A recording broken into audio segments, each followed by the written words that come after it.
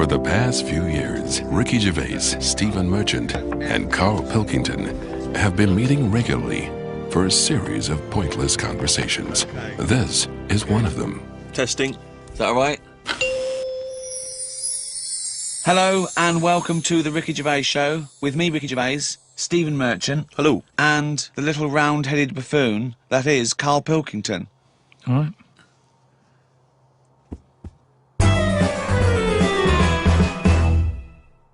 What is art? It's a very broad term. It's a very difficult one as well. Well, let me throw that question over to Karl Pilkington. What do you want to know? Well, we were just trying to clarify what art is. It's just something for your eyes to look at. Right. It's just a change from the norm, innit? I mean, that's why I think most people have it. But then, the problem is, I'd never buy a piece of art. I don't see the point in buying something, because I know that my eyes will get bored of it eventually. Right. Have you got much art in your house? Yes. Yeah. Because it gives me pleasure, and I don't get tired of it, I don't get bored Do you of look at it every day? Well, it's there, isn't it? It just adds Yeah, but other things are there. pleasure to Dust it. is there, but... Surprisingly, I've not compared I think art I've to dust looked... as often as I perhaps should. But the thing about, and this I think may be intriguing to you, Damien Hirst, of course, is more of a conceptual artist like Tracy Emin, and a lot of what contemporary art does is followed on from a guy called Marcel Duchamp, who I'm sure you're familiar with. Now, he famously took a gentleman's white urinal like you'd find in a pub toilet, and he put it on its side, and he signed it with a fake name, and he put it in an art gallery. Now, he did that in about 1917, perhaps a bit later. It just annoys me, because there'll be snobby people who haven't got a clue, and they're looking at that and they go, oh yeah, see what he's trying to say. Well, that might make them think. They might. Damien Hirst, I don't feel angry with Damien Hirst, really, because he's getting away with it. But why does that annoy you? Because it's people falling into the trap. Damien Hirst, before he dies, I bet he goes, what a laugh that was. I had everyone on. There's a very good point as well, because some people think that the greatest art form of the last 100 years is marketing. Yeah. Some people say that that is his art, that it's not good enough to do it. You've got to then get away with it. And if the point of art is to inflame, I don't think anything inflames people more than the discussion about whether something's art, or if someone's taking the piss, or if someone gets 50 million for something, do they deserve it? Is it worth a hospital? Well, what do you think? What do you think of the shark in a tank? I think I was blown away by it. I thought I'd never seen anything like it before. It was sort of spectacular because it is so huge and so vast, and to have put a shark, you know, in formaldehyde and to have hung it in an art gallery, it's very striking when you see it. Yeah, it's a remarkable achievement. But what is he? Is he an artist or a fishmonger? What he's done, anyone could have done what he did. Yes, but not everyone did it. He did it. This is an interesting point that you raise. It's the same old point you always raise. Not anyone could have done it. That's always the same point you make. Anyone could have done it. Carl, but they didn't do it. You could say the same about Michelangelo. Is he an artist or a painter and decorator? Well, it hasn't caught on, has it? Like the crying boy photograph. No one's having them in their house. No one's gone, oh, have you seen this? Have you seen the new trend, a shark in a tank? No one's got the room, no one wants it. And that, to me, shows you what's popular. At the end of the day, if everyone wants one, he's got to be good, hasn't it? But I think if people were given a chance to appreciate more sophisticated things, then they would. And I just think that's true in all walks of life. You know, it's an acquired taste, and the best things are an acquired taste. I mean, I haven't got pictures in our flat because of that mirrored wall I've got. Yeah. Right? So, I mean, it's tiny. You've been in it. Got windows on one wall, door to get in on the other, kitchen on the other, mirrored wall on the other. So there's no nowhere space for there. art. There's no space for art. I'm intrigued how you sit at home. Where's the sofa? At home. Yeah. Facing the mirror. So you sit looking at yourself all night, Yeah. as opposed to a painting. Yeah, but at least that changes each day. No, it doesn't. It does. The picture No, it's not. changes. It's round and miserable every fucking day. No, honestly, it's good to, because you don't look at yourself otherwise. Especially me, I haven't got any hair to comb or anything, so I don't look in the mirror as much as the normal person. So, whereas now, I'm looking there every day. So you're sat at home staring at yourself? No, because the telly's in front of the mirror. But are you not distracted by yourself? Yeah, you do. When the adverts are on, you look up, and if Suzanne's sat next to me, I tend to talk to her through the mirror. So, why don't you look at her when you talk to her? Well, you don't have to turn your neck or anything. There's no neck usage going on. I can just look forward. I look at the telly, lift the eyes up, look in the mirror, look at me, look at her. What does she do? No, Look back at you we're in the used mirror. to it. There's nothing wrong with that. It's like there's more people in the room in a way. It's like, And they're further away. there's nothing odd about that. Why wouldn't you use... It doesn't matter. Your Sorry, eyes, remember, your why eyes wouldn't are you still... talk to your girlfriend via a mirror all the time? Is that your question? Well, no, I think it's quite normal. If your head is facing a mirror where you can see everything in that room, remember, it's a small flat, I can see everything that's going on in there without moving my head. Stephen Hawking would be well happy. So I can look forward, she's sat next to me. If I'm watching the telly, I can say something. Now, she's getting the sound from me still because she's sat close. Yeah. But yeah, we're further away, but things look better from a distance anyway. So that's how you've managed to keep this relationship alive. Maybe. You're such an odd little man. But no, Yeah. it's not odd. You see, there was a woman on the estate who did use... have I told you about Miss Peggy before? No. It rings a bell. Go on. I think I told you ages ago, it's this fat woman who used to be on the estate. She had a three-wheeler bike. And her Push husband... bike, pedal bike. Yeah, like a tricycle thing, but a big one. Right. She used to sit her husband in the basket in the back. Cycle about, what have you. Yeah. She was known as Miss Piggy. Anyway, Oh, is this the one that she used to beat him up so your dad pretended to be a policeman? yeah, that's it. Anyway, well, the way she used to communicate, she used to always go in quick save and nick biscuits. And if anyone went up to her to say, stop nicking the biscuits, she'd pull out like a little mirror out of a bag and she'd look in it, but talk to you via the mirror. Oh, man! What? This So she place was you insane? got- It's weird, isn't it? It's It was really weird. Like It used to scare Narnia. me. It's like a Salvador Dali painting. you exist in there. Yeah. It's really, really So weird. hang on. So she used to talk to people through the mirror because she was mental. I couldn't sit, watch the telly, and look at me watching the telly in the mirror all night. No, That's no, weird. that would Why? be really weird. It's really weird, Carl. I'd be very conscious of myself. No, Conscious I of the think way it I'm gives you, sat. it gives you confidence in that. And if you are Gives you sort of... confidence. Well, yeah, because you're seeing yourself more and you pick up what habits you do and stuff like that. So what have you changed through your viewing of yourself? I sort of grew a beard the other week, just something different to look at for a bit. And then you get sick of that. It's like a piece of art. Change that, have a bit of a shave. Can you see the back of the telly in the mirror? A little bit, yeah. If the flat's a mess, it's a mess twice. Oh, God! Oh. Sculptures. What do you think of sculptures? I mean, because that's something that really is getting into the 3D world there, isn't it? No longer do you have to represent something as 3D. You can make something. You know, is it... You know, the statues are amazing, aren't they? They're clever, aren't they? I mean, they always look the same.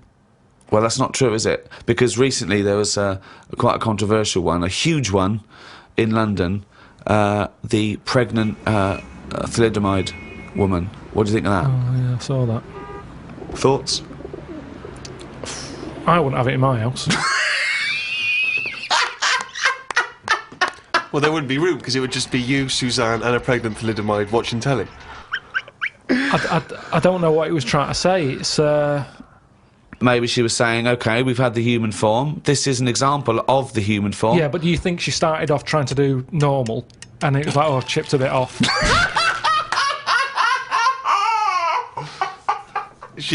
One of the arms got chipped Well, off. it makes you wonder, doesn't it? And why? You see that square, Trafalgar Square, you've got that. Nelson's column, he's got one arm and a leg missing or something and a patch over his eye. Then you've got the thalidomide. Why can't they just do a full person?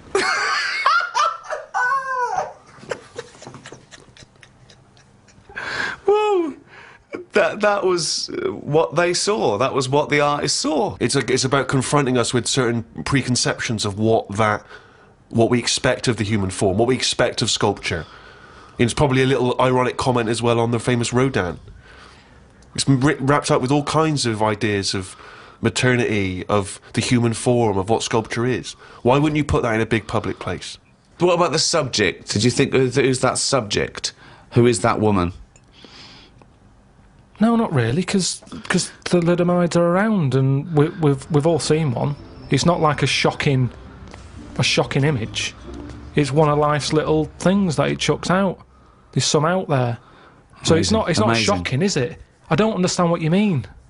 I think what I thought is, it just goes to show we're sort of running out of ideas. What do you think of people who are so angry at art they try and censor it, or they try and destroy it? Do you think art should ever be censored? It's where you put it. If it's in a gallery, then it doesn't have to be censored.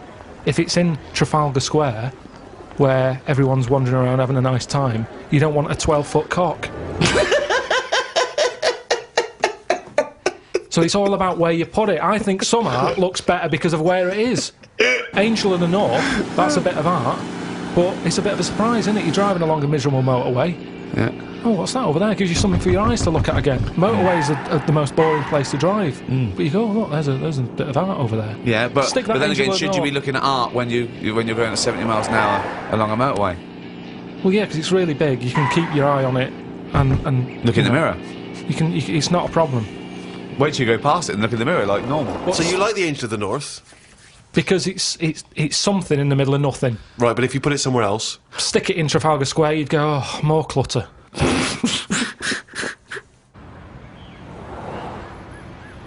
I remember we were shown the cartoon version of Animal Farm when we were about like 15, 16. We were discussing it afterwards about Napoleon. Oh yeah, great. Oh yeah, communism versus the poor proletariat and all this.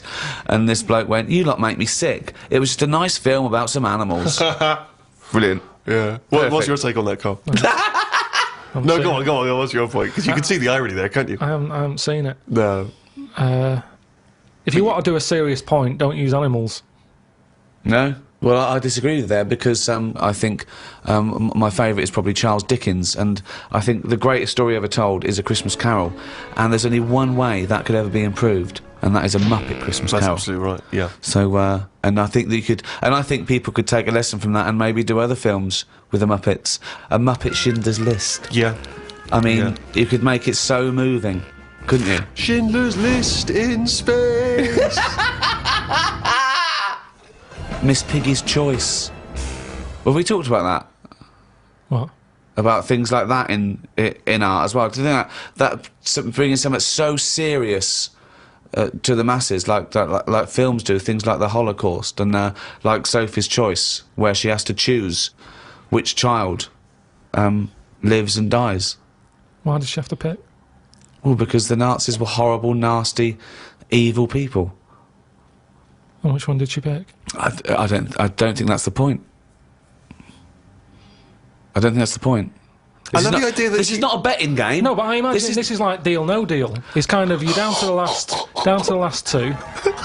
Which one are you going to go for? Oh, God. But why did you ask which one did she choose? Because even if he'd said the names, Robert and Alison, what difference would it make? You don't know the story. Why is it because that then I'd ask more then. If you said Alison, I'd go, what was it with Alison? What did she have over Robert?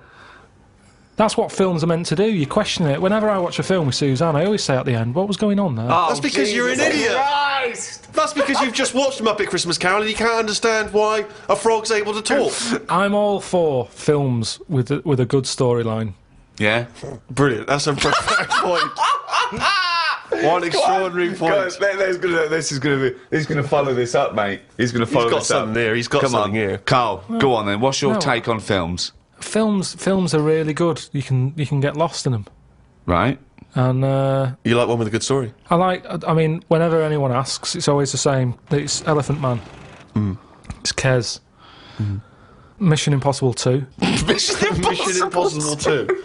These are what you consider the great works of film art. I'm just saying these are ones that I've enjoyed recently. There's so many films that I haven't seen, yet you always say, "Oh, have you seen so and so?" Well, Mission Impossible 1.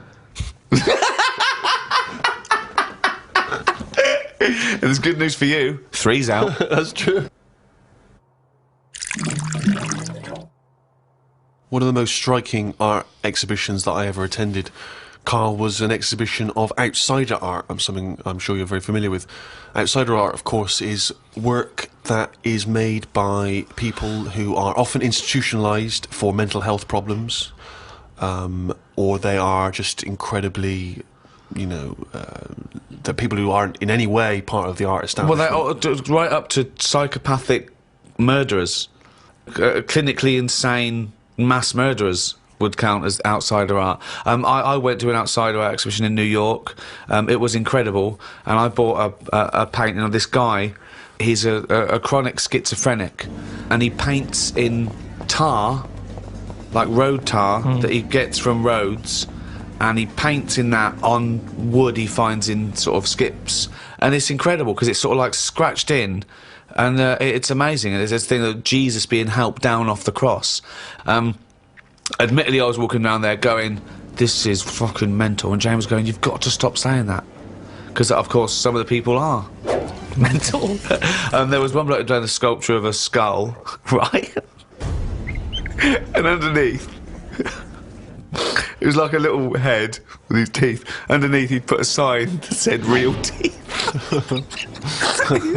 Where did he get the real teeth from? What I think is interesting about that is how much therapy it provides for these often mentally unstable people, which is another important value of art, of course. People's self-expression, people being able to give a little piece of themselves through their work. Do you not see any value in that? How do you express yourself? Whistle. You whistle. Yeah, I found over Christmas I whistled a lot more than I usually do. And I think that was just freedom. What do you mean freedom? Right, freedom. expand on this point, if you would. Well, that's what art is, isn't it? It's you being free of all the world's heaviness on your shoulders. See, that's a great quote, that. That's great, that. For art is freedom. I love that, because I think you've really hit on something there. Would you include the free of all the world's heaviness? Well, I know what you meant. I know what you meant there. Would you include that one in it? I mean, I would include the world's heaviness in my freedom. You know, some artists are attracted to the dark side, the heaviness of the world. But I just want to return to you whistling as your artistic expression of freedom. I mean, why did you find yourself whistling more? That's what was weird. So just take us through a typical day. When would the whistling begin? So this was that you spent Christmas down in Kent with Suzanne and her parents. Yeah. Yeah. Could I suggest something? Your freedom was thinking, I'm in my own place now, I'm going to annoy them. Well, it was mainly, it's when we were playing Scrabble. And they were taking ages to have their go, and couldn't have the radio on because the boiler affects the radio. You've got boiler problems down in Kent as well? It works, it just gives something off. Every time it kicks in, the radio goes all staticky. Right. So I just was sort of supplying the soundtrack. And what kind of things would you be whistling? It was like, I just sort of did a whistle medley. It was going from one thing to another. A Wedley. And a man was impressed. She was like, oh, you can whistle, can't you? I was going, yeah. And then she was saying, how loud can you go? I was just doing all different levels. Sorry, this sounds like a scene from One Flew Over the Cuckoo's Nest. The boiler's setting off the radio. I can whistle. Oh, you're good whistling, aren't you? Oh, yeah, Scrabble. Talk about outsider art. I love the fact that Karl's life is like living in a home when you're in your 80s. Yeah. But you felt that this was your way of expressing yourself. I just found it odd, because I don't whistle that much. I think just because I think I'm fed up most of the time when I'm in London. And you don't whistle when you're fed up. Whistling's a happy thing. You never get an angry man suddenly breaking into a Well, whistle. the people who aren't whistling are usually pissed off. But yeah, the bloke who's whistling, it's like, it's the least... He's the least annoyed person in the room when someone's whistling. Same as holding a drill. The only person that noise doesn't annoy is the bloke who's drilling. Everyone else wants to punch his face in. Same with whistling. Whistling, there's no point in whistling. No, there is. No, there's not. Don't know. I mean, our window cleaner was known as, like, that's how you knew he was there. He always whistled. And in the end, he fell off his ladder, broke his front teeth. Oh. Retired. What, because he couldn't whistle? That was it. It was like... Well, he whistled all the time. Can't whistle, can't clean windows. It's a bit tragic. Could he take along a whistle? Just pop that in his mouth. Yeah, I suppose he could have done. I didn't think of that. What about a flute? Or a recorder? Not London's burning again. Fucking clean the windows and then fuck off. He didn't really think this through, did he? He retired at the age of 28. And his whole family were bankrupt. With no teeth. Yeah. And just a bucket and a squeegee. Why aren't you working, Dad? Because I can't whistle. I can't whistle anymore. And if the day you give up whistling is the day I give up window cleaning. So you never whistle? No. I can't really whistle very well. No. I don't whistle, but I can whistle better than that. What, you did this for hours on end while playing Scrabble? About 2 hours. 2 hours? Hell. Put my word down. And then... sorry, can we just hear that again? Can we hear it? So you were that whistling, you were whistling after you'd had your go as well? Oh, yeah. Fucking hell, Carl. But hang on, let's just hear a bit. That is Carl's self-expression. That is his artistic self-expression right there. Inane. No tune, no nothing.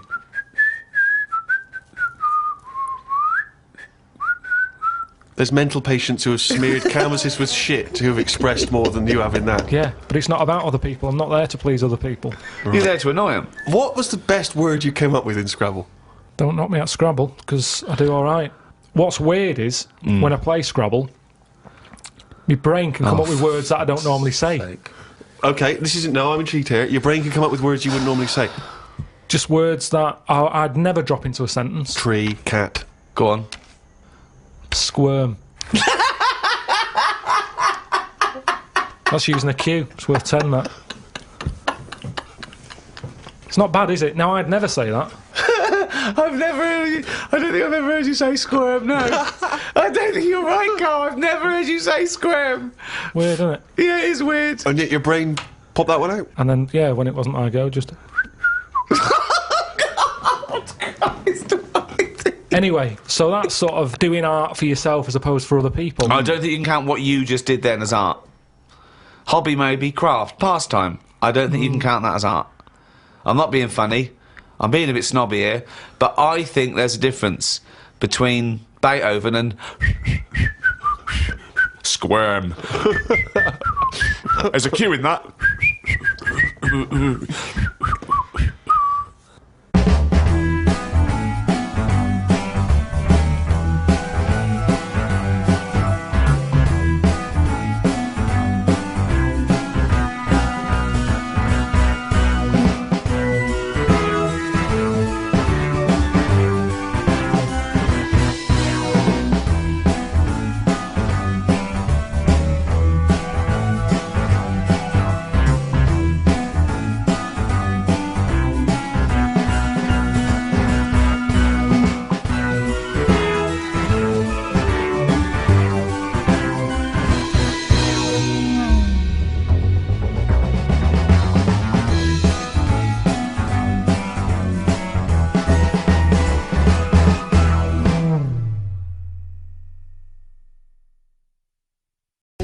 Chimpanzee, that has only gone and written it down. The jingle there to announce yet another reading from Karl Pilkington's diary. When are you going to write until, Karl? What have you got? You're going to do? I've got to do as far as December, and then that's it. I don't know. When does the diary end? 31st December usually. Yeah. Do it till typical, always the same. Yeah, that's when I'll do it till, and then. Why do that? Why be conformist? Why end on December? Why not end on January the 31st? Weird that you should go. Don't be constrained to what the diary says. Me mam called me to ask me to like. Fuck me, you're right. Look, that should be. Me mam called me to ask me to look in some of the magazine shops in London for a magazine that she can't find. It's called UFO Data. I said, I ain't heard of it. She said she's seen an advert for it in one of her ghost magazines. I love the fact that she can't even find the magazine about unidentified flying objects. Yeah. So we get a clue. She thinks, I think I saw something, but I don't know whether it was a magazine or not. So we get a clue there as to why you give any credence to this crap. Yeah, well, it's you know, I mean, Mama Pilkington's into the same shit. There's a lot of space out there, isn't there? She said that this magazine has got news story about how Aldrin (brackets astronaut) has got some evidence that aliens exist. Yeah. I told her that I found out today that the days are about 36 minutes longer on Mars. We chatted about how this is how they are more advanced than us. Do you mean the Martians? Yeah, if they've got a longer day, that's more time that they're awake working on stuff. Right, yeah, we know that makes no difference at all. No, it does. Think about it. Think about it. Look, think about it. 6 o'clock here. Yeah. People are going, see you tomorrow. I'm going home. They'll be going, oh, another half hour. They've got a longer day. productive. And that's why they're able to fly. That's why they're whizzing around. It adds up, doesn't it, over the years? Christ almighty, what drivel! Suzanne got in from work at 11:30. I told her about the UFOs in Mars. She said she's too tired to chat. I said, does it mean aliens will be more tired than us, or do they get more sleep? I got no answer. I love it when Suzanne goes in. She never indulges No, you. it scares her. Anything with ghosts and UFOs, she sort of... It doesn't scare her, it bores her. No, it freaks her out. Scares her. Okay. I'm knackered today, and the face feels dry and spotty. Oh God, what's wrong with you? It starts off moaning. The first thing he does is start moaning. He wakes up and goes, oh, fuck me, I didn't die. Oh, God. I'm knackered today and my face feels dry and spotty. I think it's the change in water since being away. Or it could be all the... it could be all the Madeira cake I had yesterday. I'm gonna burst. That was the Madeira cake. The Madeira cake dries you out, does it? Well, it's just quite fattening, innit? But I like it. It's one of my little pleasures. Oh, God Suzanne almighty. I went for a wander about to try and find the UFO data magazine for my mum. I didn't know which category to look under. There were too many magazines. I noticed how on the rude magazines, the women are being pretty rude on the cover, but on the gay magazines, it's just a fella smiling, showing a bit of arse. I don't know why gay blokes would buy it. Blokes have got their own knob to look at if they like knobs.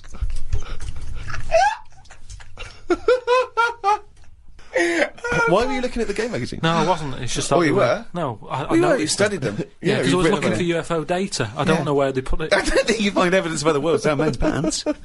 Yeah, I don't think you want to boldly go where no man has ever gone before, Carl. I had no luck trying to find the UFO data magazine. I will try some other shops. He writes UFO data magazine every time. He can just put UFO mag, but No, but it You wanna be reminds right. me. You wanna It's be sort of- specific, If yeah. I write stuff down, it means that I remember it more. Sure. So, still looking for it. Got some posts from Oxfam. They're flogging animals for Africa again. They've got new animals in their catalogue now. They've got donkeys and alpacas. Donkeys 50 quid, alpacas 20 pounds. I don't know if this is a special rate or if I could get one from a mam. She's been saying how they've been missing having a pet since they had the cat put down. Sorry, you don't get it. If you buy that for someone, you don't get it. Yeah, but they're not bothered where they're going. Yes, as long they as they're do. getting Of the course money. they don't. They don't deliver them. It's not like they're in a warehouse wondering, people thinking, I hope people buy this. They're going to put them out there. They're. But at the end of the day, 50 quid's 50 quid, and they're not bothered. If they're Right. sending an alpaca to Africa, Yeah. and I'm saying, can you get one to London? To them, that is less hassle. Right. Carl, that's not how it works. You can't just go and say, oh, I'll have one of them. They're not bothered. It's for charity. Carl, of course they are. You can't buy an alpaca for 20 quid. Christ almighty. Plus postage and packaging. They're big bastards. Read about a pub that is getting some stick because they've stopped a horse going in. It's been the horse's regular for ages, but there's been some new owners who've taken over the pub and they said they're serving fresh food and don't want a horse in there anymore.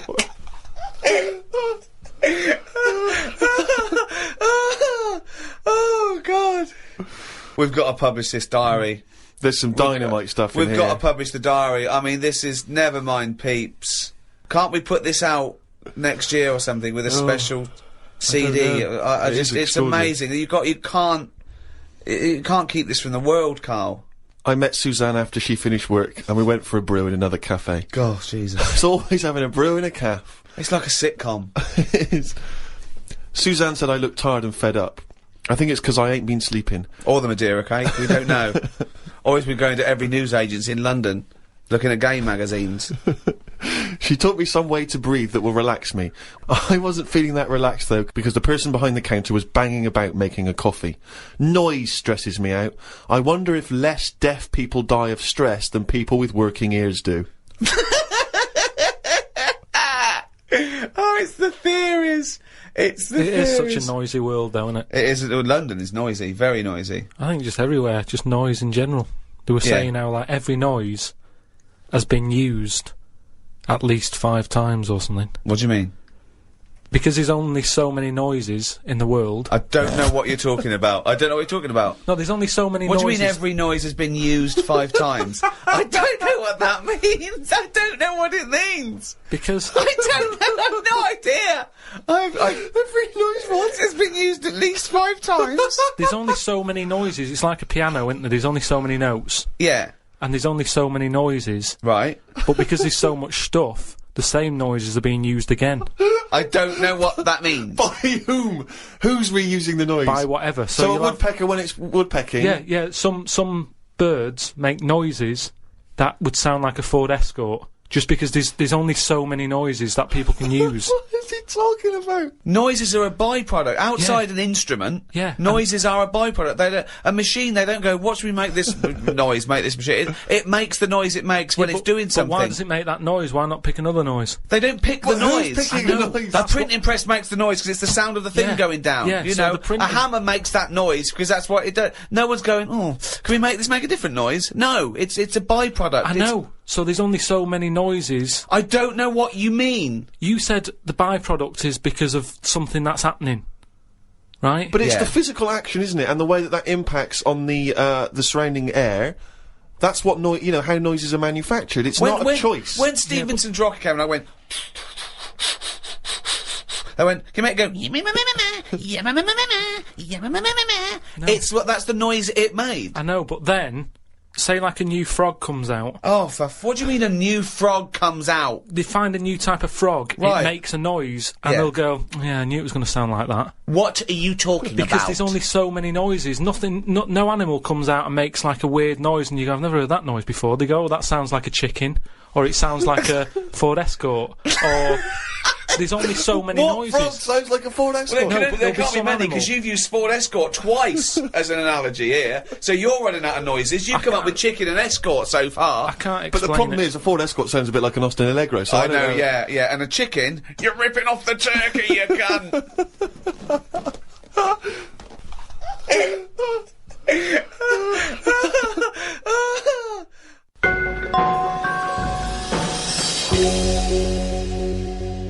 Oh, chimpanzee, that is competition time.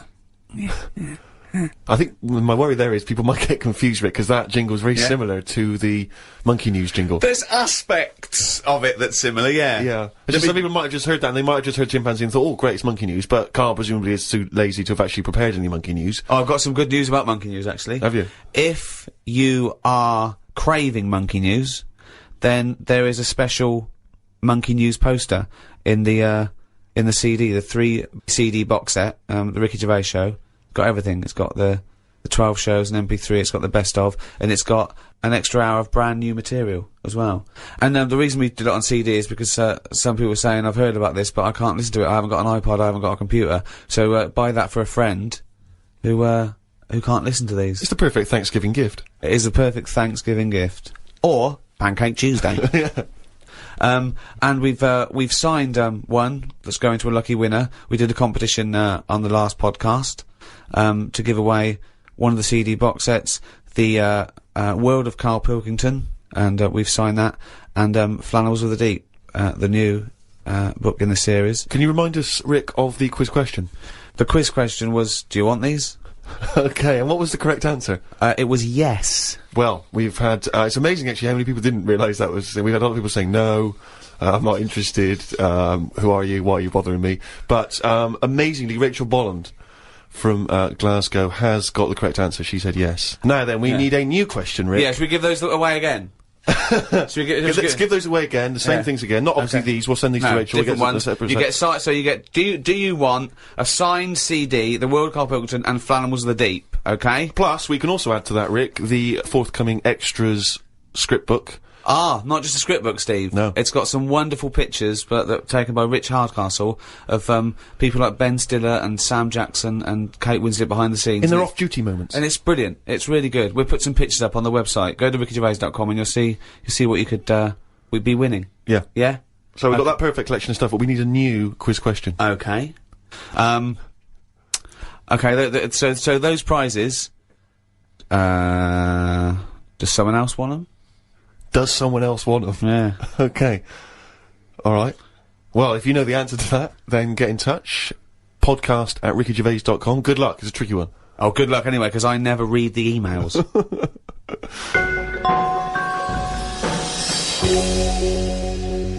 Well, that's the end of the second in this series of 3 special podcasts. That was the end of the Thanksgiving edition. With me, Ricky Gervais, Steve Merchant. See ya. And Karl Pilkington. All right. Thank you to Positive Internet, the guys that host this podcast. They're doing a great job. Thanks, guys. Thank you. Happy Thanksgiving. Hello, and welcome to our Christmas podcast. With me, Ricky Gervais, Stephen Merchant. Hello. And Karl Pilkington. All right. Merry Christmas, everyone. Merry Christmas. Yeah. A lot of people are wondering, Rick, if having done so many podcasts this year, because we very much started the whole podcast revolution ourselves single-handedly roughly this time last year. Yeah, that's right. Have we perhaps exhausted the podcast phenomenon? Is it time to pack up the equipment and move on to something new? Well, this will be the last one for a little while, I think. I think, you know, we did, I think 24, and then these specials this year.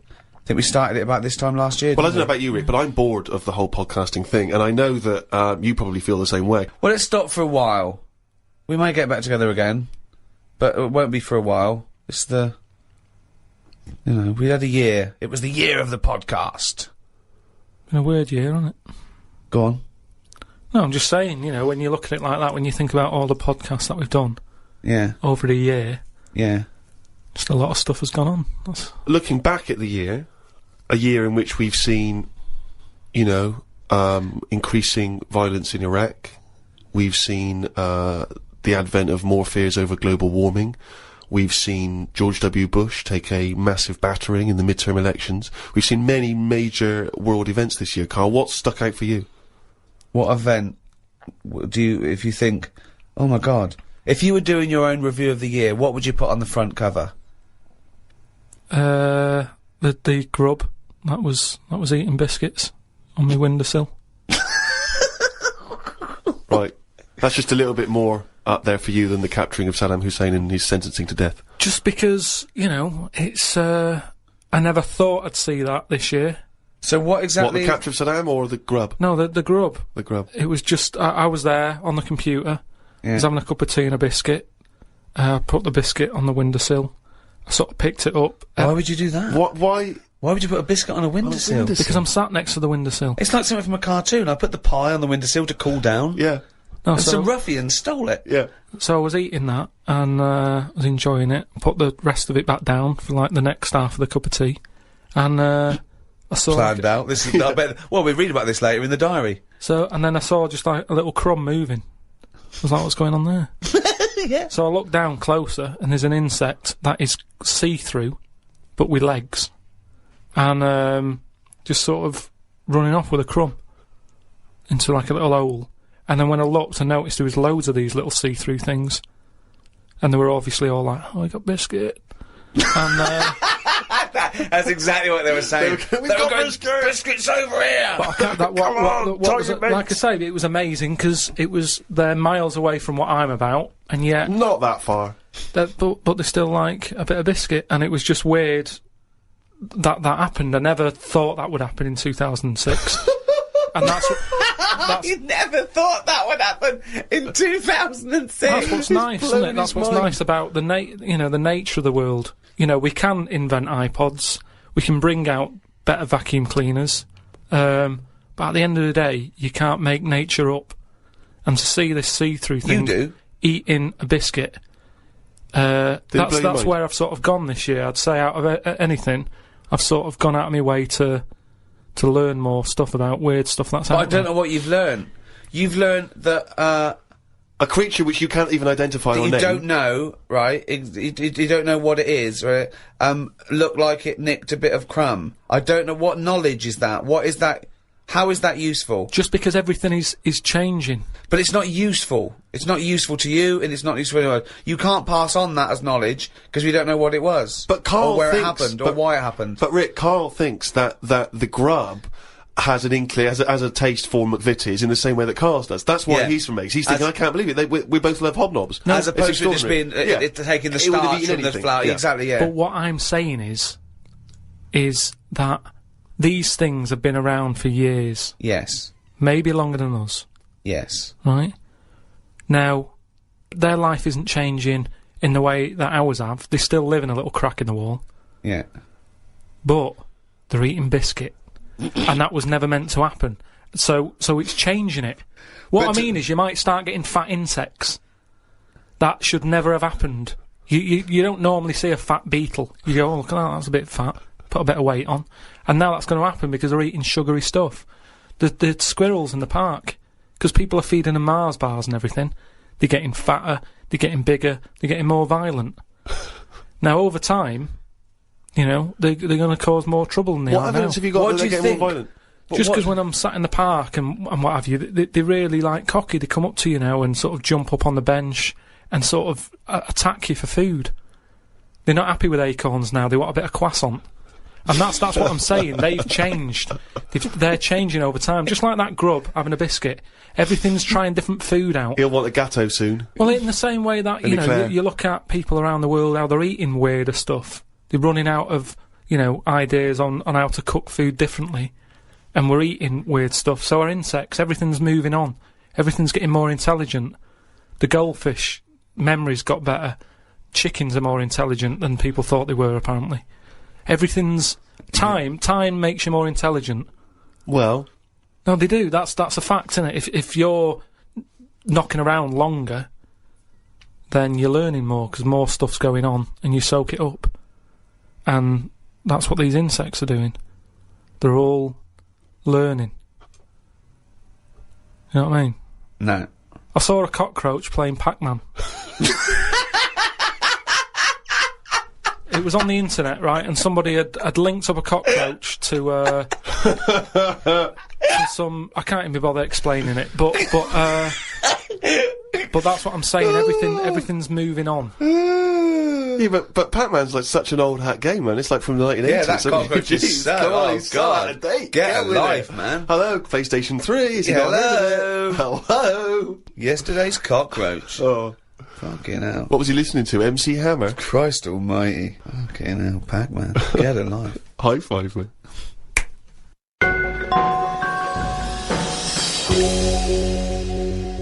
I was in the supermarket recently, just walking past the condoms on the way to the pornography, and I thought, you know, it's worth perhaps, you know, getting a stocking.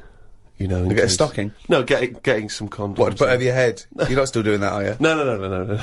No, I thought it'd be worth getting some condoms in. You know, it's Christmas party season, and you never know when you're going to run out of balloons. and I was weird because the condoms in the supermarket are contained in a kind of cage, in a plastic cage, so it makes it all the more embarrassing buying them. Because I took them off the thing and I was trying to open it, sort of, because I thought that they would, you had to open it.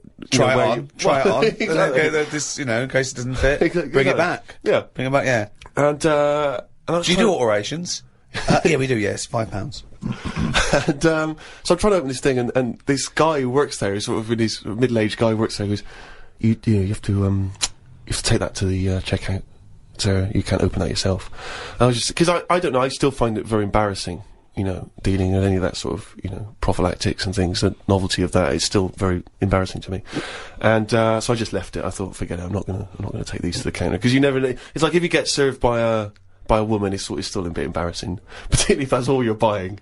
You know, because she knows what you're up to. You're going to fill them up with water and throw them at students. And but anyway, the reason I mention this is because it reminded me of the conversation we've all enjoyed in the past, Rick, about when Karl bought for his girlfriend for Christmas. Was it a 2-pack? A 2-pack of what was it? Condoms? Wasn't it about buy one get one free? Yeah. It was a bumper family pack, wasn't it? Not a family, obviously. That'd be weird. Yeah, a family pack of condoms. One for the kids. Take them out, enjoy yourselves. So that was a couple of years ago, Karl, the famous condom gate. Have you bucked your ideas up since then? Not really. They were the early days. Do you mean the early days? You'd been going out with her for about 8 years, hadn't you? Yeah, but I just think that as time goes on, you don't sort of buy each other as many presents. Sorry, that was a bumper year, was it? That was a hell of a. She went. Oh, I remember when you used to buy me stuff like condoms. It's gone downhill since then. Well, no, she didn't know presents. she was getting them. What I mean is, there's less. Of course, surprises. she didn't. That's what I mean, though. It was sort of interesting to when I gave them her and said, "There you go, open them." She was not expecting that. And as time goes on... No, she was probably expecting a piece of jewellery or a holiday in Paris. It's more difficult, is what I mean, to surprise someone, innit, over time. No. But the surprise thing is meant to always be a good surprise. Yeah, but don't... If you always get something good... It's like the three wise men. What did they get the second year for little baby Jesus? Do you know what I mean? Once he's had that gold, it's like... Oh, I've sort of made it hard work for myself there. I've got to get him something better than that now. So it's best to give him the myrrh. And next year, get in the gold. Step it up a bit or whatever. But don't you understand... Because I don't want to criticise you because you're a lovely man, but having read the diary and read much of this diary, one of the things I notice is the complete lack of romanticism. The number of times Susanna says, book us a lovely meal out, take me out tonight, and you always write like it's a massive chore, like it's a headache for you. Oh no, I've got to spend a romantic night out with my girlfriend. Because it's the same reason I don't like... Christmas and stuff is the expectations. I prefer it. If I want to take Suzanne out, I prefer to meet her at the bus stop and she comes back from work and go, "You want to go out?" But you don't do that. No, I do now and again. But it's that thing of, oh, we'll go out tonight, I want to leave it to you, book a place, da-da-da. It builds it up too much and it can never live up to it. It's like how, you know how, like, people make a big thing out of, you know, having it away for the first time. And they go, oh, I'm going to do that tonight. Not the way to do anything. You won't get anything done by planning. That's a quote! That's an amazing quote! That'll be up there with Newton and Churchill. You don't get anything done by planning. No, but like that's amazing. Like I've said, but you can't just spring it on someone. You have to at least ask her, you up for it tonight? Just see how it goes. That's what I'm saying about Christmas. I might not be in the mood for it on December 25th. For Christmas, having turkey and everything. That's what I mean. About, you know, in the last podcast, stuff coming round every year. Don't plan it. If you fancy a Christmas, have it. If you don't, just carry on. It'd be nice to live in a world like that. They say, you know, it's a world of freedom or something now. It isn't. No, I don't know what that means. No, I don't know who says you just that. make up things they say. They say, like, you know, today's world is a free world or something. Someone said something along them lines when it isn't. Everyone's still being told what to do, when to do it. Christmas is a big thing, isn't it, that we all have to go through. And it's stressful. It's not a happy time. You're such a miserable sod. You really are. No, but Christmas is it's a big upheaval. It is out of all of those special days that go on, Christmas is the one that's... But what are you doing with your time? It's the question we return to again and again. No, but read it. You're visiting your parents. You're hiring a car. You're going down the calf. It's not like you're taking your work away. You're doing some important neuroscience work, and we've had to take you away from that for 3 days. Yeah. No, but what you're not doing anything of any value, Carl. But what I might want to do, but I can't because the shops are shut because they want to go off and celebrate Christmas. You know, it's an upheaval. Easter's all right. It comes and goes. Do you want an egg? Not really. Don't have one then. You're not forced an egg. You're not forced an egg. I like Easter, and everyone can afford an egg. There's no one being left out. Whereas Christmas, everyone like goes back to the family and they have a big meal and all that. And there's a lot of poor people out there who can't do that. So it's more of a, if you're going to talk about religion and, you know, the religious sort of occasions, Easter's one that I'd keep. If you plan everything, you probably won't do it in the end. Whereas... Again, that as a soundbite is gobbledygook, isn't it? No, what I mean is, say like, holidays, when you know they're coming, you never enjoy them as much as one when it's surprised on you. Who surprises someone with a holiday unless you win it on a game show? How can you go, bloody hell, I'm on holiday? Suzanne did it with me. She sorted it all out and booked me time off work without me knowing. Oh, that's a lovely romantic gift. Yeah, nice. And I went along with it and we had a great little holiday. Yeah, so maybe you should do something like that for her. No, she wouldn't like it as much, and I won't pick the right place, and I know she won't like it. You're one of these people that washes up badly so you'll never be asked again, aren't you? No, that's my job. That's the only job I do. Yeah, well, it was a... but to be honest, that's doing me head in at the moment, because I've outgrown the sink. He talks talks about himself like a crab. Oh, God. Gotta get a new sink for Karl. Why? He's outgrown it. No, just He's 33 now and his knees are around his head. Oh, he can't bath in that anymore. No, just my back's been playing up a bit, and I think it's because of the height of the sink. But hold on, you haven't grown. I think I have. Well, A you little bit. haven't. No, you haven't grown at 33. Well, it's definitely something. It's just not very good. Subsidence? I don't know. I've just said to Suzanne, I said, this isn't as good as it used to be. It's not. This isn't as good as it used to be. He's washing up. Oh. He says he's got nothing in the flat. That's why he has to do a shop every day, because he's got nothing in the flat. It's easier that way, isn't it? You don't know what you're going to want to eat. But that's why you get a... But you don't have a different meal every day of the year, do you? You rotate maybe a dozen meals, don't you? So you can get in enough ingredients that any time you go to the fridge and go, oh, am I going to have chicken? Or am I going to have fish today? Or maybe I'll have some pasta. I do that every day. Yeah, but I always come down to one of half a dozen meals. You've got a freezer. We haven't got a freezer, have we? We've only got a little fridge. Oh, There's nothing wrong with nipping to the supermarket. There's nothing wrong with that. So you've got too much time on your hands, boy. It had one thing. You had to do one thing this year: promote the book. Couldn't be bothered. Couldn't be bothered, mate. Could not be bothered. I haven't seen Karl an interview with him. I haven't seen him on the TV. Oh, he was on the TV a while back on the thing called The Culture Show on BBC Two. And I tell you what, he was sat there, looked like a little frightened frog in a chair being interviewed. And I tell you what, I'm not being funny, but his head looked fucking round. Did it look fucking round? Yeah. Literally looked like a little fucking round-headed twat. Yeah, I'm not doing that. And that's my personal opinion. Yeah, Did you enjoy that interview? not really. Why? Well, I met a guy, funny you should mention that, I met a guy when I was in France recently, and I met a guy, he wasn't a Frenchman, but he was over there, and he saw me, he was a bit drunk, and he came over and he went, Karl Pilkington's got a head like a fucking orange. and I high-fived him and we agreed. I thought, isn't that nice? You know, even when you're abroad, you can find someone who speaks sense. Yeah. They shaved your head more? No. It's just But the they way sort of greased it up a bit just to get a bit more reflection off it. No, they put a lot of makeup on it. They said, do you want any makeup? And I said, not really. And that's when I was, like, at the back where they could have done it. And then I went and sat in the chair, and there's, like, a live audience there. And the woman goes, no, I best do some colouring in. And it was like must She be gave about you a book to 50 colour in? people. Keep you No, occupied? she started colouring my head in. And she was, like had some brown powder. She's doing my head, doing the top of it and stuff. And I was going, isn't that enough now? And everyone's looking and sort of laughing to themselves that I'm having my head coloured in.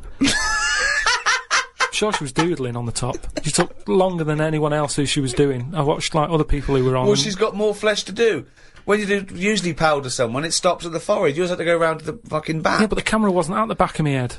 She was just kept going No, and but going. the shine for the cameras that would get The in glare. people's eyes. They've got to be careful. Health and safety, the light will bounce off into the eyes of the audience, blind Yeah. them. Yeah, well, I wasn't happy with that anyway. So I'm not doing it again. How do you cope with this newfound interest in you as a person? I've got an idea, Steve, by the way. You know, for me, I want Karl to be famous so it gets him hassle in the street. Yeah. That's what I'm hoping. Sure. When they see him in the Yeah, street yeah, with his yeah, little yeah. fucking round-headed face like a fucking orange. Yeah. Right? I'm going to do a tour next year, okay, called Fame, okay? And everywhere I play, if I hopefully play to millions of people in, I might even go to America, but I'll make sure the theatres I play, or there's a picture of Karl on the seat, right, that they can put in their window. So next year, I want a picture of Karl Or in what they're every arsed window. with. Or, or whatever. But if you can make this yourself, put Karl everywhere. So, have you seen this bald-headed twat? Please make up the posters. Just send emails to friends. Absolutely. I want to see pictures, if you own a shop, but a big picture of him. If you just, even if you're, your own home, your own flat, get it everywhere. Have you seen this bald-headed twat? This is Karl Pilkington. He's got a head like a fucking orange. Get it everywhere. I want to see the world papered with Karl's round head. Happy New Year.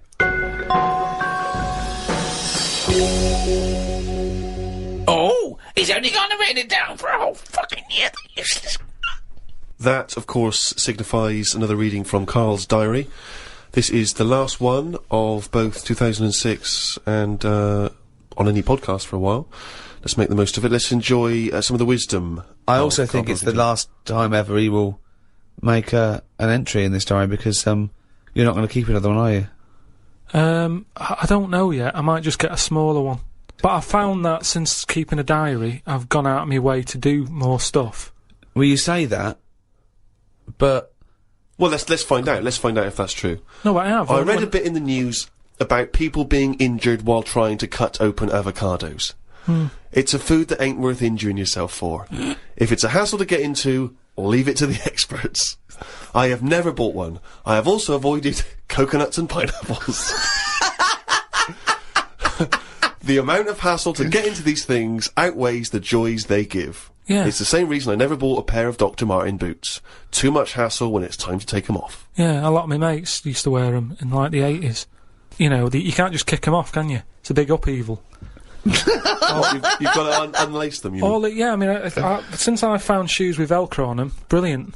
Just the way, I don't understand why laces... Is it because you can't tie your laces? No, I can do it, but it's wasted time. you're so lazy. Wasted time. That gives him more time to sit around and look at insects How long eating does it take biscuits. to take off a pair of boots? Well, it's 14 ridiculous. seconds? He can't fit his days as it is. No, but I don't understand how some inventions sort of catch on and other things don't. But this is what I mean. He's got too much time on his hands. Sitting round at home thinking, why are we not using Velcro more?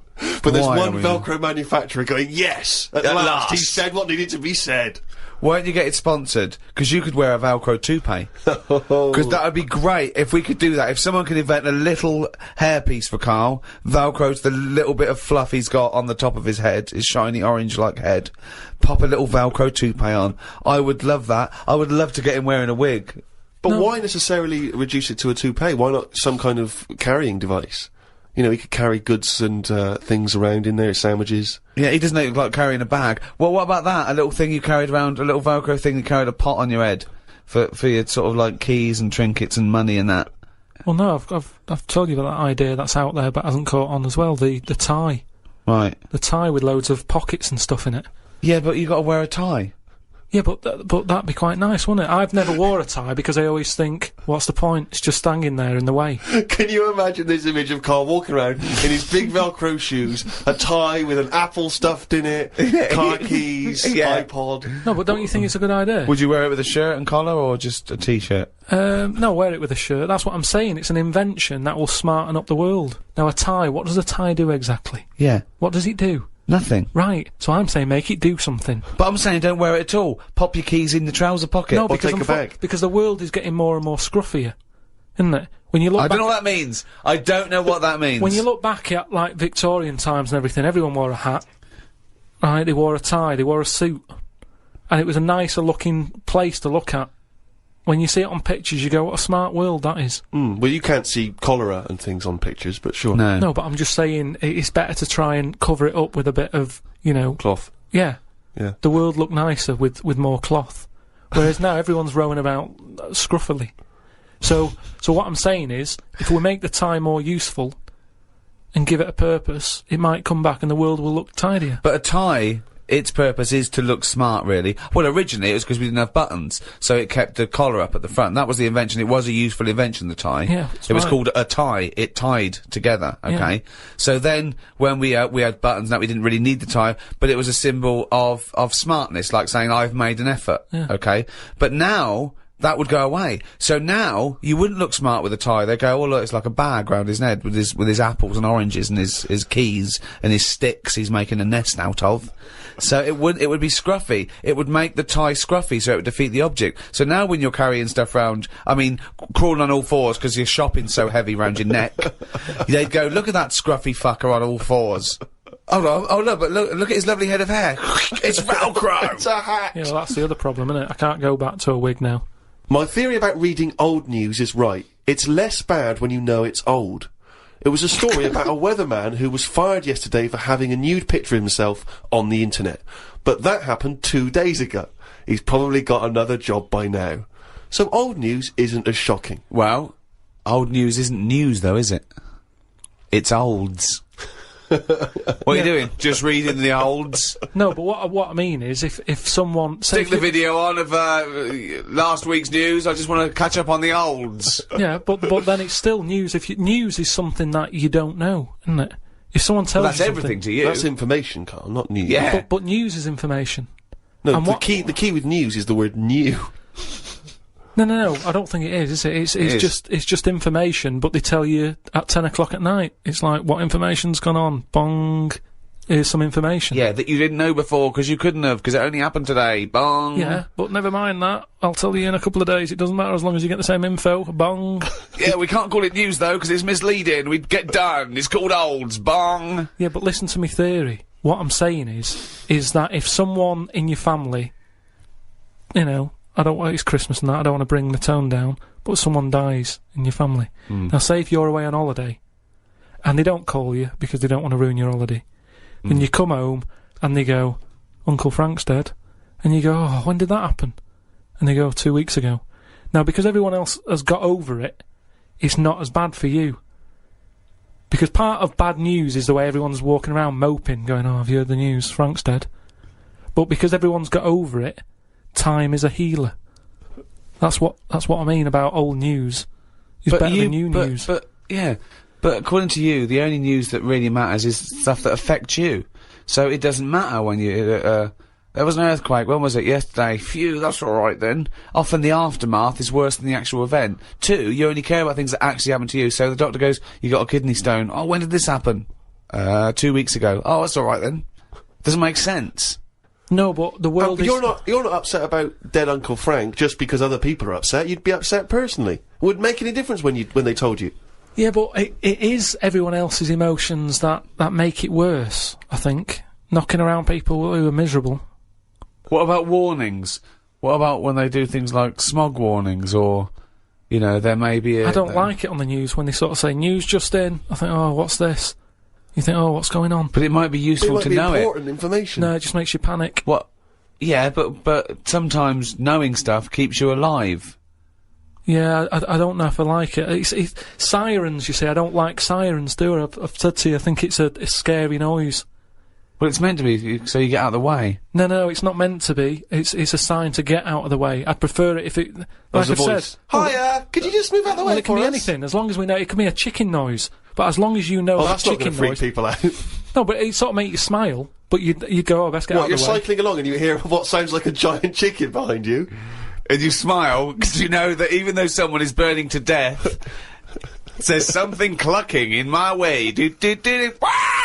Oh, that's probably a guy having a heart attack. Going to my mum and dad's today. I'll cut to the chase, Rick. They basically, we got about 4 pages where they drive to his mum and dad's. Oh, Jesus I'll skip past that because it takes fucking forever. Got there, mum and dad, his mum made him some dinner.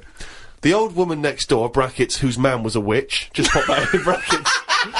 Just pop that in brackets. I think we've discussed that before, actually, the old woman whose man was a witch. Whose man was a witch? Yeah. Oh. The old woman next door has been worrying because she keeps seeing adverts on the telly about changing to digital TV. She's saying she doesn't want wires drilled into her walls because they'll make a mess. Me dad told her that it doesn't matter because it'll probably won't happen until 2012 and she'll be dead by then. He didn't say that to her, though, did No, he did. They've got, you know, she's old. She knows she's going to die. I mean, it's something we've all got in common. And he's right, isn't he? Why is she worrying about it? Maybe that's sorted it out. Put it into perspective for her. You will be dead when this happens. Don't be worrying about it. But everybody worries, don't they? You've got that little sort of hole in your head that you fill with worries. You know, everyone's got to fill that little worry hole with worries, and that's us. Worry hole. Everyone's got to fill the worry hole with worry. We've assumed that there's a worry hole. A worry hole. Unbelievable. I love the fact that, you know, doctors in a million years would dig this up and go, humans used to have a worry hole. Went to bed around midnight. Suzanne and I decided to sleep tops and tails, because it meant we get a bit more room. Me dad had cut a bit off the mattress to fit it between 2 cupboards. It's amazing how much of a difference it makes just sawing off a bit of the mattress. You sort of roll to the edge, but the weight of the blankets keeps you in. This is like something from a Roald Dahl book. No, it's just, you know, you think anything, you can sort of trim anything, can't you, and it normally works. But with a mattress, I mean, he only took off, I don't know how long that is, but he's sawn off about that much on the mattress and then has stapled it back together again. Amazing. And it just makes so much difference. Of course it does, because a mattress is a very carefully designed object. Yeah, you wouldn't think so, though, would you? Well, you would if you had a fucking brain in your nut. No. Someone took his brain out of his worry hole? Oh, God. He sawed a mattress in half. So we decided to sleep tops and tails. It just gets stranger. So strange. Why? He did it to make the room nicer with the cupboards on either side. So he sawed a mattress in half. Well, not in half. Can you imagine how much hard it must be to saw a mattress in half? What did he use? What, a big electric saw? Well, it must have been, yeah, because there's a lot of springs and stuff in there. Jesus. So what happens to the springs? They just spring out the side. Well, some sort of stick out a little bit, but you're not lying on top, are you? They come out the side. So he's just got a bit of gaffer tape and a staple gun. Unbelievable. I mean, man alive. It's like... Does he run it as a hotel? That's unbelievable. There are squats with better bedding arrangements. Well, we've had a bit of a bad thing in our house about mattresses and that, because when we first bought our first flat in Salford, you know what it's like when you buy somewhere, you sort of... You haven't got any money, have you, to buy extra stuff that you need. So, we bought a bed, right? But there's that rip-off thing with beds, where you buy a bed, but a mattress doesn't come with it. Which I've never understood that. Because it's not a bed, is it? Without that mattress, it's not a bed. It's a car without an engine. You wouldn't go, there you go. Well, that seems cheap. Well, there's no engine in it. So we bought this, like, you know, flat and what have you. And we bought the bed.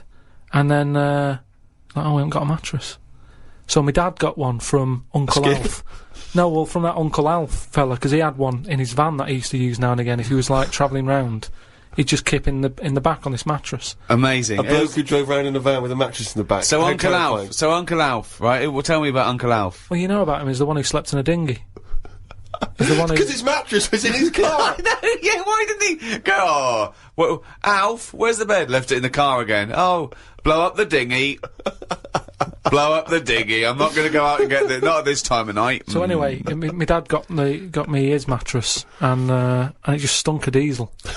And Suzanne was like, "Oh, I'm not happy with this," and I think she realised sort of what sort of family she got stuff herself and into. stuff. Wow, she landed on her feet when she got you. So now she's always a bit touchy about, you know, mattresses and things. Unbelievable.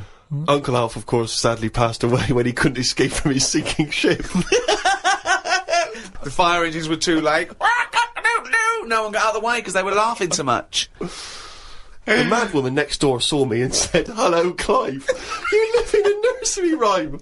The old man down the road, the old woman next door whose mum's a witch, Uncle Alf who lives in a dinghy." This is like not a real place. It's like fucking Narnia. It's a children's TV programme. Unbelievable. Oh, God. Oh, just all of them there on this broken mattress trying to find the golden ticket. Oh, God. Oh, God. The old fella down the road talked to my dad a bit. He kept bees in the back garden. Oh, for fuck's sake. Here comes the bee man. His Yorkie dog was knocking about when he was messing with them, and it ended up getting stung 150 times. Oh, little bastard. What is he doing? It's not dead, but it cost a lot to get all the stings out. I don't know why people keep dangerous pets and insects. The amount of gear he had to wear to play with them is barmy. I don't think he's playing with the bees. He's not playing with them, is he? Well, what is he doing then? Well, I don't know, but I think you should get the dog the same protection. Yeah, but that's just it, isn't it? It's like, you can't mix your pets. If you've got a snake, you don't have a mouse. Do you know what I mean? They don't get on. And it's the same with them. Don't have bees. I can't imagine one bit of enjoyment. The only thing he does is the honey. And it's like, well, how much is that to buy? It's not worth messing about wearing a big white suit just to get some honey. There's a shop down the road. Bees are kept for a very good reason, aren't they? What? For honey. Yeah, no, but like I say, you can buy honey for next to nothing. Where do you think... What do you mean? But where does the honey come from that you buy? Yeah, from some proper bee farm. Let them do it. All he's doing, he's not making loads of pots of honey. He's looking after himself. And the thing with honey is, it doesn't go off either. No, it doesn't, no. So get 10 bees, get the honey made, kick them out. No, but you eat the honey, that's the point. Yeah, I know, but It doesn't. You can't eat it and then it's still there in the jar. It's not magical. Maybe in your world, no. Uncle Fred had that never-ending jar of honey. But how much honey do you eat? What I'm saying is, it's one of them things in it that you buy, and you can move into a new house, buy some honey, and when you leave that house, that honey's still in the cupboard. You don't eat that much of it. So get 10 bees, get your honey's worth. 10 bees! Imagine keeping 10 bees! Well, just get them to do the graft. If you got loads of bees, they're not all pulling the weight, are they? Because they'll go, well, I'm not doing any, because I'll leave it to the others. No. So if you've got 10 bees, you know that none of them are pulling the weight if there's no honey. That's what I'm saying. No, it's not a workhouse. Bees don't knock around saying, I got a bad back. Anyway, back to this reading from the twits. The news covered a story about a fish that knocked about 400 million years ago. It was 33 feet long and had a jaw strong enough to eat a shark in one go. All the dangerous stuff seems to die out, and yet things that you think wouldn't stand a chance, like worms, are still here, yet they have no legs or eyes. I saw a future human in the news article the other month about the future woman. She had 3 breasts. They looked alright. Well, no, that's not. I can't see how that's going to ever evolve. No, well, they say about how about evolving and that. I read that there's going to be ugly people. People are starting to go ugly. Yeah, they're still going to have bilateral symmetry, I imagine. I don't know what that means, but Well, I'll tell you now, right? They're talking about, like, people who are just like, you know, you look at them and you go, oh, look at the state of that, right? And it'll get to a point when we're all so ugly that no one will have it away, and we're just going to die out. Well, that's not true either. That's not true either. That is the biggest worry. Well, no, so... That's the world's biggest So worry. as we evolve and we change, our mindset doesn't change. We're still going, oh, I wish we looked like they did 1,000,000 years ago.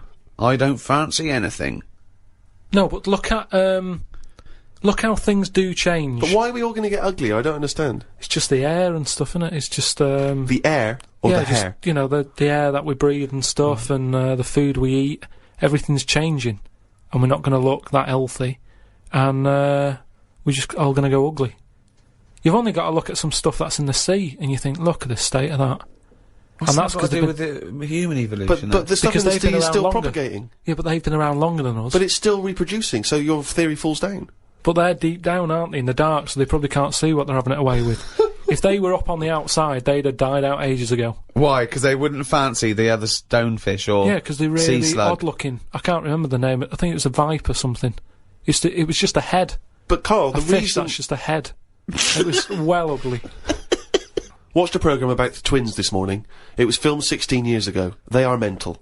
They did everything together, including the vacking up. Phone calls had to happen twice so they could both have the same chat, and they said the same stuff at the same time. Well weird. The bloke who I watched it with, I don't know who that is, just some homeless guys that you just invited into the No, flat? just someone I've been sort of working with. Sure, a mate of yours. He said he fantasised about having it away with a pair of twins.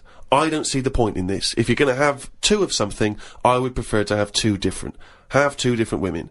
If I had 2 cars, I wouldn't have the same one twice. Same rule with women. I don't even normally like buying the same pair of trainers twice in a row. No, if you're going to have something new, make a change. It's like that fella who was going out with a woman and then left her and went out with a twin sister. Not worth it. Not worth it! It's not worth the upheaval, is it? Because it's exactly the same model. I watched the final of I'm a Celebrity, Get Me Out of Here. It was between singer Jason Donovan, singer Mylene Klass, and singer Matt out of a boy band. I had my money on Donovan, but Matt won it. I think it was because of his last task. He ate a fisheye, some grubs, a big fat insect that they have on every year, a crocodile knob, and a kangaroo anus. I feel like we've come there, Rick, to where we entered. It was this time last year when we first started the podcast that we were talking about I'm a Celebrity, Get Me Out of Here, and you coined the famous phrase, I could eat a knob at night. Yeah. So it's full circle. It's just the last series finished recently, and it was astounding that he ate a crocodile knob, he ate a crocodile eye, he chewed up and swallowed a kangaroo's anus, which I to be honest, I didn't know was a food stuff. Could you eat any of that? If I had to eat any of them, it would have to be the anus. What, really? Yeah, more than the other stuff. I couldn't eat anything that's still alive. No. I 'cause, agree. I I think couldn't it's eat a bit- any of that. I don't know under what circumstances I'd have to go, right, that's it now, we're not going to survive, the ship isn't coming, there is nothing on this island I can eat, give me the crocodile's penis. So it wouldn't bother me. I could eat anything. I could do almost all of the challenges on that programme, but I couldn't cope in the camp. I couldn't cope with the lack of food and the uncomfortable bed. That's all that would do my head, and I'd drive people spare, whinging and complaining. I couldn't cope with any aspect of it except the physical challenges. I couldn't cope with sleeping with people snoring, the things crawling over you. I'm not so squeamish about that, like snakes and things, that's alright. But the eating is ridiculous. It's out of the question to eat a worm or a grub. It doesn't concern me. I don't know why I don't see really what the difference in it. The texture's probably the same as lots of other things. What would hunger do to you, though, do you think? Would you think I would change? Do you think, if it really was a choice, if someone said, and I knew I would die if I didn't eat worms... I think you would, yes. I think you'd complain and you'd whinge for a while, and you'd try and put it off, and you'd hope a ship would turn up, but when it didn't, you'd start chowing down on a bit of crocodile anus. But then where's the rest of the crocodile? Well, yeah, that's a good Who's point. been eating that? How come I've got this? You know, you're meant to, work together as a team in bad time, and yet I'm being handed an anus. Forget it. Let me starve.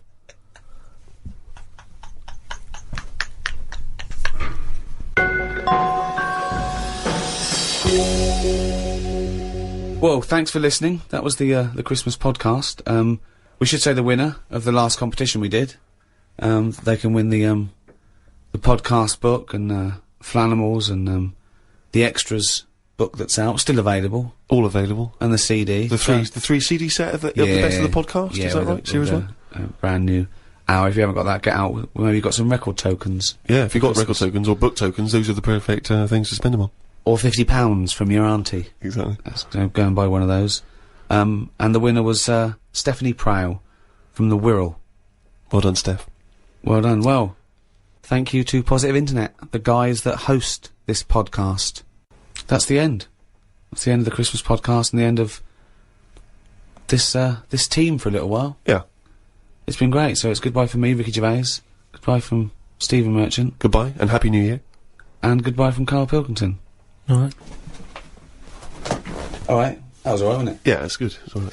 What are you doing now? You got time for a coffee or something? I can't now. I'm going to the, the orphanage for terminally ill kids. Oh, yeah. I'm going down there. I'll go down there every Christmas and sort of, Do you? entertain them. Oh, stuff, well, yeah. I bet that's lovely for him. Yeah, no, I've actually written a song I'm going to perform. They see The Office and see that I sing in that. You've written a song for them? Yeah. Well, could we hear a bit? I mean, what? I don't want to put you on the spot, but you've got the it's guitar there, isn't it? Yeah. Hold on. I wrote this for a kid. He's a brave little guy. He's only about 10, but it's heartbreaking. He's Don't cry, it's Christmas. Santa's coming soon. Though you ain't got a mummy or daddy. Quite moving for everyone. Yeah, I would ask you now to not play that song. Oh no, too late now. They expect me. But I'm not sure it's going to be as well received as you perhaps hope. I think that's better than any gift, and I don't really want to give gifts because they're expensive. So. Sure.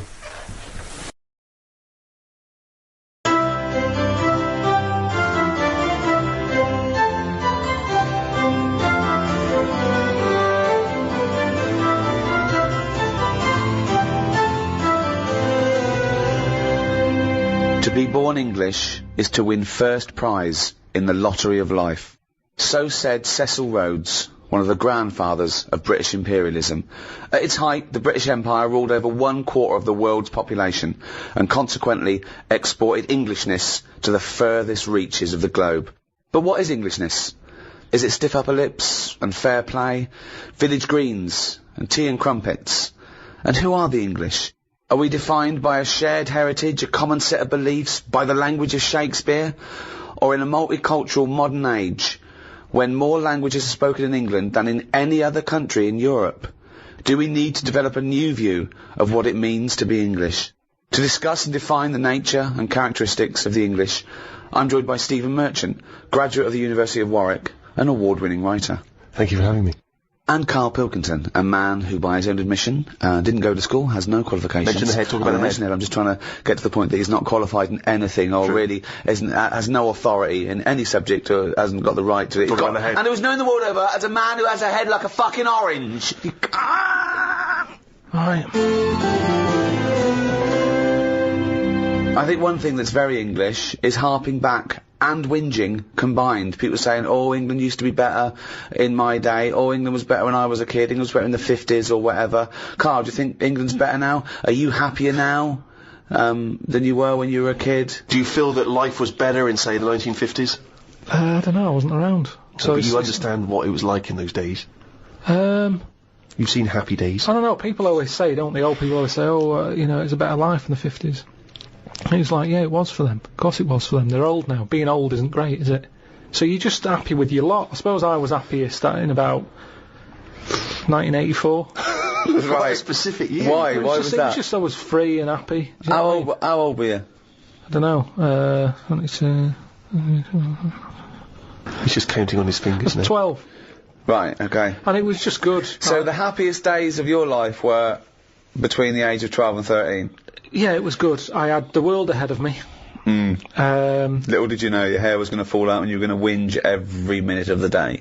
I had my bike. I like messing about my bike. You had your mates. I had a pet magpie. So you were probably the teenager that you eventually hate? Probably. Were you a good lad, law-abiding? I wasn't bad. I just sort of, just potted about.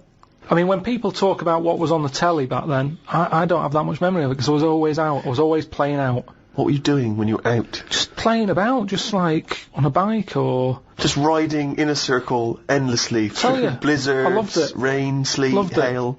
I never seemed to be in. I was always... When everyone always goes, where were you when Band-Aid was happening? I was always out on my bike. And everything was Like you and McGregor? A memory's always sort of like coming in for some orange and looking at the telly and seeing Princess Diana's getting married, and my mum says, have you seen this? And I'm going, oh, I'm going out on my bike. I was always doing that. The only time I was in the house... This is why you don't know anything, because you never stopped. Yeah, but this is what being a kid's about. But That's all what I the mean, being information free. you have, Carl, is as though you've gleaned it as you raced by on a bike. It's almost like, every piece of information you have. Your hair blowing in the wind. Carl, your hair will blow out one day. Oh, don't talk stupid, ma'am. So yeah, 12 to 13 was good. But you see... And it was all downhill from then, was it? 13 is your teenager then, aren't you? Life got tough. Yeah. How did it get tough? Just straight away when I was 13, my mum was like, oh, it's your 13th birthday, you're a teenager now. Right. And she gave us a quid to go and get a cake to celebrate it. Went to the supermarket, got a cake, and I just thought, I don't like the look of this. Don't like the look of the way the future is here. On his 13th birthday! Well, you were buying a cake. What did you see at the supermarket? It was kind of like, I don't know, I suddenly felt grown up. I didn't like it.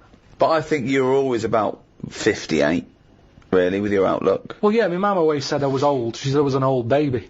She said I could frown before I could walk. So they always had a bit of a worry look on my face. Didn't say much, just always listened. My eyes moved about more than I did. Just sat there looking around, looking stressed.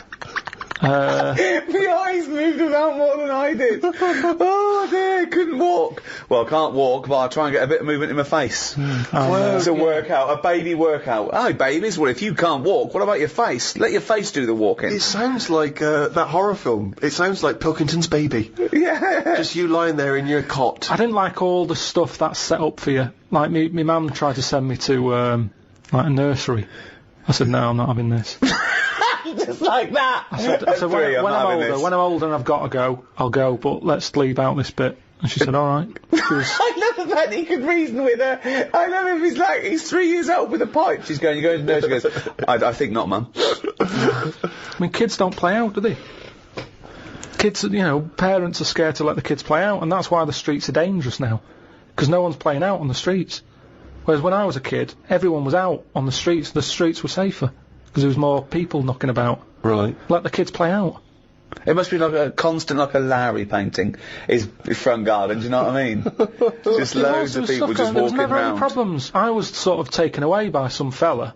What? Hang on a minute. What? No, I was playing about in the garden. Yeah. But my dad's mate, Tony, Yeah. he did tiling with him. He drove past. And he saw me looking a bit fed up, so he just leant over, picked me up, took me to the pub. Now, the thing is, there wasn't panic. People weren't going, oh, God, where's Carl gone? He's out. Just... How old were you? He's down in the pub. Yeah, He's 4 years old, yeah. Well, he's only having a... He's down the pub with Tony, probably playing darts. Yeah, I was about 3 or 4. Sorry, so some bloke drives by who happens to be a friend of your dad's, thinks that baby looks grumpy. Yeah. I'm taking him down to But the pub. that's what it was Tony, like. you bringing a baby to the pub? Yeah, I might do, yeah, we're all bringing ours. Alright, see you later, mate. But that's what I'm saying. Whereas now they go, the baby's gone. There's a big full-on panic going Yeah, on. but I think it says more about your parents that they didn't do that. They looked out in the back car and you were gone. Some bloke's driving off in a van. They're just going, oh, doesn't Princess Diana look lovely? This is absurd. So what happened when you got down the pub? I just was there for a bit, and then For a bit, just had a game of pool. then my dad came in. It was like, oh, there you are. Oh, there you are! I love that! Where's my baby? I'm just gonna have a quick pint. Oh, there you you are. All right, mate. So, yeah, I think things were better back then. Rick, as you hinted at in your introduction, the idea of Englishness and England, it's quite a vague term, isn't it? You can play loose and fast with it. I mean, for instance, I was looking at some quotes about England, and John Major, former Prime Minister, he typified England as being a place of long shadows on county cricket grounds, warm beer, invincible green suburbs, dog lovers, and old maids bicycling through the morning mist. Very specific vision of England. But he never came to the estate that I was born on, Sure. or Carl was. You know what I mean? I think I know of that. If we go for a walk around Richmond, we see people playing cricket on the village green, and it's lovely. But I don't know if it's typical. I mean, I don't know. I mean, I don't know where most people live. But in a it's way, probably that's 50-50, isn't it, in cities and in the country? But that's wealthy country. But interestingly, that's the vision of England that people like to subscribe to. When you buy your nan a box of biscuits for Christmas from Harrods, that's the image of England that's on the front. Why am I spending money at Harrods on my nan? Well, Why can't I just, she's happy with sort of like broken custard creams. You've earned a bit of money now. Well, I what's know, wrong but with that? they don't need to know that. I mean, also, both my grandmothers are dead, so it'd be. Sorry to have brought that up. Well, no, but I mean, who buys who spends good money at Harrods on biscuits where she just suck 'em and eat the Garibaldis and leave? I mean, I don't know why I'm wasting money on the elderly. I worry that you've taken that too literally. I was trying to get to making more of a point, like an analogy, but I mean, I don't shop at Harrods. Right. Please, I mean, I might, get some Easter eggs. 2 days after Easter. Well, what do you think of this then? We were in Fortnum and Masons after Christmas, and all the crackers were half price. Good idea. And there was a box of crackers for 500 quid, down to 250 quid. And I thought, right, that's got to be the best prizes anyone's ever seen. I'm going to get Cartier watches in these things. So we bought 250 quid. I thought, oh, it's a bargain. It's half price. Got 'em home, pulled a couple, and there was a little notebook, right, that said wine notes. That's one. What? Wine notes. So you drink a bottle of wine and go... you'd make a note. Make a note of it, right? There was another one that had something that it was like opera notes or something. And then there was one for, travel notes, like what countries you've been. I'm thinking, what world are these crackers for? Who's putting a cracker and going, I needed it, I filled up my, wine notebook. It's like... 500 quid? Yeah. I mean, for some little notebooks. Yeah, I mean, if you'd have paid 500 quid, I mean, I don't know who buys those. Well, I assume they're for presents. And it's probably the absurd, cliched Toffington Englishman who has no sense anymore of of any sense of worth of anything, and it's just a crazy, snotty-nosed inbreeding. There was a silver-plated like mussel, like the clam, the mussel, right? But when you eat mussels, you scoop them out with an open mussel. Sure. There's a silver-plated one. Who carries that with them? You get that out. You go, oh, mussels, good. I brought it with me. My silver-plated mussel to eat mussels. And wait, this wine's delicious. Let me make a note. That's absurd. Again, it's interesting you said that, because those are little images of what we would like England to be, aren't they? They're pandering to that image of what we'd all like to be, that sort of upper-class English person who's worried about fine wine and good food. And again, I mean, does this England still exist? I'm presuming there's a small minority that does. But well, there are some people that are in that world that are posher than the royal family. Yeah. I can understand what the Queen and Prince Charles are saying, but there are some people... What? And I don't know what they're talking about either. Well, I was never really aware of class and the English class system until I went to university. Absolutely. I became aware of it then. Absolutely right. When I got to university and everyone sort of spoke like royalty, that's when I discovered I was probably working class. But when I hear those people who do actually speak in that kind of, oh, Jeff, that sort of absurd, oh, rugger, oh, you absolute bloody bastard. You know what, though? I don't mind the mega posh people. I don't mind that. Ah, bloody hell, yeah, of course, take one. Take it. I don't mind one of those. What I don't like is the ones that stand around in all bar one with a rugby shirt with a collar up. Yeah. Do you know what I mean? Yeah. Those sort of, who are going to work in the city, and they're loud and think they're gentry, but they're not. It's that middle bit that annoys me more. They've got that confidence, but without any of the charm. But that's the England that I think people think of when they think of it. It's the 4 weddings and a funeral England, and yet it's not the England I experienced and grew up in. So, What is your typical image of an Englishman? Now? If I had to draw it for an alien, Yeah. He'd be quite squat, quite sturdy, sort of no neck, hairy. Are you just thinking of yourself? Do you know what? It would be my build with Carl's head. Really? And no neck, yeah. I think he's sort of balding and unshaven, and he's like a shaved caveman. I think he's tough. He'd have tats. He'd eat like a dog. A Ray Winston type. A sort of, yeah, that sort of, And he's Bob so- Hoskins, just squat, strong, tough, doesn't take any messing, built like a giant wombat. It's the bulldog breed. It is the bulldog breed. I am thinking of the bulldog breed, yeah. See, now my image of an Englishman is essentially that cliched one. It is, I think, Hugh Grant. So you're modern, you're straight away modern or now. I would say it's either mixed between Hugh Grant and Roger Moore when he was James Bond. You see, know what I that's mean? that's another small percentage of Englishness that sort of annoys me. Those people that think they're James Bond. They think they can buy a suit and read GQ, and they're suave and sophisticated, and they get cars they can't afford. Or what they basically do, the people who think they're James Bond, all they do is work in a bank, come home, and flick through GQ at the adverts, looking at people with wearing watches and aftershave. Who wears aftershave? Do you wear aftershave, Carl? Normally, aftershave is the sort of thing I let other people buy me. It's like underpants, tea towels, and sort of aftershave and that. Other people buying me. Who's buying you tea towels? My mum. Right, okay. Every time she turns up, she's got Brilla pads and stuff. I've got loads of them. I keep saying to her, I don't need any of this, but she always brings a box full of stuff. Brilla pads, tea towels, underpants. The underpants size hasn't gone up since I was 14. But I can rely on her for that. So do you not have anything in your life which you would think of as being gentlemanly? Do you ever dress smartly? What about suits? I bought one suit that time when you invited me to the BAFTAs. That's the only suit. I wore it for the BAFTAs. I think I wore it for one other thing. I haven't wore it since. I don't feel comfortable. It's not me. But don't you go to a wedding? That'd be a lovely advert, wouldn't it? Him with a suit on going, I haven't wore it since. Karl Pilkington hasn't wore it since. I don't go to weddings. No, I don't like going to them. I agree. I mean, even though you know them, they don't give you any time when you're there, do they? They just they don't know whether you're there or not. They're on cloud 9. They don't know who's around. It doesn't matter. You don't need to be there. With them, on wedding day, it's all me, isn't it? Oh, what are they like? I know, unbelievable. You don't even get to make a speech, do you? Although I know you were annoyed, Steve. Steve doesn't like to part with money. I don't know what the politically correct term is. Stingy cunt, isn't he? He's fucking mean, right? And if he ever has to spend out on like a wedding gift to someone he's known, all his life, he'll look down the list and he'll find things under £25. Then if he bothers spending that much, he's furious when an usher goes, just stick it there. Oh, it drives me insane. Firstly, I'm annoyed about the wedding list. I don't know when that's come along, because I don't know why I can't just bring maybe something I've made at home. No. Why has there got to be a list of stuff? What newly married bride doesn't want a pair of homemade clogs? Exactly. Do you know what I mean? And then you arrive there and it's just, oh, thanks very much, stick it on the table.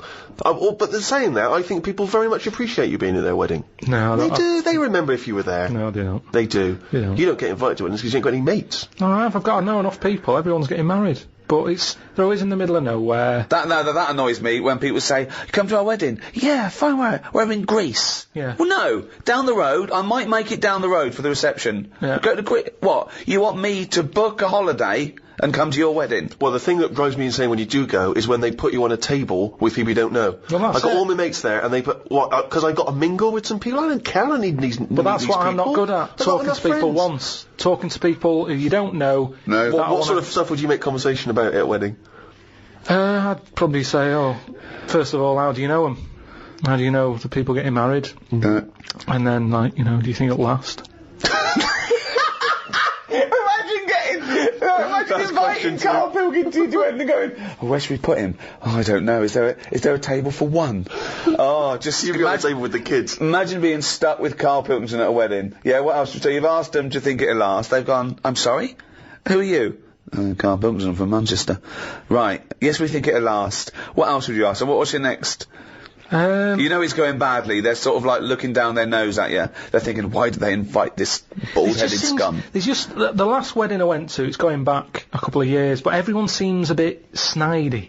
Do Do you know what I mean? Because you've got a mixture of families there, haven't you? Yeah. And none of them really like each other. No. And I got stuck with an old fella who had a flatulence problem. That sounds fun. And then he went on to say it doesn't matter, the suit's hired. And it's just kind of... I'm gonna die!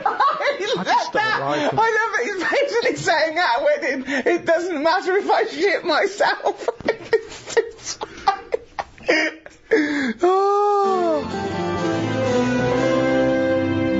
To be born English is to win first prize in the lottery of life. So what do you think of that, Carl?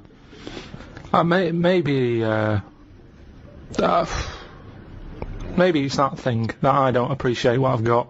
But to me, being English isn't anything that great. Really? Why not? Because it's just what I've been dealt with. But what would you, I mean, I know you know nothing about the world. You've travelled nowhere. You've seen nothing. Yeah. But if you could be any nationality, what would you be and why? Probably be Italian. Okay. Why? Well, just yeah, I like the idea of it. I like Italians are alright. Where would you live? Rome? I probably wouldn't want to be in the middle of Rome. It's too much hassle. Have you been to Rome? Yeah, it's nice to visit and stuff, but it's just I wouldn't want to live there. You've got to get paperwork done and that if you just want to put a picture up, because everything's old. Everything's listed. It's hassle. He's only been Italian about 3 minutes and he's already slagging it off. He's already No, whinging. but I like there. Rome. Yeah. It's good. A lot of old stuff. Why have you chosen Italy? I'm interested to know why of all the countries you've chosen Italy. I was a late comer to pasta. But it's won you round. I like it now. It's like one of my favourite things I have.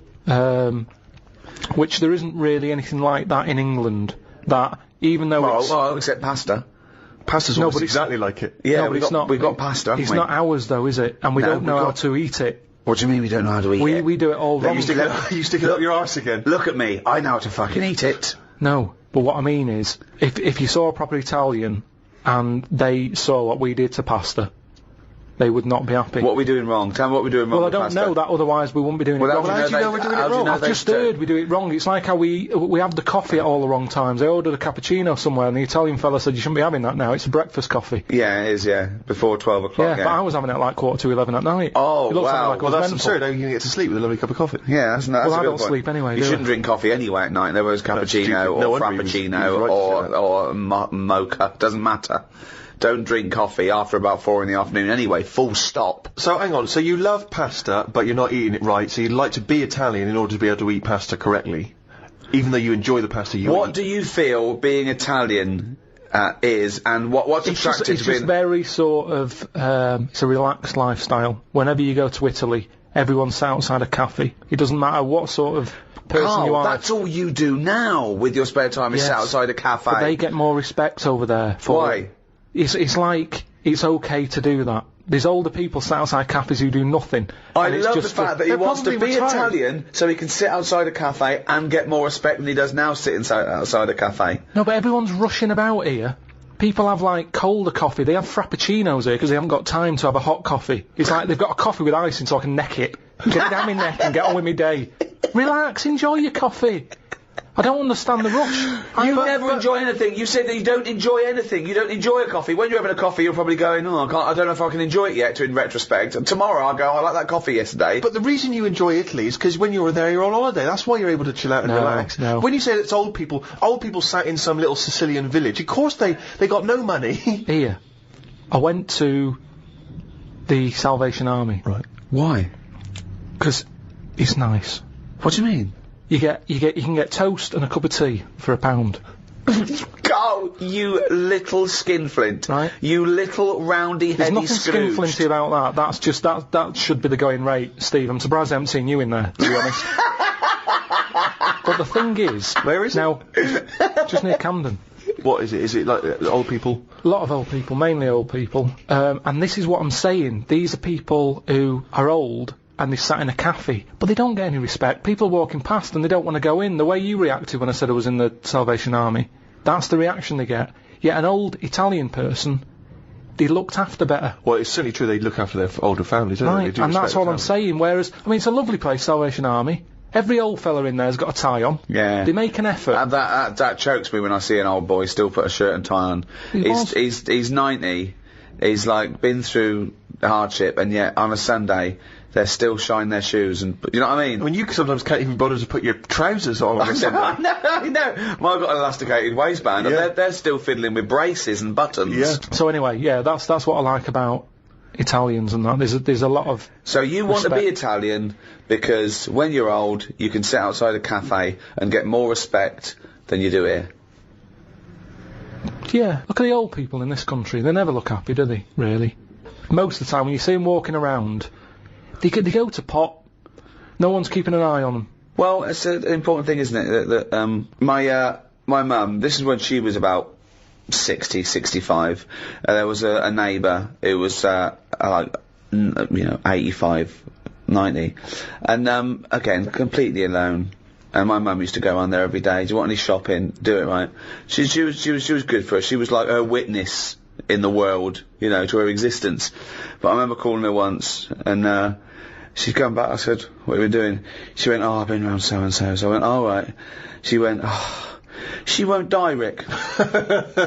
Like she's helping her, but she's thinking this is getting silly now. You were meant to go years ago here. I was like, Well, that's the problem, if you get pally with an old person, Yeah. then you could be stuck with them for years. and having to do stuff, that's what you don't want to do, isn't it? You meet an old, an old fella, and then you've got to start popping in his sort of piles or whatever when he can't do them himself. What do you do if you're? It depends how friendly you are, though. I mean, I'm just talking about someone you meet at the bus stop, as opposed to popping the piles back in. How does that happen? Jesus. Just the ones on the estate I grew up on. As soon as he got to a certain age, there was Mrs. Knowles who went mental. One day she seemed fine, next day she was chucking cans in everyone's garden. You could just hear her coming. Which was weird. Aren't you? Now you brought up weird people. There was a fella called Shorts Man. Right? It's so pedestrian. I love that. Shorts man wore some shorts. Now what I like, yeah, he did, but they were really short. They were that sort where, it's almost pointless having them on. What do you mean? They were just, like shorts now for blokes. They go up to your knees, don't they? There's no chance. There's no accident happening there. There's Go on. nothing going to pop out. Yeah. No. But Shorts Man, he liked it. He liked the fact that happened. And he used to walk with big strides to sort of help the chance along.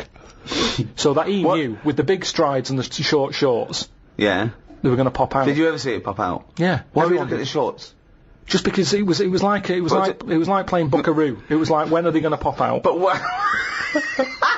It's just what happened. So, right, but Shorts man, so he was an exhibitionist, he basically wanted people to see his veg. Yeah. And they were out more than they were in. I mean, they had a tan. Right? Now, the thing is, what we like in England, I think we like that. We like local characters. The eccentric. Yeah. Eccentric's that's very British. Eccentric, yeah. I'm glad I grew up round there with all them people because So they're am I. interesting. Well, there is a certain mindset about the great English, certainly the older English people. I mean, my grandparents are, my grandfather died recently, but they're amazing, kind of eccentric, very English, seemingly no friends, from what I can identify. I don't know if this is unique to them or true of a lot of English people, older people. Terrified of what the neighbours might say. Always did that thing of speaking like that in case Jack's in next door. Yeah. Like the neighbours are constantly listening in. Yeah. They've got glasses against the wall. They're constantly listening into what my gran's got to say. Yeah. They had about 3 teeth between them. It was extraordinary. My grandfather had a plate of false teeth during the war that had a wooden pallet. A wooden upper pallet with teeth on it, and those teeth slowly fell off during the course of the years. Never got replaced. So they'd sort of invite you to Sunday roast, and they would wake up at 6 in the morning to put the beef on, and they wouldn't have it till 6 in the evening. They would cook it. The biggest compliment you could have if you made some food for my gran, if it was some beef, would be, "Oh, you're so lovely, this, so tender, you can suck it away." If you could suck your Sunday roast through a straw, she was happy. Well, she didn't have any teeth. Right, exactly. Basically, they got to about the age of 60 or something, and it was as though they were just waiting to die. It was strange. They lived for my grandfather lived for at least another 25 years. So it was, you must have been gutted. But when my father needed a winter coat, a big heavy winter coat, and he was thinking of buying one, and my gran said, "Oh, don't worry about that, Ron. You can have your father's winter coat." And he said, well, but you know, he's still alive. What do you talk about? You know, he needs it winter coat. She went, no, he'll be dead soon. Just don't, silly to waste it. Seems to waste it, you know, just wait. My father must have been waiting 10 years for that winter coat. I love the fact he waited. You can see where Steve got it from. Of course he waiting. did. Stupid, I'm waiting now. Steve, you must be freezing. I am cold, but I'll tell you, it's a lovely coat. In English society, traditionally and now, is manners. I mean, obviously manners change, but what is etiquette? What is good manners? I think that a lot of that has been lost. Well, I was thinking the other day, have you ever heard of the finishing school?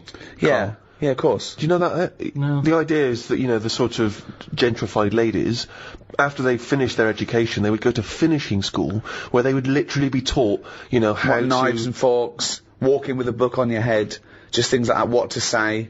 I mean, that's I mean, it's like a year of being Eliza Doolittle, isn't it? Don't put your elbows on the table. You start from outwards, going inwards with cutlery. You know, you eat soup, the spoon goes away. There's things like the fork. You're never meant to face those prongs up. So you either stab your peas, or you know. There's ways of eating soup. You know, the spoon needs to be moving away from you. Yeah. And scooping it up and bring it back to your mouth. I mean, it's crazy, but, you know, the people that subscribe to that stuff would look at the way you live your life, the way you eat your food, Carl, and would be appalled. Yeah, but in the same way we think that's absurd, they would think you're a disgrace. But as long as you're enjoying it. No, they would say no. Well, no, there are certain things that I can't stand. I can't stand eating with the mouth open. I think that's rude. I banned chewing gum on the set of my film, because I think it's rude. I think it's rude. Those people who stand there talking, yeah, but we all know you're a preposterous hypocrite. I mean, the way you eat food, come on. No, I don't eat with my mouth open. I don't, I do eat with just my right hand, smash it and scoop it in, but I see nothing wrong with that. I would say it was slightly rude when you're ordering the bill and getting up to leave when I'm still finishing my main course. Yeah. I'd say there was a touch of rudeness But I go about into that. a restaurant to eat. Yeah, but you're supposed to wait when you're with the other people and let them finish as well. This is my ideal restaurant. It is empty. They know what I want, and it's waiting for me when I walk in. I leave, still chewing, and I go put it on my bill. That's the ideal restaurant for me. Yeah. You're pretty much there. Yeah, I try and, that's what I try and do, yeah. But, you know, there are certain things, I am one for manners. I think, I hate rudeness, I hate lateness, I hate all those things, but some of them are ridiculous. The elbows on the table is arbitrary. Why? I mean, there's a reason you say please and thank you, because it shows courtesy. Those make sense. There's a reason you don't talk when you're eating, because it goes over and it's disgusting. There's a reason you don't lick your fingers and then put it back in the chips, because someone else has got to share that. But don't put your elbows on the table or start with that fork. I think it's ludicrous. You know, there's those rules when you meet a member of the royal family. For instance, if you were at the Royal Variety Performance and you met the Queen, there's various rules they tell you about. You don't fart or call her love. Exactly, for one. But also, you don't speak until you're spoken to. You have to do a slight bow. I was invited to the palace a couple of times. The first time was after the office sort of broke, and I got an invite, with a company of Her Majesty the Queen would like you to come to one of those dinner parties, and I know what you're thinking, why didn't you get one? Yeah, that's exactly what I'm thinking. Well, wait, I was a big shot quicker than you, because I was in it. Don't forget you didn't appear until, even series 2. If we'd split the atom, they would invite both of us. I know. Not just a guy who does the press conference. So the thing came through, and I thought, oh, I was worried about it, to be honest. But it just said, I will be attending, I will not be attending. Tick the box. And I couldn't bear to just tick, I will not be attending, because it was too harsh. So there was a RSPV number, and I phoned up, and it was obviously the head of the house, or a butler, or I don't know, someone, and he went, hello, Buckingham Palace. And I said, hello, it's Ricky Gervais, I just got an invite to come and I said, it sounds weird, but I couldn't bear to just tick, I will not be attending. He went, well, you're the first person ever to bother to do that. Thank you so much. I went, oh, my pleasure, sorry I can't make it. But don't you think that's weird? It is strangely brutal. It is strangely brutal, isn't it? I wonder if they've changed it by now. Yeah, there's a little asterisk, thanks to Ricky Gervais, it now says,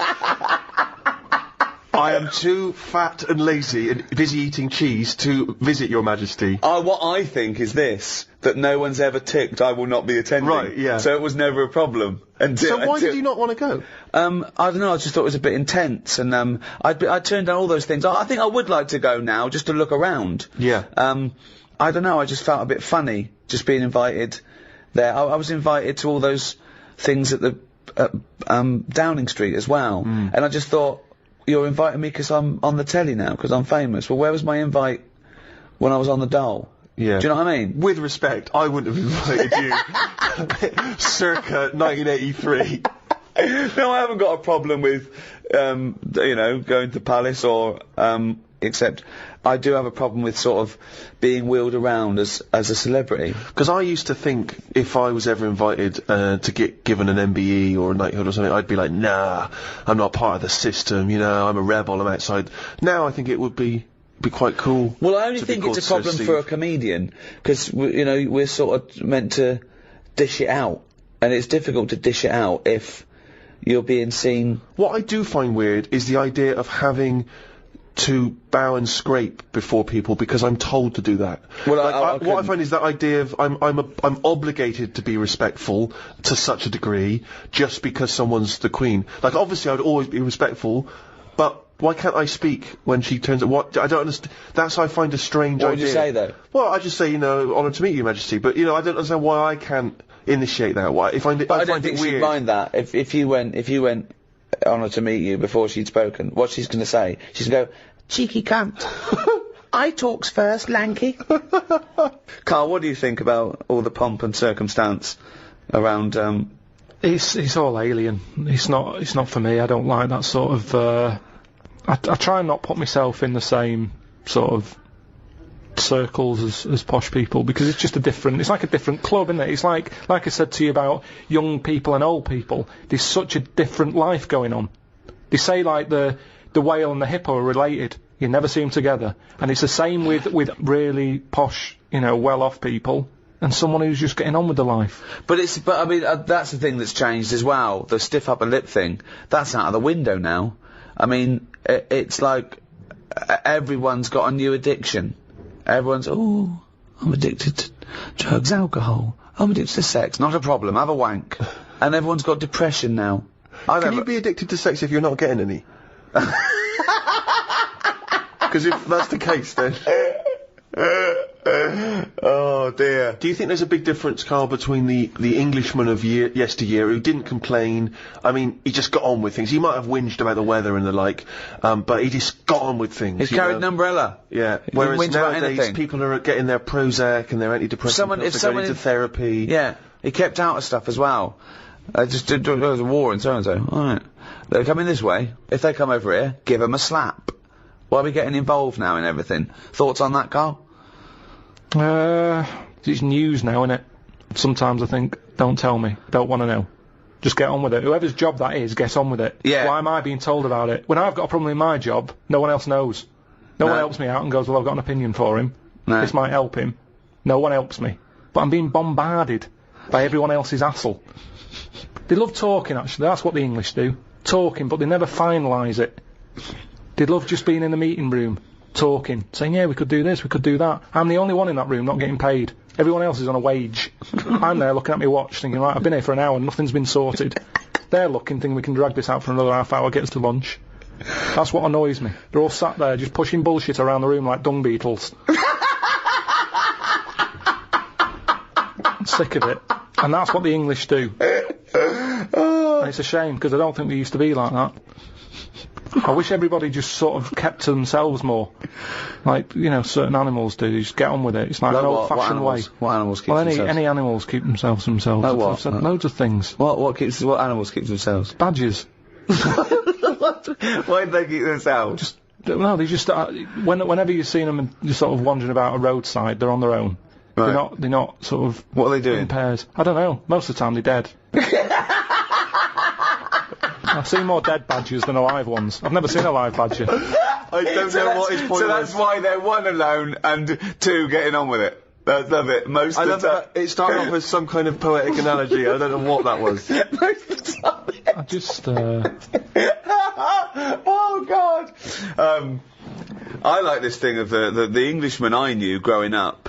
Was you had to, when you hit a certain age, when you hit like manhood or puberty or whatever, 13, 14, 15, you had to start showing your mettle. Then the most important thing then was to well, the worst thing to be growing up was gay. That was like, you couldn't be gay. It couldn't be gay. Anything but gay. And then you had to be hard. You had to be tough. I remember, right, when I first started going to pubs, right, so I don't know, say 18, you walk into a toilet, the urinals, and the first thing everyone did was fart and gob. Yeah. That was it, right? Yeah, If you couldn't do that, then, you know, you get funny looks. You know, you go in the urinal and they'd look at you and go, oh, sorry. It was all about, being a man. You know. I think wearing glasses makes you slightly exempt from that. It's like you don't have to. People automatically dissociate. It's like if I was in prison, I wouldn't have to do that because I'd just be the professor. Do you know what I mean? Exactly, or brains. yeah. I would. Yeah. I They'd wouldn't come need to to you be part with of it. I'm never a threat because I never look like I'm going to be a tough guy. So consequently, I live in this sort of parallel stratosphere where I haven't got a piss and gob. Yeah. has that got more popular? Yes. Has it? Yeah. There's a lot more people gobbing? doing it in the streets now. Really? It's Not like in, avoiding- not in Hampstead. It still is, you know. When I walk The only here, person gobbing in Hampstead is me. Jane says, don't gob. People are looking. well, it is. It's your trail that I'm seeing then. It's like a load of sort of washed up jellyfish in London. Just big blobs of it. I mean, I don't know how they're coughing this stuff up. I mean, they shouldn't still be alive. Some of them have, like, organs in them. It's just big lumps of stuff. I mean, that list of idyllic, antiquated England of, you know, tea and cakes and cricket, I mean, is valid.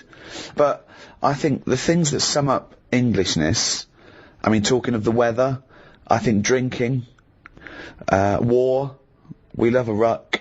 Yeah. We're built on war. We're a warrior race. We're pretty good at war. Or we used to be. We are good. We used to be good. I don't know Yeah, if we no, are we're this very anymore. good. We're good. We're very good. I mean, I think we reached our peak with Churchill, Probably that's probably our greatest hour. Our finest hour. according to him. Yeah. Well, he should know he was there. He should know. And he liked to drink, didn't he? He loved a brandy. He's not afraid of a drink. He'd That's like God. to. He'd get pissed up, and no wonder he'd fight him on the beaches. He'd fight him anywhere. Yeah. See, there's an example of a posh bloke. It was like I was saying. He'd lead you into battle. He'll have a weapon too. He'd go in there. He didn't sit back. I mean, when he was old, he did. But nothing wrong with being posh if you're willing to go and, you know, get stuck in. What do you think, Carl? Is it as scary though? I mean, imagine if he was rougher sounding, and he was on the front line. And, Like he went, you fucking little cunt. I'll fight you on the beach, Look, see me down in Brighton Monday. I'm gonna fucking smack your head in, you little fucking German cunt. Like that, you mean? yeah. It's less of a morale boost. Well, that's the other point of one, isn't it? That those speeches were for as much as morale as information and defiance. You don't want to feel like the leader of your country could glass you if you got on the wrong side. No, exactly. It's got to be. It's got to be rules under war, hasn't it? I mean, that fair play has got to come into it as well. Talking of the English sense of fair play and war, when the crossbow was invented, a lot of people wouldn't use it. They said it was unchristian. So our soldiers sort of resisted it. So Europeans got this thing that needed no skill, and it was shooting these bolts, and they could reload quick, and versus our bowmen. What do you think of that? What do you think of going, oh, it's cheating, we won't use it, but having a disadvantage? That's honour, isn't it? It's almost like it's okay to kill someone, but with skill. But what's the problem here? What am I meant to be worrying about? Well, you've got bow and arrows. Yeah. They're amazing. They're heavy. They're your arms. They've got trained bowmen. They're skilled. The most skilled sort of marksman soldiers in the country. Someone comes along and goes, don't worry about that. Here's a crossbow. Just pop it in, put it back. Deadly. Deadly, quick. Anyone can use it. So now you've got anyone with a crossbow killing people. Women, children. Anyone can use it. So the Europeans, they're going crazy. Oh, William Tellon he's shooting apples off heads. Yeah. Right? But we resisted it because we thought it was, you know, unchristian and cheating to kill without skill. What do you think of that? But where were the actual bows and that being made? Because that's the thing, isn't it? The company who's making them, they just want to get out to a big market. Brilliant.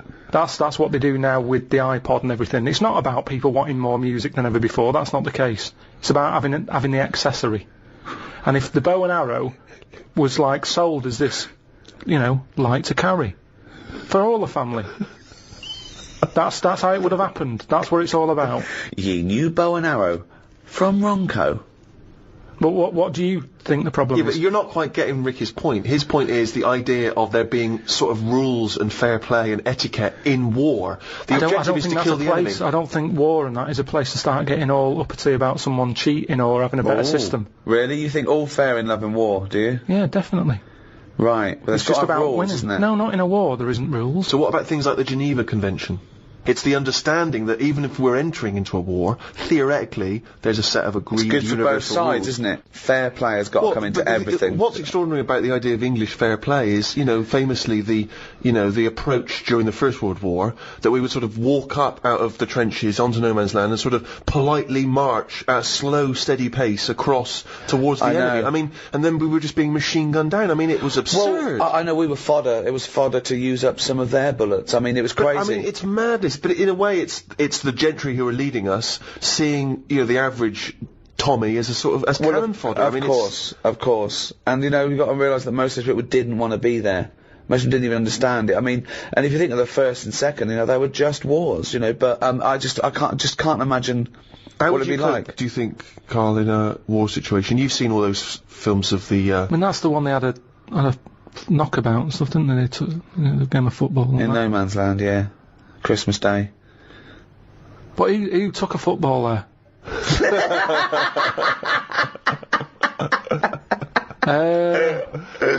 If I was on the front line, I would not be getting out the rule book. I can tell you that much. I'd be going mental. Are you saying there should be some rules or no rules? I mean, you've got to have some rules, otherwise it's just going to be like Grand Theft Auto, isn't it? I'm just going to go about battering everyone. Yeah. And you soon get bored of that. Mm.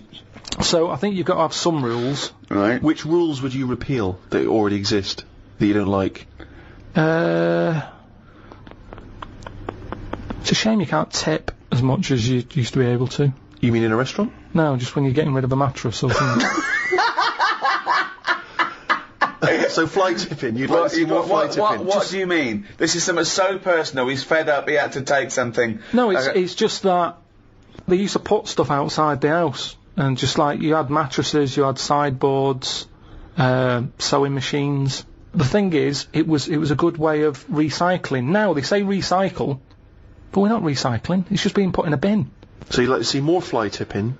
No, not, you see... That's what we need in London, more rubbish. This is the problem, you see. Look what's happened. Look what's happened to what I've said. It's been taken the wrong way. Right. I'm not saying tip. I'm not saying chuck your bin bags out the door and let crisp packets go everywhere. I'm saying if you've got old furniture, you should be allowed to leave it outside your house without the council going, move that, it's dangerous, someone's going to trip over it. Mm. Well, if they Right. trip over it, you should have been looking where they're going. Well, what if they're blind? Huh? What if they're blind? That's why you don't leave things out in the pavement, because blind people will fall over them and smack their face in. What if a woman with a couple of kids in pushchairs has to go out into the road Yeah. to get past And your get, piece of and junk? get crushed. No, because I'm leaving it. I'm not leaving it on the pavement. What you just said you were, where are you leaving it? Sort of outside the house.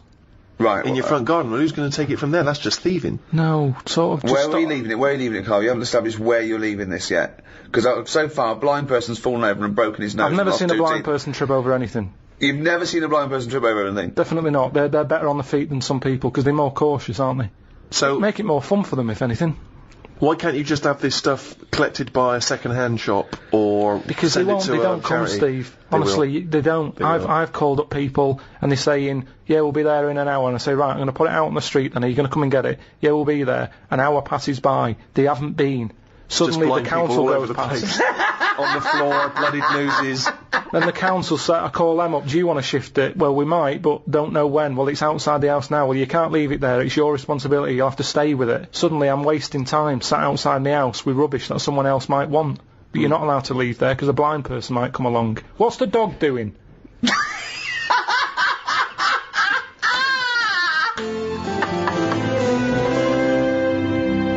What do you make of St. George, the patron saint? What's your take on that? Is he the one who killed a dragon? Right. Tell us the story. There was a dragon problem. Where? Must have been in England. Right. George took it on. He took on the job. He was like a rent-a-kill. He came out. The interesting thing with him is, right, he was a hero then. I honestly think if he did that now, there'd be an uproar. Because it's the last dragon. It's the same way we try to save the panda and all that now. If he came out and said, I've done it, and they've done what? They've just killed the last dragon, they'd go mental. There'd be marches. Idiot, bloody idiot. And that's what's interesting. But it was going around burning people. Doesn't matter, we shouldn't have killed the last one. It's the last one. And that's what we'd be like. You say you should have saved it, you should have captured it and put it in a cage so we can all look at it. There's no point. You couldn't have bred anyway. It was the last one. Was it definitely the last one? Well, you were saying it was the last one. I'm not bothered either way. Hang on, what? To me, Sorry, hang on. Whoa. So you think that there were dragons? Well, what are we celebrating then? Well, it could be a metaphor, a dragon slayer. It could be a bad thing amongst us. It could be a foreign threat. It could be things that threaten. It could be anything. It's not to be taken literally, is But it? the real legend of George was that he was a figure who stood up for Christianity. Have you ever done anything brave?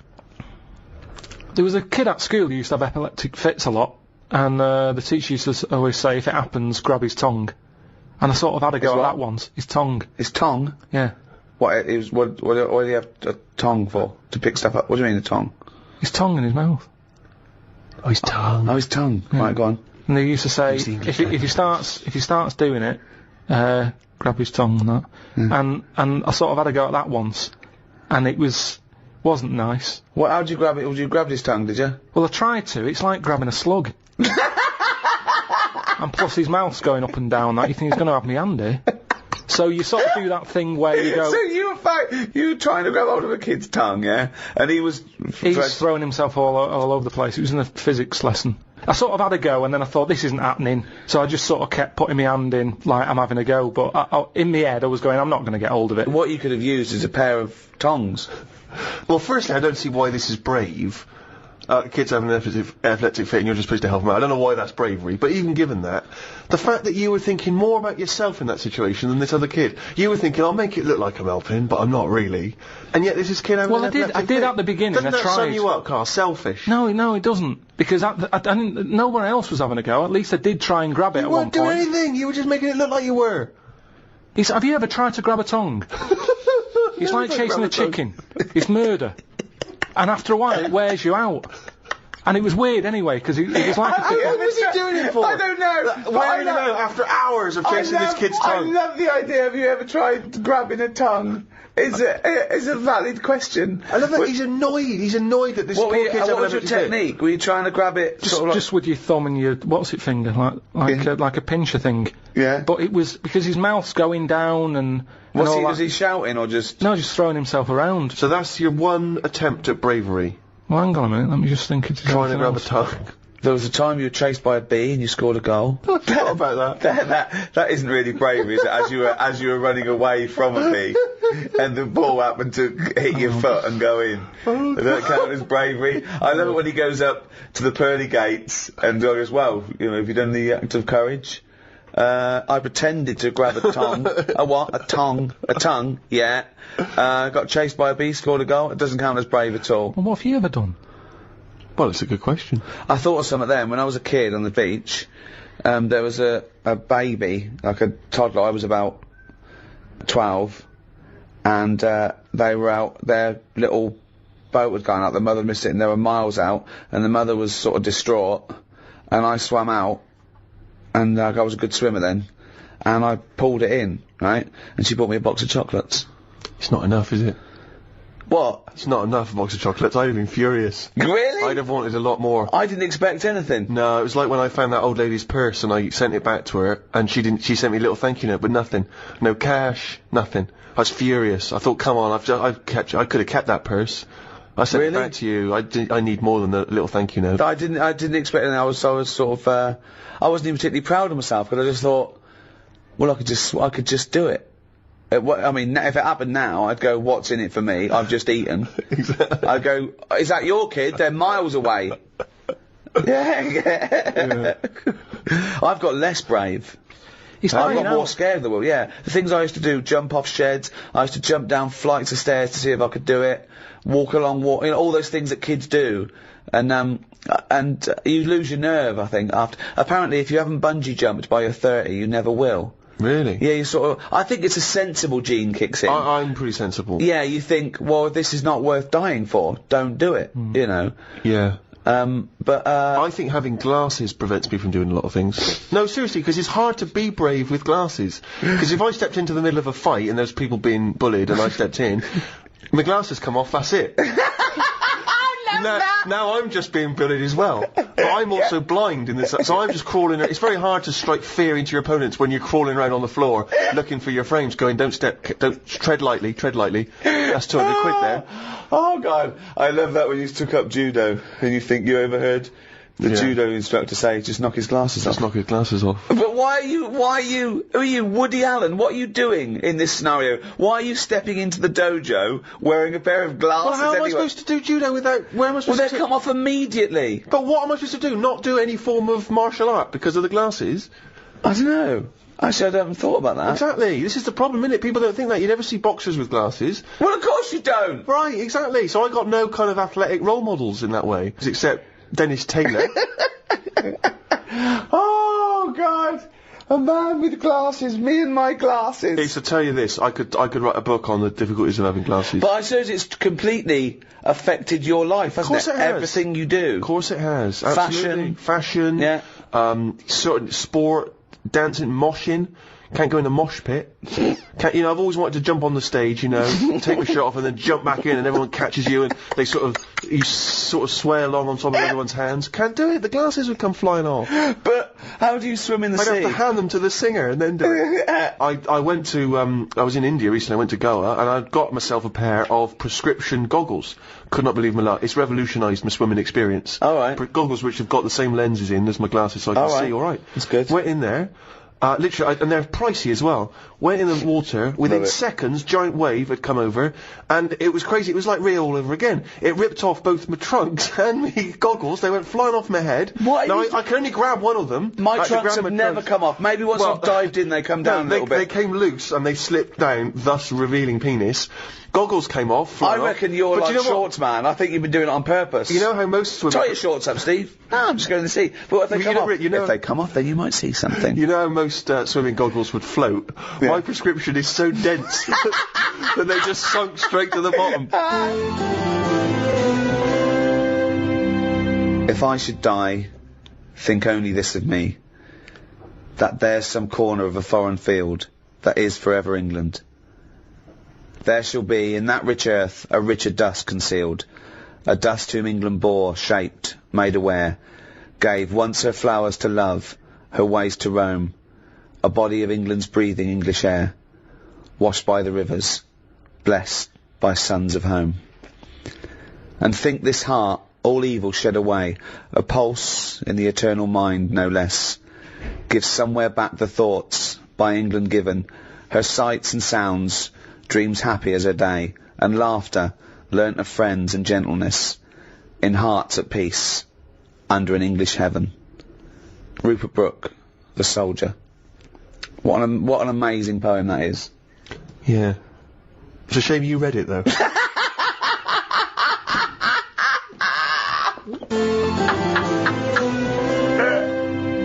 Thanks for listening to the Ricky Gervais Guide to the English. That's it for a little while. 5 in that series of guides too. Plenty to be going on with. Plenty to be going on with. There's also the rest of the back catalogue as well. And we might do the odd free one, but we'll be back soon anyway, with maybe another series of guides too. Who knows, Carl? Thoughts? I've enjoyed this, have you? Yeah, my favourite ones. I like learning stuff, you know that. If I can learn something and make a few quid, I'm happy. Unlike the people who listen to this who are down £2 and have learned absolutely nothing. And what they have learned from you is total bollocks. So, thanks. That's goodbye from me, Ricky Gervais, Stephen Merchant. Goodbye. And Karl Pilkington. Right.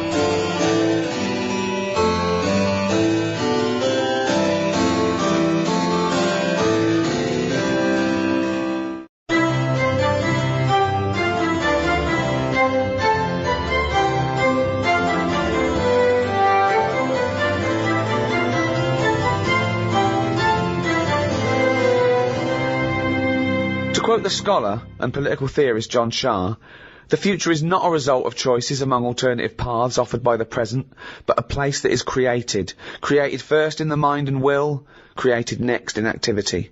The future is not some place we are going to, but one we are creating. From the schoolboy dreaming of big adventures to the scientist envisioning groundbreaking discoveries, we all care to imagine what the future will bring. Many people have attempted to predict the future, others to mould and control it.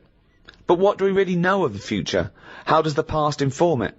And what educated guesses can we make about the shape of things to come? To discuss these questions and more, I'm joined by Stephen Merchant, award-winning writer and graduate of the University of Warwick. Hello. And Karl Pilkington, fucking mong. Alright. One prediction for the future, Karl, is from an academic study, what the world will be like in about 75 years from now. And a big prediction they're sort of sure of is that androgyny will rule. There'll be so little difference between men and women, apart from the biology, economically, socially. It won't matter who the biggest breadwinner is, that's already being phased out.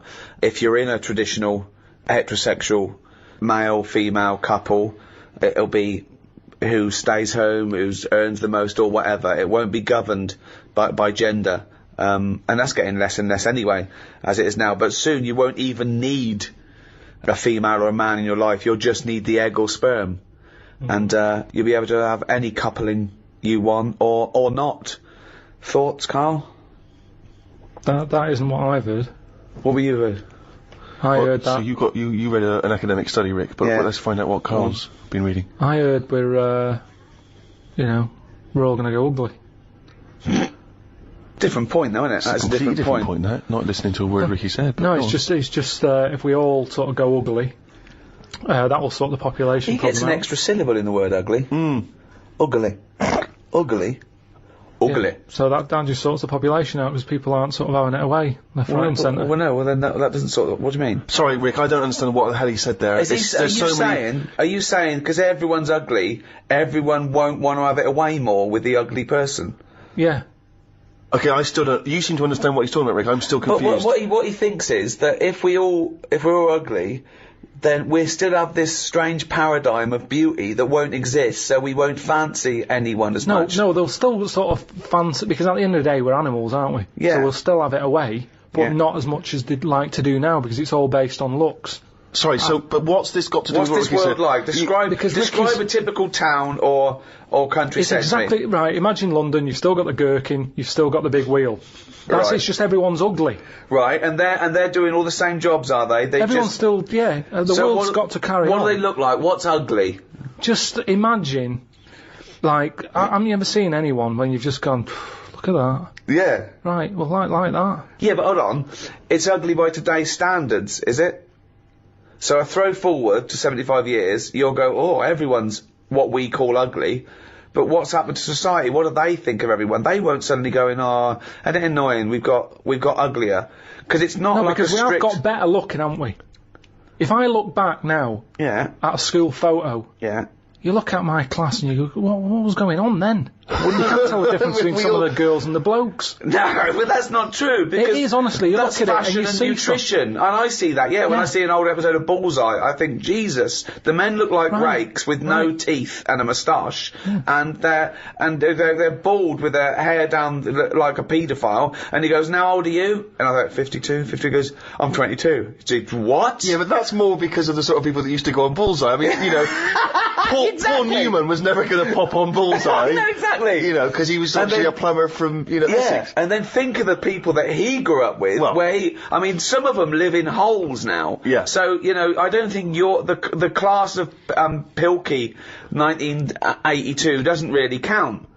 When he said, we've got better looking, I thought he was going to talk about cavemen, not his school photo. I mean, what happened there? There's been no evolution in that time. What are you talking about, Carl? We've got better looking now, haven't we? I wonder if he's confused it with the paradigms of beauty have changed, haven't they? So in the 50s, Marilyn Monroe was considered, very desirable, whereas that body shape on women, more recently has become less, there's lots of skinny women are seen as a paradigm of beauty.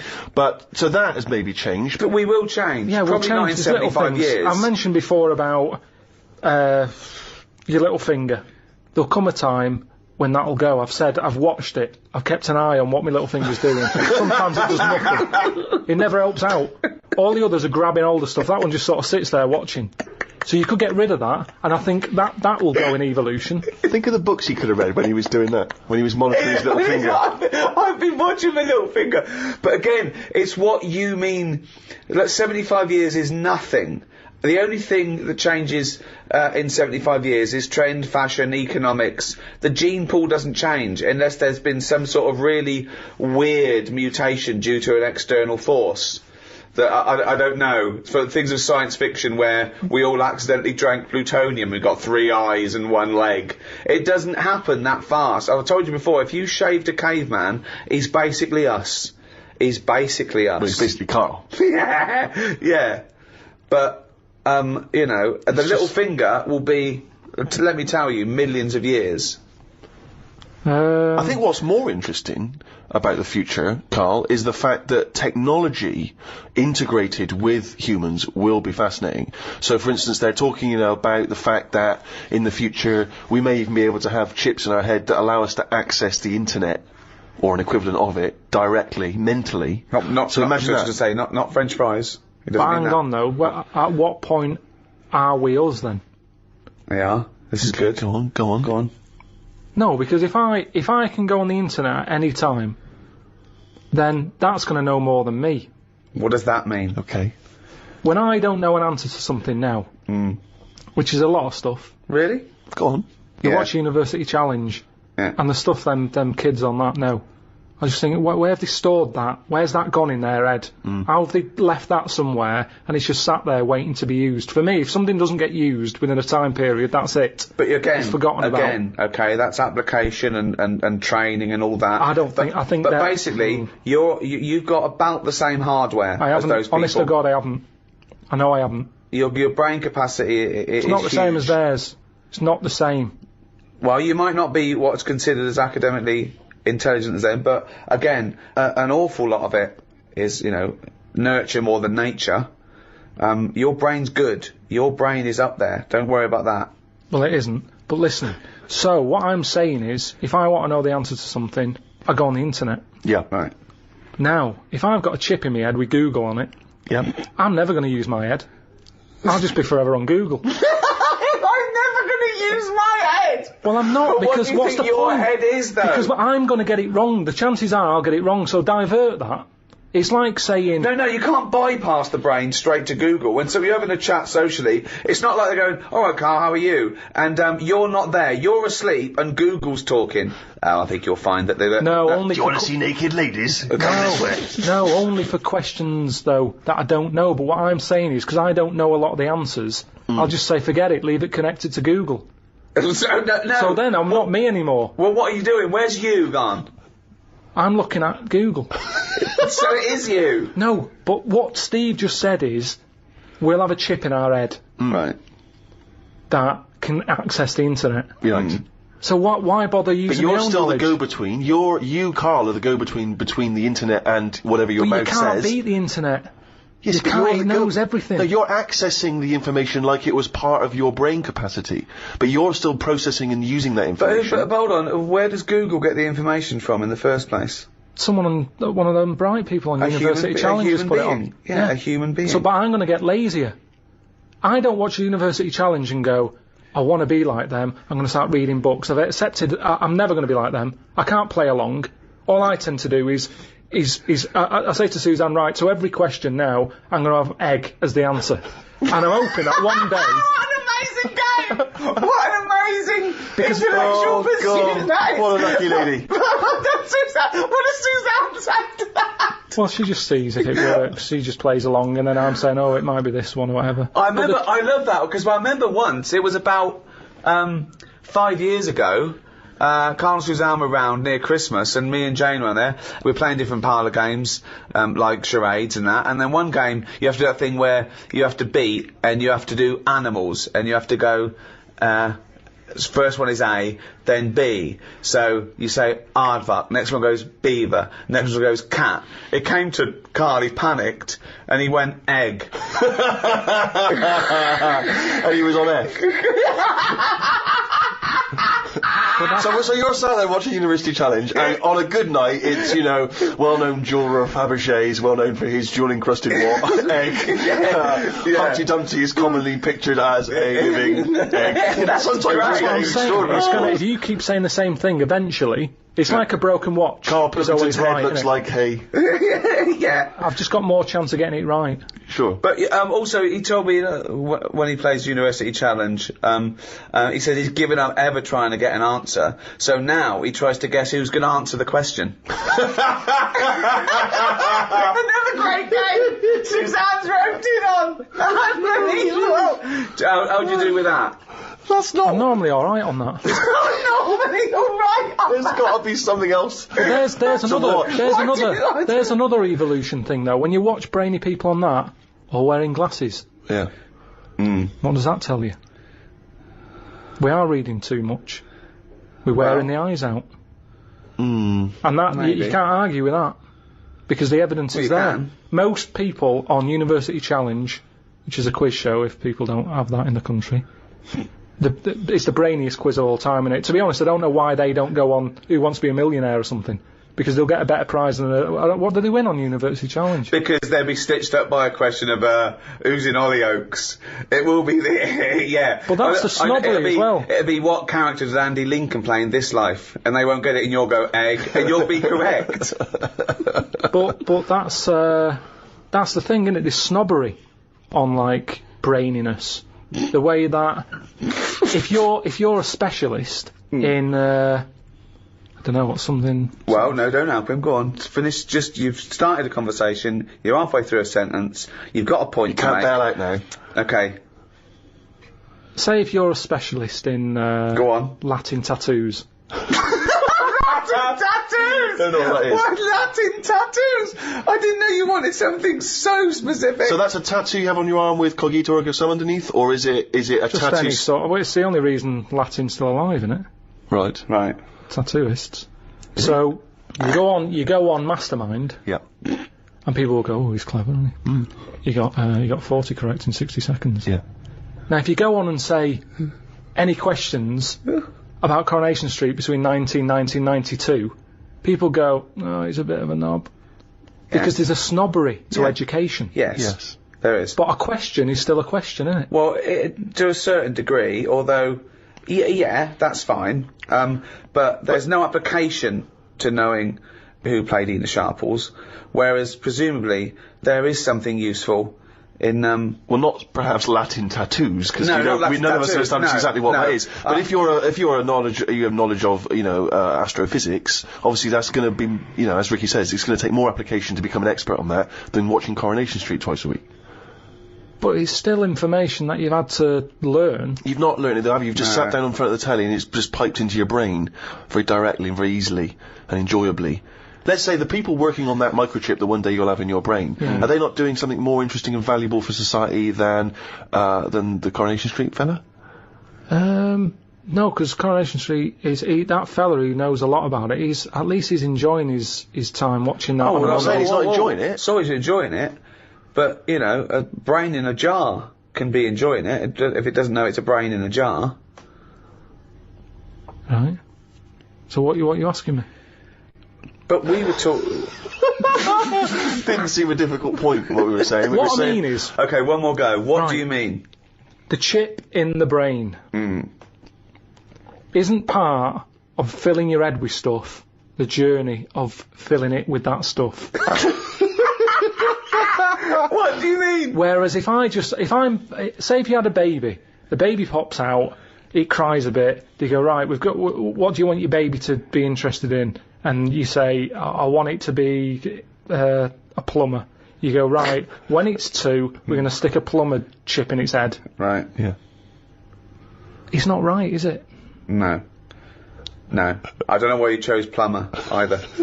Well, we still need plumbing. Yeah, I don't we? know we do, but It's odd that they would have chosen, but they've got such kind of small ambitions for their It's what his babies. granddad did, and they want the sort of the thing to go through the business. They own a plumbing business. They want the baby to carry on the business of the plumbing. They want the baby to be able to plumb. It goes on now where parents force the kids into riding horses, and you see the kid without the parents about, and you go, do you like horses? And they go, no, not really, we're being forced to get on a horse. Yeah. Can't stand them. Yeah, And people would go, that's wrong. The kid should have the freedom to decide if he wants to get on a horse or not. that's right. Yeah.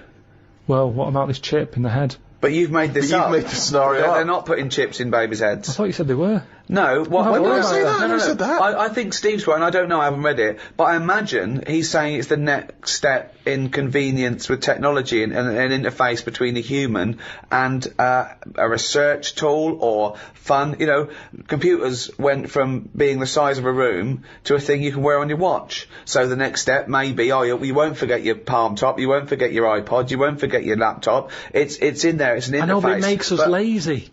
But you straight away thought that now that it went to some sort of weird laboratory where it's all white and there's just a doctor and everyone's in a silver suit, right? And they go, we're removing the self. We're removing the self and putting in chip. You are now computer boy. Yeah, But I want to watch Coronation Street. Well, you won't in a few seconds. But I hate Coronation Street, me. Carl, it's not a question of. It's not that Google is now Carl. It looks like Carl, but it's just spouting, little pop-ups about offers you can buy and cheap holidays here and there. He's not the man I married. Right, look at it like this. Jesus. Look, I see it all the time now. Go on. You go, where are you going, to someone? And they go, I'm going to Dorset. Aye. Alright, what road are you taking? Dunno, I'll just pop on the sat-nav. Now, that's a start, isn't it? Okay. Let's act that out with me, okay? I'm going away for the weekend, Carl. Are you? Yeah. Where are you going? Dorset. Oh, yeah. How are you getting there? Car. Oh, right, yeah. Well, which way are you going? Dunno. Why do you want to know? Well, just making a friendly chat. I'm interested in geography. Which way are you going? Well, I don't know really. I've got a sat nav in my car, and I'm getting there. And what do you know? What? Lazy, isn't it? Well, I'm not a pigeon. I don't. Well, you got an A to Z. Well, yeah, but it's on a computer the A to Z. What's the difference between looking at an A to Z and? Lazy, though. Not really. No. Why? Why is it any different that I've got it computer eyes so I can go along? A to Z's a bit dangerous, isn't it? It's a bit.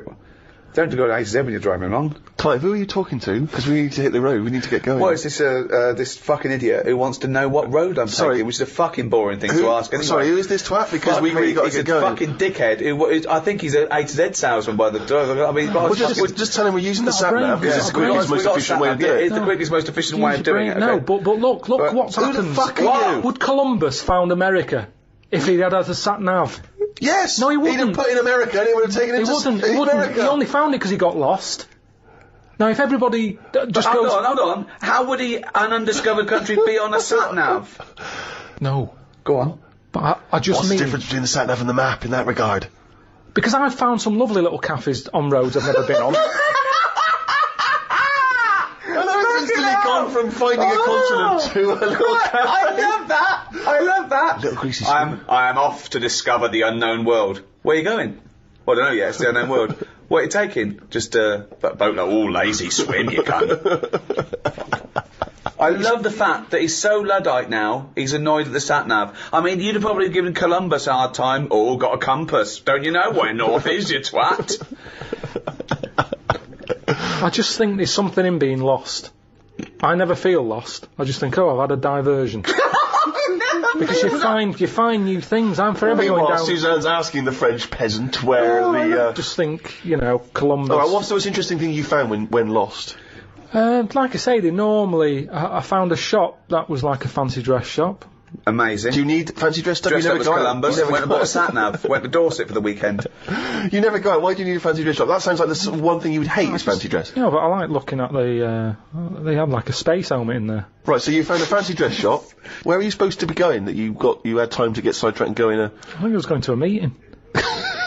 Amazing, that's the last time. You don't want to get lost. Yeah, you don't want to get lost, do because you? I always give myself loads of time because I get lost a lot. I always give myself... Get a sat-nav. No, I'm just saying, that's how you find little treats along the way, and next time you pass it, or next time someone says, do you know where the fancy dress shop is? You can go, yeah, I do. You go, I have no idea because I was lost. I didn't know where it was. No, but normally I'll I'm not going to tell you, lazy cunt. Haven't you got an AZ? Oh, that's harsh. Yeah, find it yourself, you lazy twat. Well, I might get lost. Good. You might find another one. It just goes back to the chip thing in the head. I think you've got to learn along the way. We can't get lazy. We can't have chips in the head, knowing how to plumb. That's what it's all about, isn't it? And making mistakes. If you make a mistake, I've done some wiring, got a little shock. Won't happen again. It will. I've seen that experiment with you before. So, what have you learned? You keep going on about all this learning. What have you learned? What have you learned? Okay, sum up mankind's foray into the future.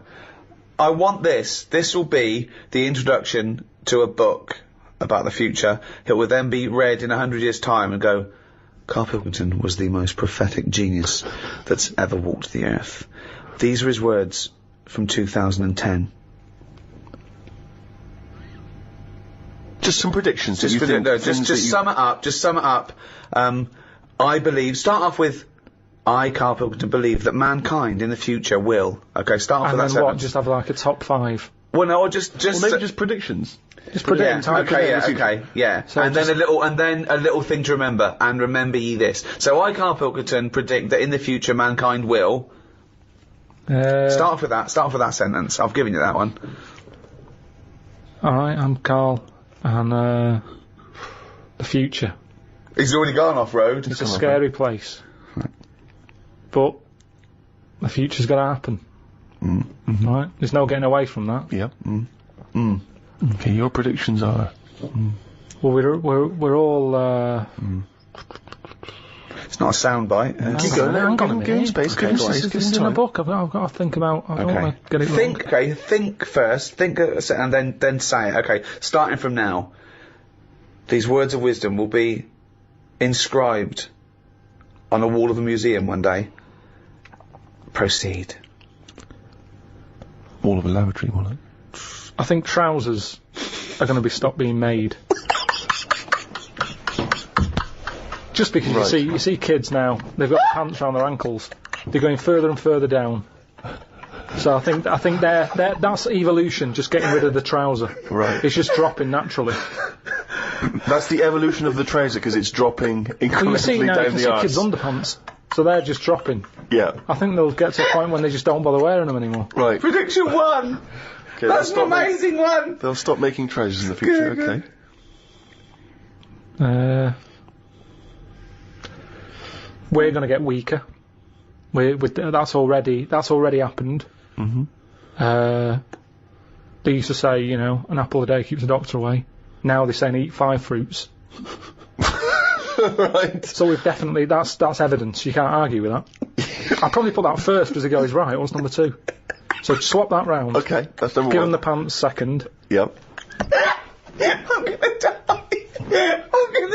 Okay, they number used 3. to say, an apple a day, keep the doctor away. They used to say, pull your trousers up. Now they say, put them down, you can. I've never had such fucking dribble! Number 3.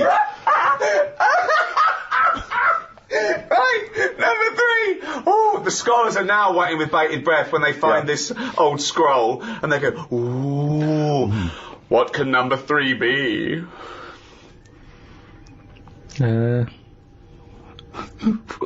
I reckon we'll blend all our food. Oh God! No, because Not then. He was going to make a point about race. What is it? I never thought it would be. We'll blend all our food. like they do for babies, you mean? Just I just think when you think about all the stuff we eat now, cavemen chewing on big lumps of meat. Yeah. We had wisdom teeth. Yeah. Now they say, take them out, you're not using them. Yeah. Why not using them? Because your food's soft. Yeah. Sorbet. Yeah. Soups. Yeah. You know, everything's softer, Just isn't it? When those you get an two, yeah. avocado, they say, is it soft? Everyone's squeezing the food before they buy it. Yeah. No one wants anything tough. Yeah. So I think chewing is a sort of It's a thing of the thing of the past. We haven't got the time to chew. Everyone's like, hurry up, eat that. You don't have to go out for dinner with Ricky. He's like, hurry up. Like, I'm still eating Well, it. he does blend his food, I think. Okay, so blending food. Great. I reckon, what else do we do now? So I've done teeth. Done trousers. I've come up with this idea. These sort of like glasses, but you can live wherever you want to live. What do you mean? Everything that's real, you're not looking at that anymore. This is really the future. I'd put this at number 10. This is like... We're only doing 5. Fuck me. So what you mean is that you look through the glasses and instead of seeing what the real world, you see a tropical what paradise. You want to see. So if you're a young kid and you like the idea of living in the urban ghetto with all graffiti on the walls and that, you can see that. Yeah, but hold on, are you walking round? Because you'll be bumping into stuff, won't you? No. Why not? No, what you mean is that the stuff that's there in the real world is being digitally reimagined in your glasses. So what was a nice country lane is suddenly now an urban ghetto. It's got loads ghetto. of graffiti on it. Sure. Absolutely mental point. This will never work. Absolutely one of the maddest things you've ever said. Really weird, that one. Yeah, It could be done. I reckon it could be easily Why done. would it be? Okay, that last one, that's number 4. That's a load of bollocks. So what's number 5? There'll be more letters in the alphabet. Why? Why? Because we're running out of words now, aren't we?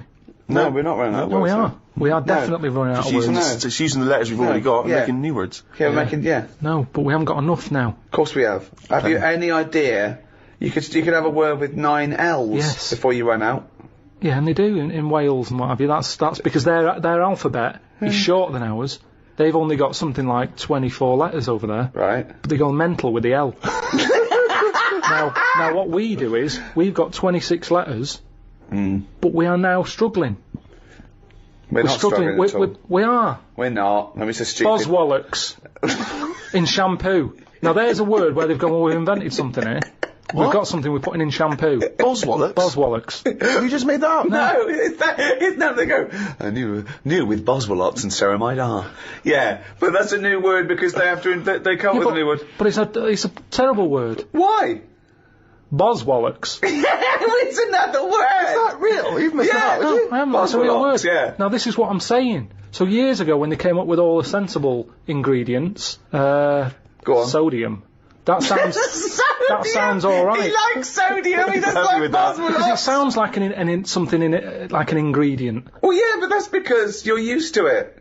Is this a load of Boswallocks? Are you winding me up? No, the two it's of you? real. It's real, and that's because 26 letters. We've wasted them. Years ago, we went mental with the, pneumonia, sticking a P on it. And there's loads of words where you go, what's that letter doing in there? Whereas now, they can't do that. They've gone, whoa, pull that back. Why is that letter there? And now you've got stuff like abbreviations and stuff. Yeah. Let's not waste letters. Let's just control it a little bit. Cars are called things like, GTI or something, because they're going, well, I can't think of a word to call this. So they're giving them letters. Think of a word now. Think of a word that hasn't been made up. What do you mean? Well, tell me a word that hasn't been made up. All words have been made up. No, one that hasn't. that could be used. Say if I invent something now to put in shampoo, what can I call it? Quick. Cranberry. No, it's too close to that. No, we can't get that past the advertising person. Scrimpton. Scrimpton. Yeah. It took Ricky 2 goes and you accepted his second one. Well, I think we've sorted out the future. Wow. Since, obviously, the days of Nostradamus, there's been many people who've tried to foresee the future. Karl, I'm not sure if you're familiar, but there's endless, predictions. Apparently there are other planets that may collide with ours. There's some scientific basis on this. And obviously, I don't know if you've seen the posters for that recent film 2012. Well, that's based on this notion of some kind of Mayan calendar which supposedly predicts the end of the world as being 2012. But if you knew with certainty that today was the end of the world, how would you spend that final day? I mean, this seems weird to me, but I think I'd like to experience a lot of the extremes of existence. So, for instance, I've always wanted to smash up a bar. Do you know what I mean? It's strange, but I've always wanted the exhilaration of just smashing all those bottles, like you see in a film. But would you enjoy it as much, knowing that you're going to die in 8 hours? I don't know, I suppose it's the sense of abandon, I mean, maybe I'd murder a person. Wow. Just see, I don't know, but I think I'd probably go mental. Because I've always been a very reserved person, I've never got into a fight, I've never caused a rumpus. Yeah, but that's a worrying thought, because we don't have to have the end of the world for it to be the end of your world, because a lot of people know that they're terminally ill, so they don't go around smashing up bars and killing people. But I suppose I know there'll be no repercussions ultimately, because the next day everyone's gone, so there's not going to be mourning families. But then how dare you deprive that person of his last 8 hours or 10 hours of life? I don't care, because it's the last day on Earth. Well, so that's true. I know the moral guilt that I'll feel is over in a few hours. Morality isn't relative just to repercussion, is it? Because no, but the point is you can do things without repercussion. But often people say, what would you do if you never got caught, or would you do it if there is repercussions for that person, as grave as they might be, just because you feel that it's no big deal either way, that they're only going to live another 8 hours, they might feel differently. And you're saying, well, you won't care because you won't be around. But then, why do people care about their loved ones when they won't be around? Why do people get a will ready? Because my point is that they know that those people will continue to live for an indeterminate amount of time. So you do care about the other person's feelings? Of course I do. Oh, no, of course I do. But my point is, knowing that everyone is going to be wiped off the face of the earth the following day, all of those repercussions are no longer quite the same. I'd find it hard to divorce myself from my morality that's ingrained just because it doesn't matter anymore. Yeah, but I mean, I honestly, to me, it seems that we're approaching just the end of all things, and so I'm saying that there's something about the fact that we're all going to end that somehow seems very liberating. What would you do? I've always wanted to kick a duck up the arse.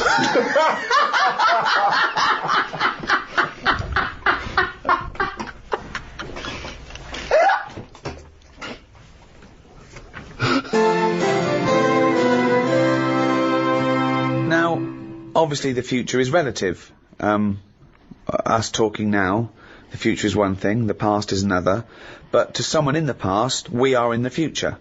So, Karl, if you could go back into any era, okay, you are what you are now, you are you as you sit there now, your age, with all your memories and all your input and all your advantages on ages gone by, and all your advantages over people gone by, where would you go? What would you do? Don't worry about ramifications, like if you squash a butterfly, you come back here and we're all speaking a different language and... Yeah, but I don't believe all that. Of course you should. They should have picked something better than a butterfly. The thing about if you kill a butterfly, there's a volcano somewhere. Right. There. Okay, what did that noise mean? Yeah. It's just passing the buck, isn't it? It's kind of like blaming a butterfly. They only live about a day. So you blame it and it's dead anyway and there's no evidence left. It's a stupid argument. Is that the theory? Is that the theory that you're blaming a butterfly for a volcano? I'm not sure that's it, is it? Yeah, it wafts its wings and it causes... wafts, right? When a butterfly wafts, if you stop the waffery, then the whole world has changed, because there was no waft on a certain day. Okay, but that means that everything's part of the causal web. It's a model for determinism. So things do, of course things have an effect on everything else. Yeah, but I'm just saying that's a bad example. The butterfly doing its wings.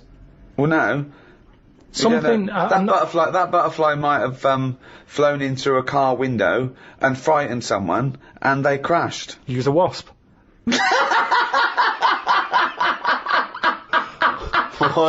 Why is that preferable? Because you do panic. I've been in a car when there's a wasp knocking about. It's terrifying. I can see how that could cause a disaster. But a butterfly, you just go open the other window.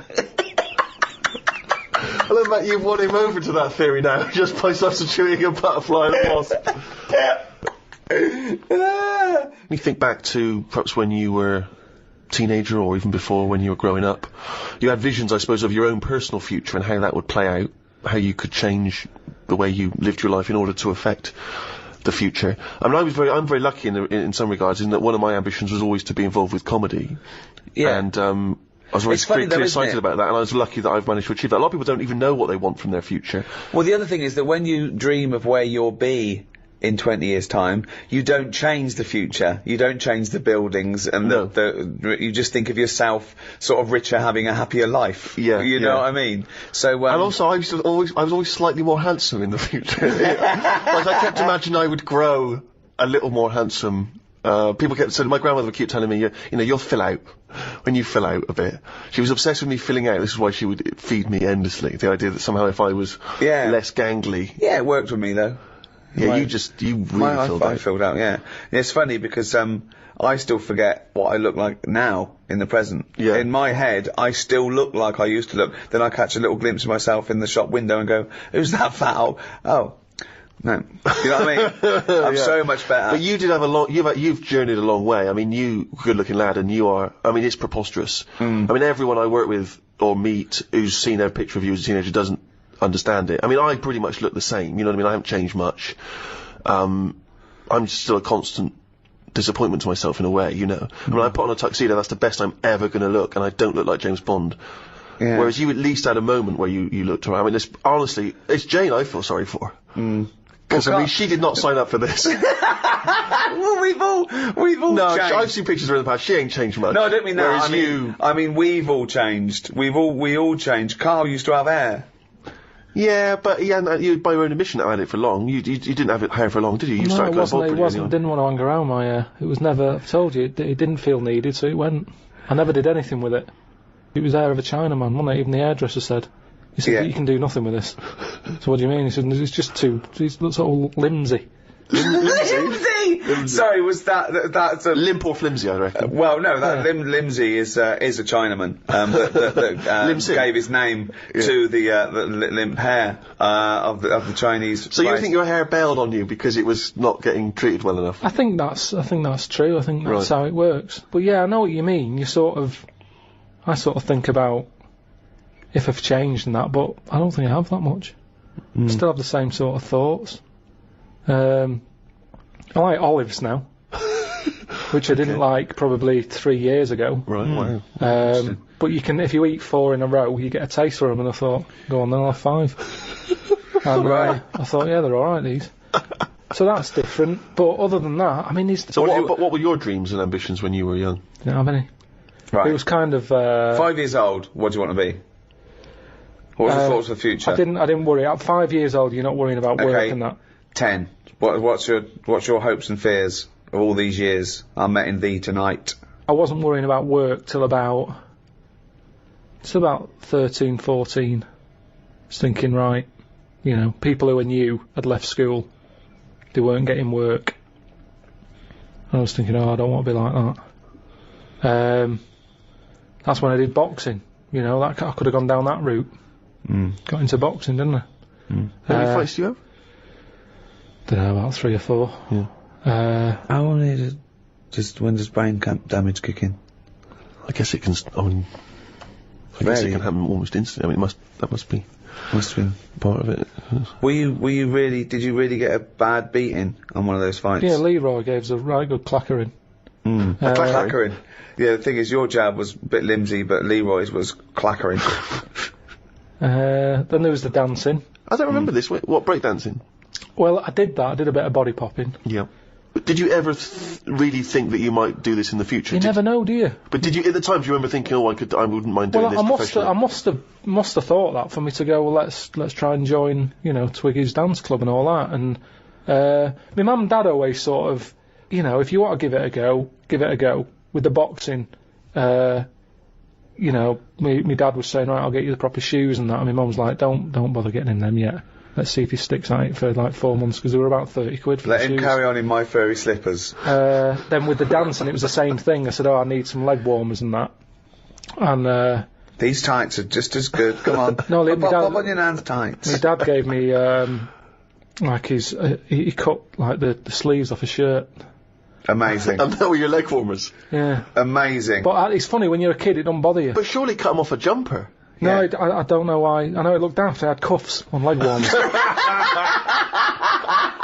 That's amazing! But when you're That's a kid, amazing! What did they you think roll they them up. Twiggies? It must have looked Lancel and Bowen doing a handstand. But then, that didn't last long, and then my dad, I was getting older now, and he's like, Dad needed his shirt back for a wedding. Yeah, as long as he didn't take his jacket off, it was fine. yeah. Oh, Dad, I'm losing my hat. I need a hat. Dad doesn't need a bloody hat. Pop my pants on, Fed. but then you've got to make sure you try and get a job, and school was sort of saying, So 15 now. But hang on, why did 15. Twiggies? Why did you stop going down Twiggies? well, it was shut, wasn't it? Amazing. Oh, it closed down. Closed down. It had a load of toilet rolls in there. It'd been turned into like a storage unit. I've never really had like a dream. I've just bumbled along. Because, like I've said, it's Bumbled. that thing of Clackered, sort of bumbled, limsy. It's like, call my fucking bluff. there's no point sort of wishing for too much, because if you don't get it, you'll be fed up. So it's better just to sort of go, well, let's see what's around the corner. This is what I've said to you about a sat-nav system.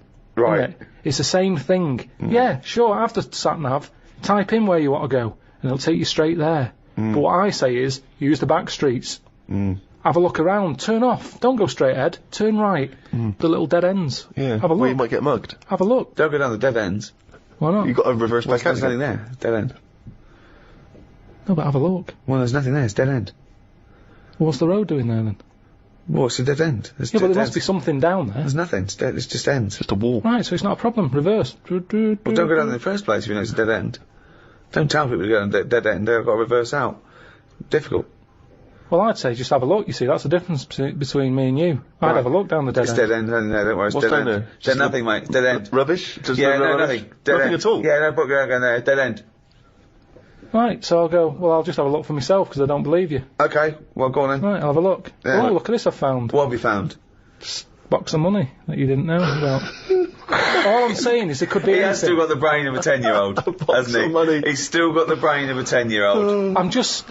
set your stall out. Right. So where's the store? Where are you setting the store? Not in the dead end. Dead end, 'cause there's no through traffic. thoroughfare. Yeah, you want to be on This a is sort of crazy. public highway. Where are you setting the stall out?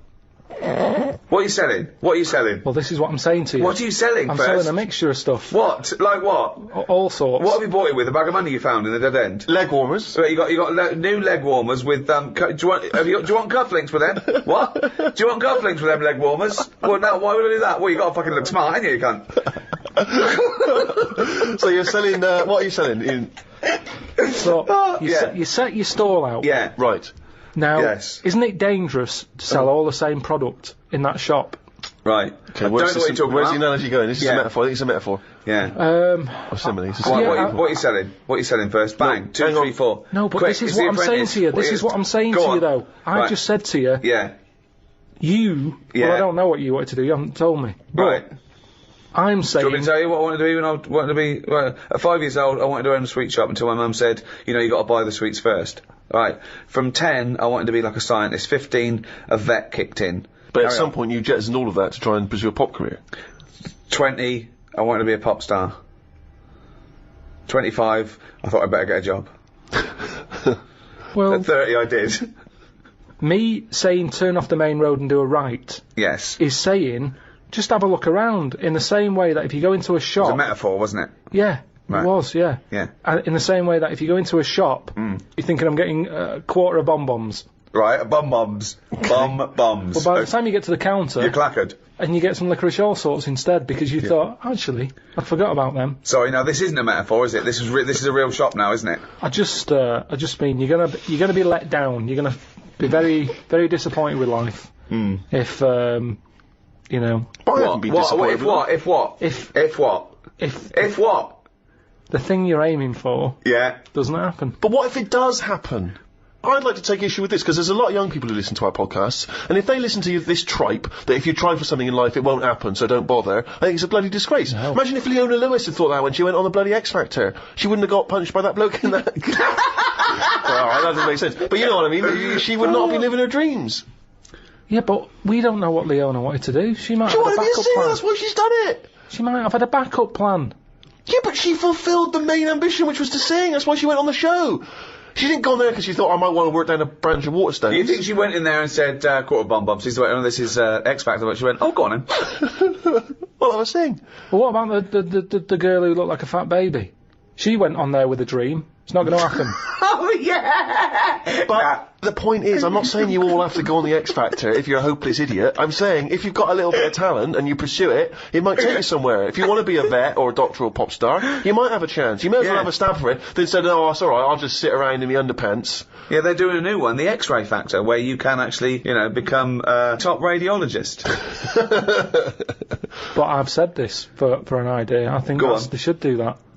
Because how many singers do we need in the world? You see, that's the thing. We're talking about the future. Yeah. I think we're not going to talk anymore. I think it's going to be like living in an opera.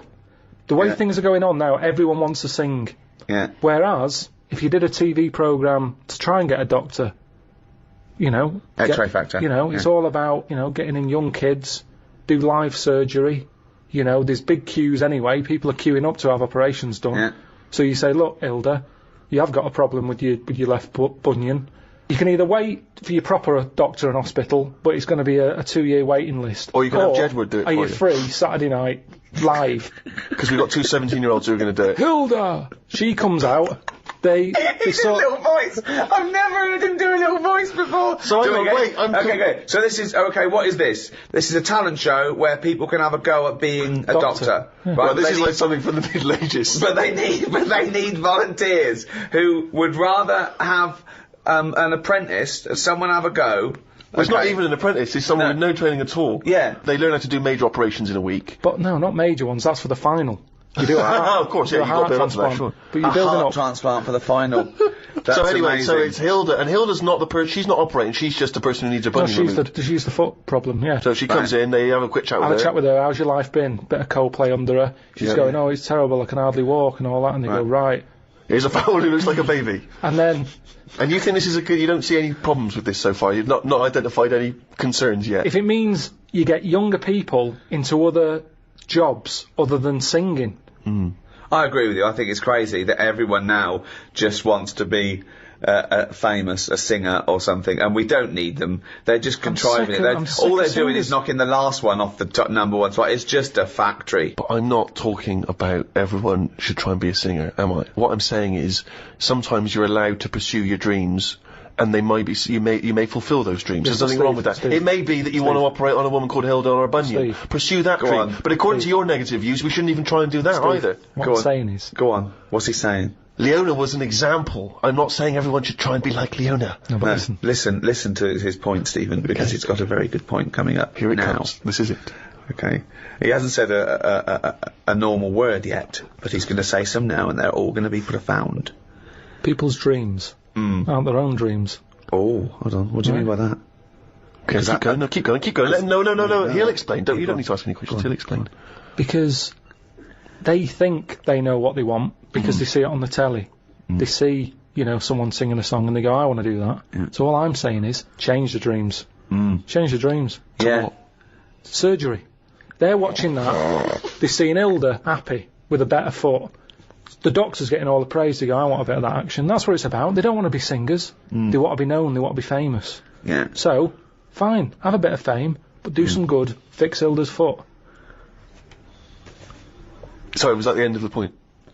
Yeah, because all we've done, we've changed the dreams. Dreams are... Well, you've hit on a good point there, because what is astounding is that when you know, people are inundated with praise for people who are just clothes horses. They are just skinny nobodies who don't do anything except have their picture taken, and they're role models for, you know, I'm not talking about, you know, anyone in particular, but it's just these people who, you know, want to be seen with other celebrities and marry celebrities and be a celebrity. People think that's an easy life because they're getting rewarded for it. And yet, someone who's stuck in a laboratory trying to come up with a cure for AIDS, they don't know or care about them.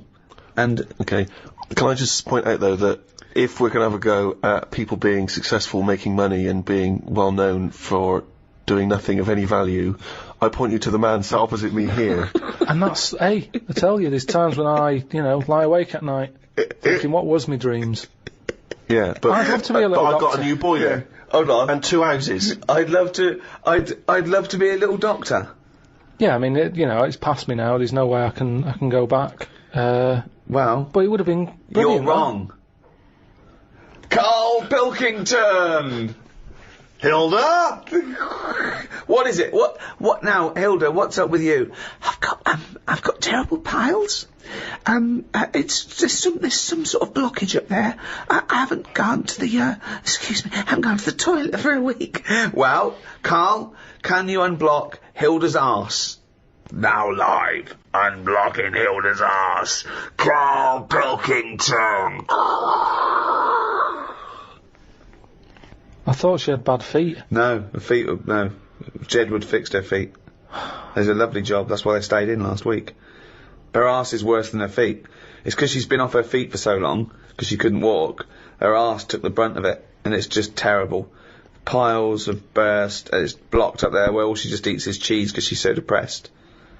I'd probably knock it on the head there. Why? I'd just say, like going back to the street thing, I've gone down the wrong avenue. I go, this isn't for me. I didn't know I'd be, you know, eye to eye with this. What's that? It's not for me, and that's how you find out that it's not for you, by doing it. Right. But at least I gave it a go. So this is the same as you had one fight with Leroy, you went along to a dance studio that was shut, you've seen Hilda's arse, and it's turned you off proctology. Once again, you've just abandoned it. Yeah, well, there's no point.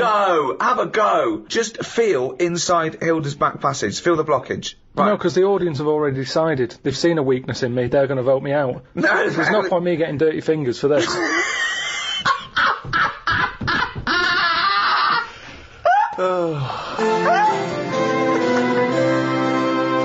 Well, that's about it for the Ricky Gervais Guide to the Future. The next audiobook in this series is the Ricky Gervais Guide to the Human Body. Look forward to that. Will do. It's goodbye from me, Ricky Gervais, Stephen Merchant. Goodbye. And the little round-headed shaven chimp that is forever Karl Pilkington. All right.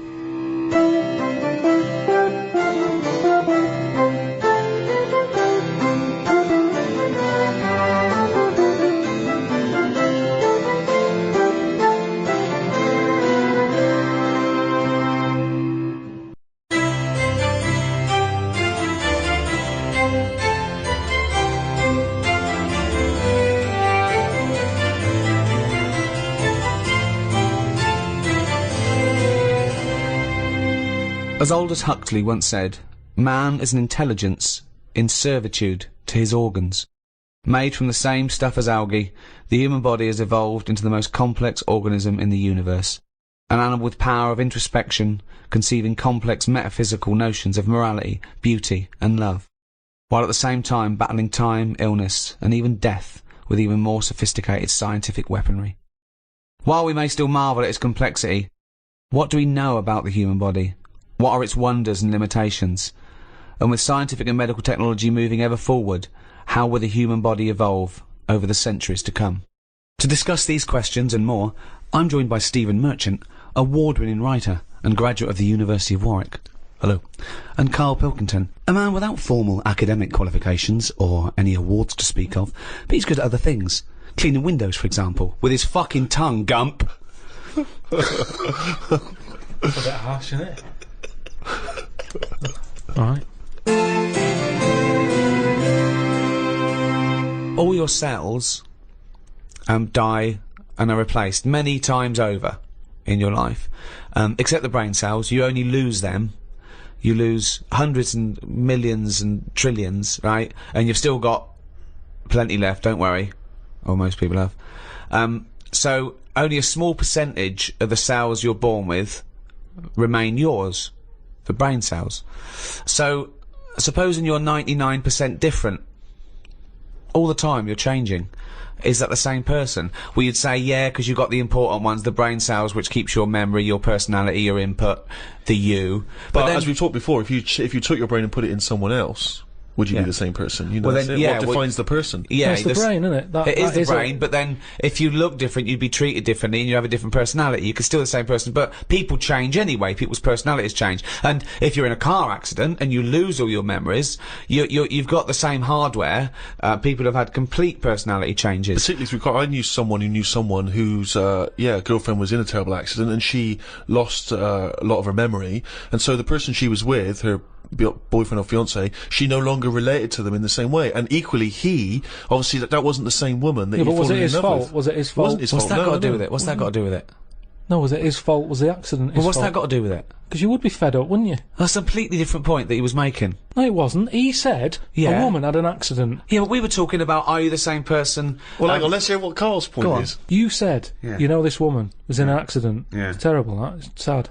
Yeah. Now, all I'm saying is Little bit she of went... opinion just popped in there. Terrible, that. Sad. Yeah. She went off him. I'll pass on your condolences. Yeah.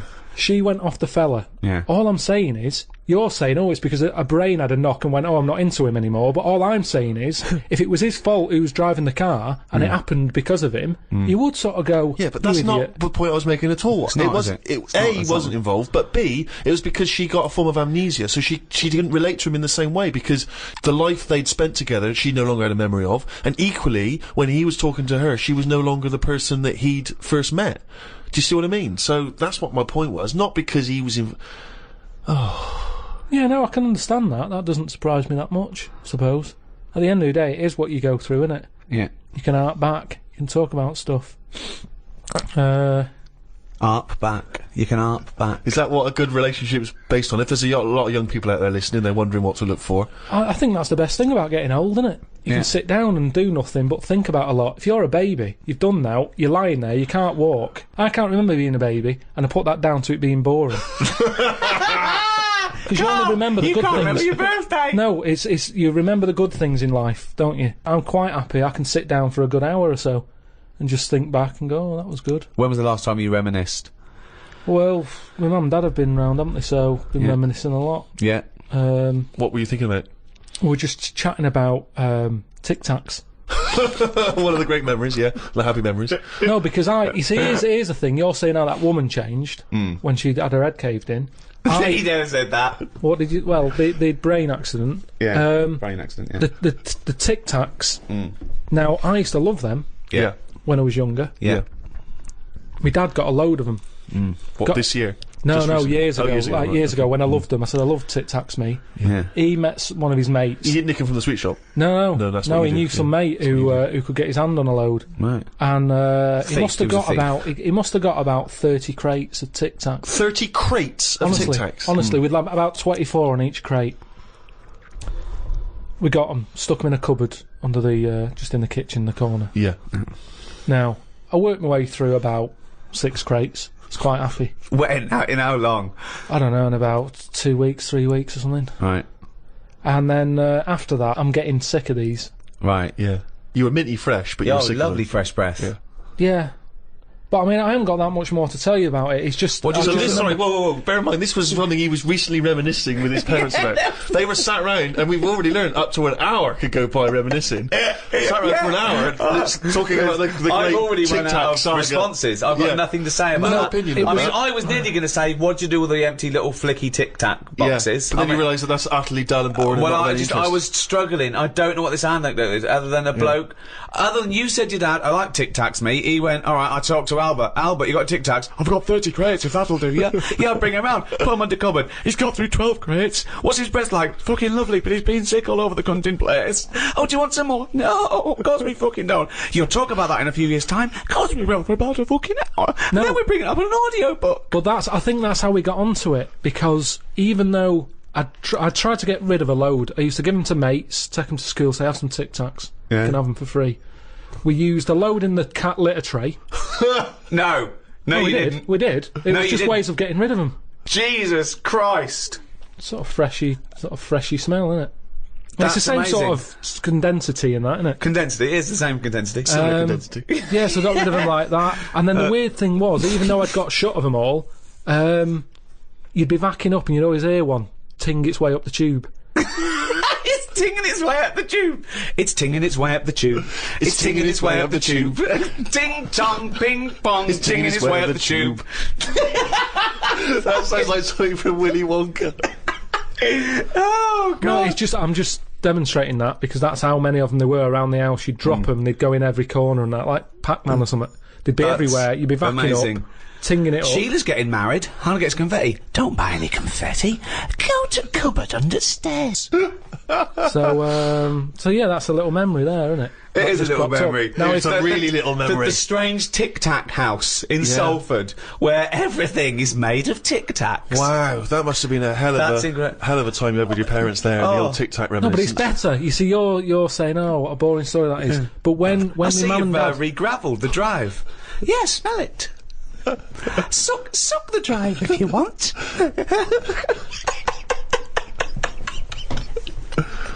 Fucking hell. no, but it's different. When my mum and dad are there and they can remember that, and they're going, "Oh yeah, the Tic Tac incidents and stuff." What's known as the Tic Tac incident. The Tic Tac Let us incident. never speak of the Tic Tac incident. Yeah, I just imagine the clock ticking. There, it's Christmas Day. I go, what are you smiling at? Oh, I remember it used to ting up the tube.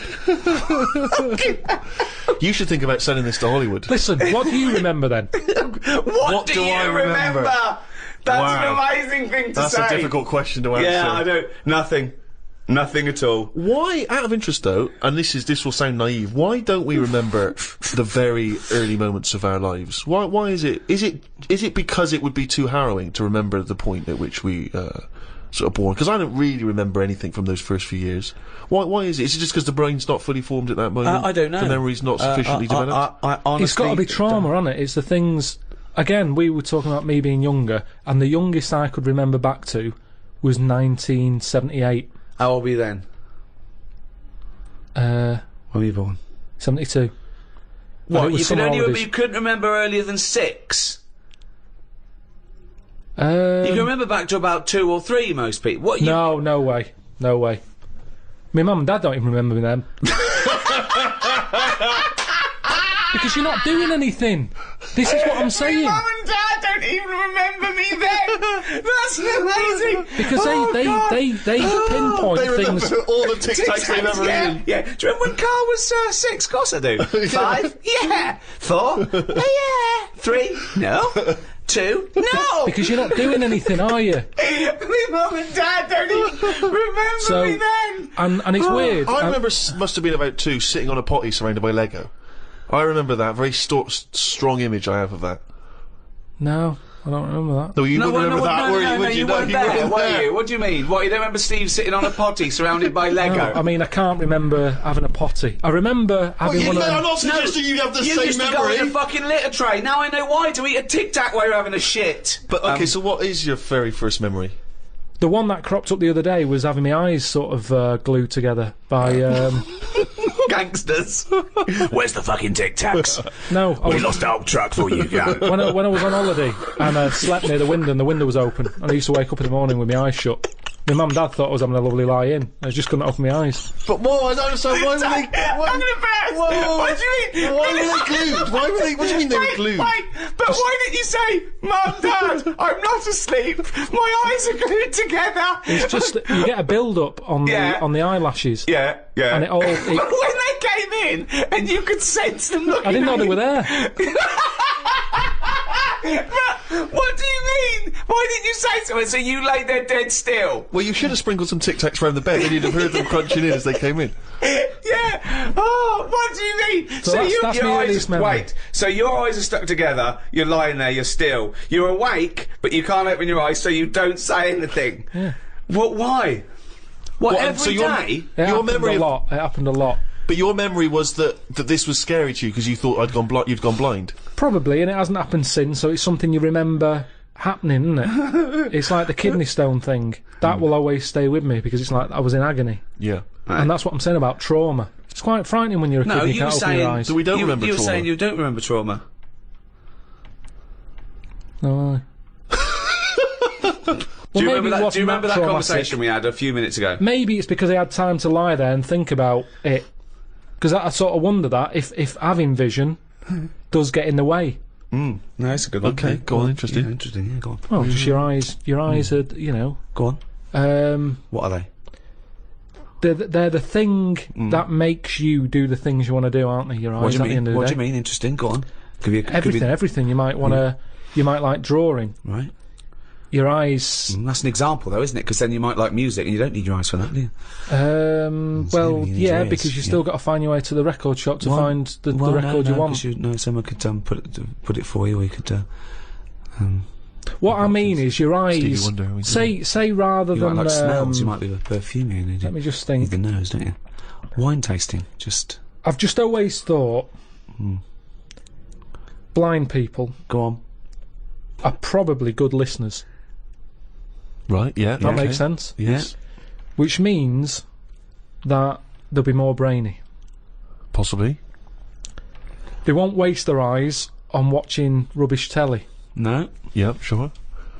Um, But bear in mind, you learn a lot, don't you? Yeah, Just from what you see, you swings absorb a lot of roundabouts. information from Swings what you see. roundabouts. yeah, but blind people are going to say, right, I'm not going to be defeated here. Right. I'm going to make sure that I still feed my brain with stuff. Right. Whereas if you've got eyes, your eyes can sometimes say, well, don't listen to that intelligent thing there. Yeah. Watch some rubbish on the telly. Yeah. Yeah. Why? Because- Your eyes are saying that, are they? Who are they talking to? Are they? I'm just saying, if you've got eyes, Yeah, they're talking to you. you're more drawn to things Drawn. that keep Do you- you... what are you drawn to, though? Keep your eyes, Go on, keep your what are you eyes saying? interested. It's like everything. Right. It picks your food for you. Does it? No, Yeah, it does. It doesn't. does. Of course, it does. That's why they advertise food in a way that look, those adverts on the telly. Look at So- this. This isn't an ordinary pasta. Yeah. It's So yeah, well- you'd eat a nice plastic apple, would you? It looked like an apple. Eat it. presentation is 90% of what goes on now in this world. Whether it's clothes, Is that a That's statistic that you because picked up from you somewhere? know what the thing you like looks like. So you recognise it. You go, oh, I like that. You don't go, oh, I like the look of that. I ate it last time, and I like the look of it as I was eating it. You go, I know what that is. That's the thing that tasted good. not always.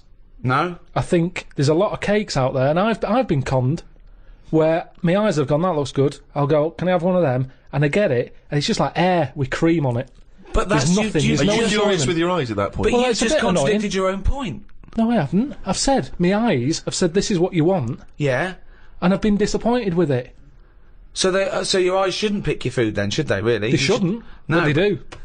What again? The next time you get the eyes go again. Remember Well, that? yeah, I'll sort of go, hang on a minute, you remember last time? This is different. You are the strangest It's man not, there's I not have weird. ever met. There's nothing weird about You that. are the strangest person not. I've ever met. So are It's you not- mistrustful of your eyes? You You don't are. trust anything you see now, you query it, Here's question it. a clearer way of describing it. Go on. Holiday brochure. Right? Your eyes, look at it. Look at this villa here. Look at that, it's got its own pool, close to all the amenities. Get there, my eyes. What have you picked? Because it's not as What? good. Who's arguing now? Who's angry with your eyes? Were your eyes angry then? No, I was angry. Okay, so your mouth and brain are angry with your eyes? Because, one, my nose has kicked in. I'm next to the bins. Right, okay. You couldn't see that in the brochure. The eyes couldn't see that. That's true. The bottle banks again. They're close by. My ears are going, what's the racket? Yeah. My eyes are going, sorry. What? Your eyes are saying sorry? I'm just saying, you can't trust your eyes. I don't I really love this. care. I'm surprised they felt guilt. I love the fact that his sense of human biology is based on the numbskulls. I don't know why you must pick stuff based on what your eyes thought initially. Well, it depends. But Carl, they're not detached in this separate way. They're not different operatives, all with different agendas. It's all connected. There should be. If I look at a picture in a brochure or a magazine and I think, oh, that looks nice, my brain instantly says, be careful though, because that's a publicity tool in order to try and sell me this particular deal. Chances are it doesn't look exactly in real life like it does in the brochure. I'm instantly thinking that. I'm not going, hey, I'll book that. And then 2 weeks later I get there, I can't believe I'm fucking disappointed. Ears, what do you make of it? Well, I'm livid because I can hear some fucking racket. All I'm saying is you don't see that many disappointed blind people. You don't see that many disappointed blind people. They're not let down that much. They're not let down. Spurious. You've got no information for that, no evidence for that at all. You've just made that up. You don't see many disappointed blind people. I've always been fascinated in biology in general, and I remember when I was about 13 or 14, I got this book, Man's Body, an Owner's Manual. I was fascinated by it. It's like a sort of textbook, is it? About the human body? It's great though, because it's got absolutely everything from, you know, life and death. And then I was worried that you could chart when you die from sort of things like, you know, where you were born, socioeconomic group, have you had fill-ins and all that stuff. Oh, I'd worry it, and you give yourself a point system. But it's a fascinating book. It's got everything. And of course, all the stuff about male sex organs, you know. I can't think of the number of men that went home and got a ruler after reading about averages. Yeah. There's a nice little chapter here. What is the average? You have to push really hard with the ruler until it's sort of like going right into your stomach, and then you can get it up to like 2 or 3 inches. Lovely chapter here on sexuality. I want to read one. This is under the homosexual activities. It goes into what they like. Anal sex. It explains what that is. It's anal sex. This is inserting the penis into the partner's anus. Normally with the aid of an artificial lubricant, so it gives you all the details there. Now, in addition to anal intercourse, many homosexuals have practiced fisting, inserting a hand or fist or other objects into the anus as a form of sexual stimulation. Experience has shown, however, that this practice should be avoided, since it can cause gay bowel syndrome. Now, I'd never heard of that. Wow. Yeah, Gay bowel syndrome. Gay bowel syndrome. Fissures, like lesions and stuff, and other damage to the walls of the rectum. So, you'd go to the doctor and go, oh, I've got a problem. He goes, well, you've got gay bowel syndrome. Are you gay? Yes, I am. Yeah. All right. Well, have you been sticking another man's fist up your anus? Yeah. Yeah. We like that. Okay. Well, my advice to you is to stop that, because it's causing damage. Oh, thank you, doctor. I'm not going to stop it, by the way. I'm not going to stop it. I'm going to carry on doing that, and then just keep coming back here with a sore arse, if that's all right, and you can just fix it, can you? Because in fact, I'm going to go home now and do it, even though you've told me that I probably shouldn't. I'm going to gay bowel syndrome, you say? Carl, what do you think about that? Sticking a fist up your arse? Wasn't meant to be, was it? I mean, it's not, you know, it's going to do damage, isn't it? It's like you've got to know when to stop putting stuff in a carrier bag. And it's the same as that, isn't it? Because it rips. Yeah. Someone told me this recently at a party. Fascinating fact. See what you think of it, Carl. He told me that apparently, if you've got time on your hands, you can put your fist inside someone else's arse, and then you can work your hand very slowly up through the person's body. It takes about 2 hours, apparently, and eventually, it's what he told me, you can touch that person's heart. Right. Right, and it's like the most intimate thing you could ever do with someone else. That's bollocks. That's what he said. That's what Well, a how bloke could you said. touch their heart? One, the alimentary canal is about 30 foot long, so you'd have to either have 30. You have to be Mr. Tickle, right? Or you'd have to be rolling up the alimentary canal as you go, like a stocking on a pole, right? And then when you get up there, how can you touch the heart? You'd have to rip through the esophagus, which would kill them. Okay, if the arm going all the way up their alimentary canal the wrong way didn't kill them. I like the idea of someone saying that to a loved one. All right, love. Love, little surprise for you. The kids are at your mother's. Yeah. I've put They're out the for 2 phones off the hours. hook. They're Yeah. out for 2 hours. They better be out for 4 because I'm going to need to get it back out again. Yeah. Where's the Marge?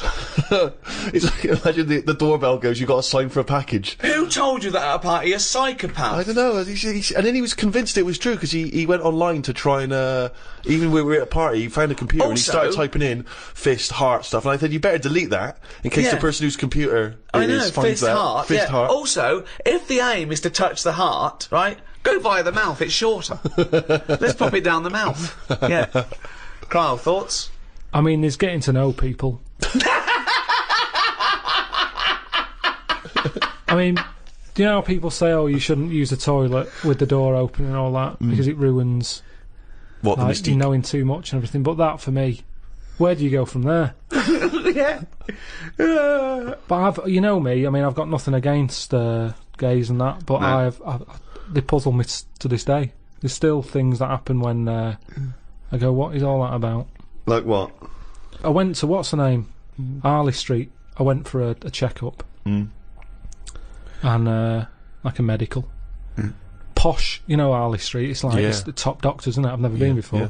All posh buildings and that. Went up to the counter. I said, "Here, see the doctor." They said, "Name, yeah. Give us 10 minutes. Go and wait in the waiting room." Dead posh waiting room, dead fancy, big leather furniture and that. Yep. Loads of magazines.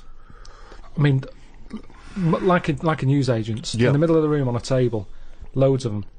So I'm looking through, and there's the top quality ones. Your Esquire, GQ, Classy, Yacht Weekly, all that, Country Life.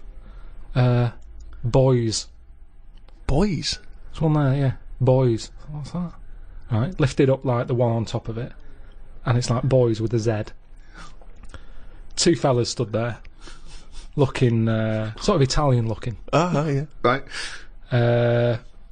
Remember Brother Beyond?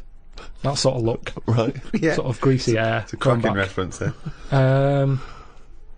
Dungarees on. No shirt though. No shirt, just dungarees sort of unbuttoned, hanging down a little bit. Sure. So no one else is about. I'm never going to buy a magazine like that. You're going to tell us you looked through a gay magazine? I had a little look just because I thought, like I say, it's one You're always chance. looking to learn, aren't you? You're always looking to learn. Yeah. Always open. There might have been something in there that I go, right, I get it now. I understand why they like doing that or whatever. Yeah. Right. So she said I was going to, 10-minute wait. I can have a quick flick through. Picked it up, had a look. Still none the wiser. Why? Well, what did you see when you opened it up? Just loads of. I mean, like I've said to you before about, I don't know why they like looking at knobs when they've got one of their own. Right. There's no right. surprises there. You're not going to go. Oh, that's Sure, that's yeah. nice. Lots of that. Yeah, but they can't get to it, can they? They can't get to their own.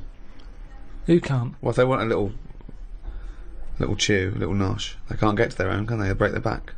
But they can't get to this fella's in the magazine. It's only a picture. They're just looking at it. They might as well look at their own. That's In what I the mean. mirror, Yeah, just have a look at it. They just stood there. They're not up to anything. They were just sort of stood there. Some had like car oil on the face. There was one Why? sat on a, don't know, just like a mechanic type thing. Car oil on the face and like rubbed on the chest and that. Sure. Not about. Yeah. There was someone sat on like one of them square things of hay. Oh yeah, a Sat there, bale. like sort of sat on it, straddling it.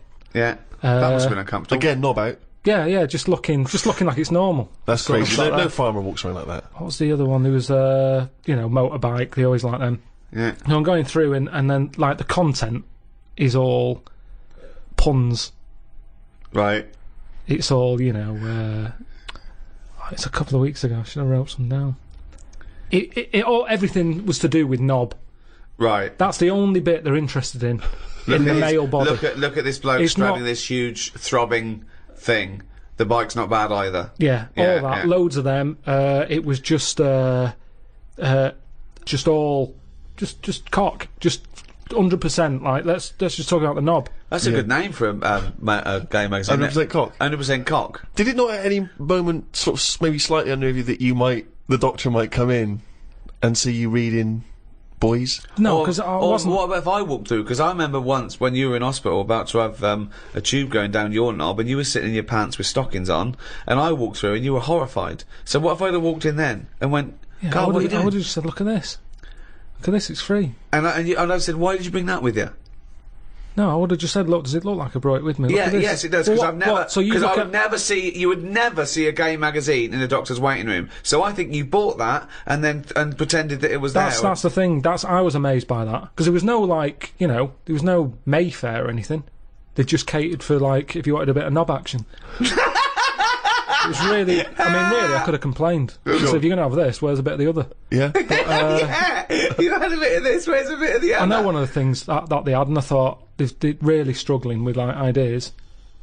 They had a Sukoko. As in Sudoku. Yeah. Sukoko. Surely Sadico is better. No, because it was like Sukoko. Yeah, but it's Dick as well. Subdico. Yeah. What? And it was still a Sudoku style puzzle, but it just had that name. Yeah. Yeah. It's just So everything. It was just Sudoku, but called Coco. That's amazing. That is amazing. Now, if I was gay, do you know, like Let's they have say, a game of Lubo. Let's have a game of Knobopoly. Noberation. Operation. Let's have a game of chess. Cock.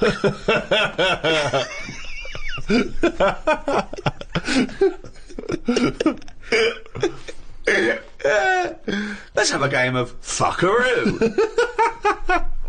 Well, that works for either sex. Yeah, that's true.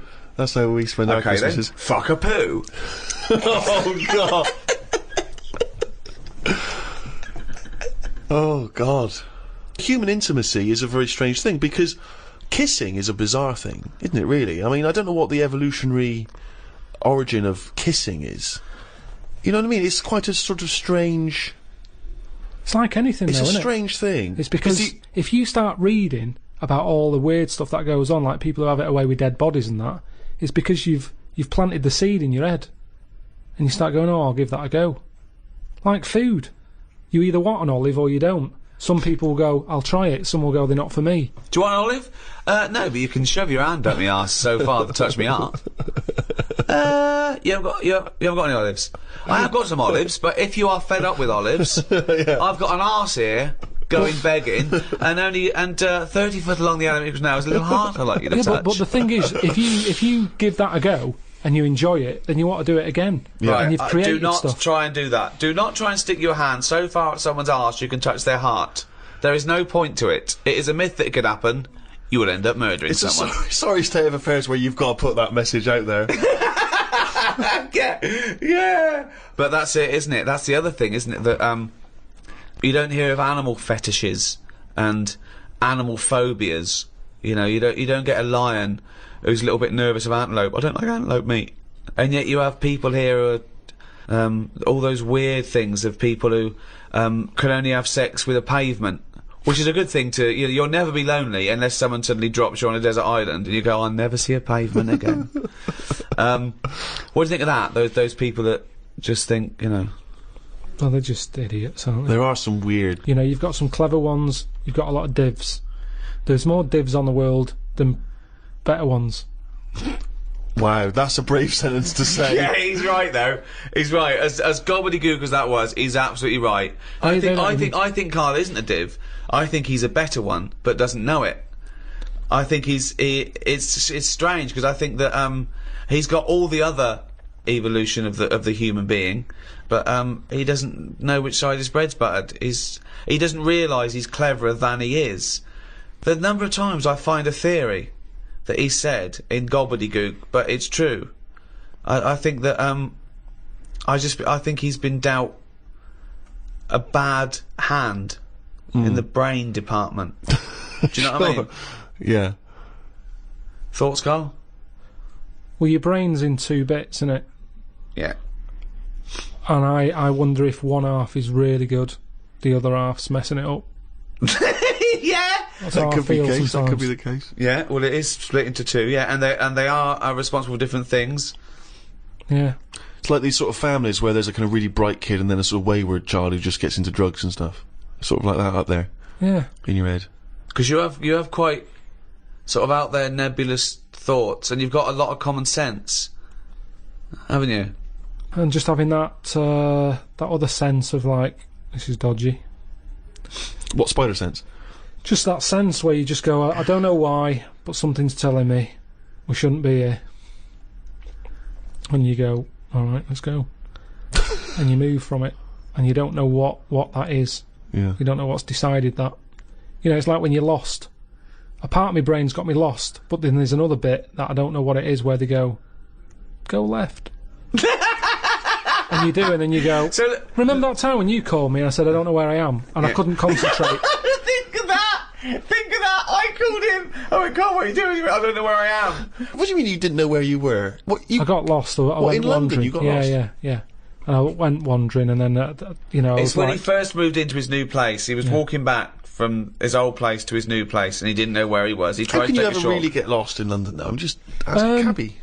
well, yeah, I don't want to do that because I feel bad pulling one over and then saying, where am I?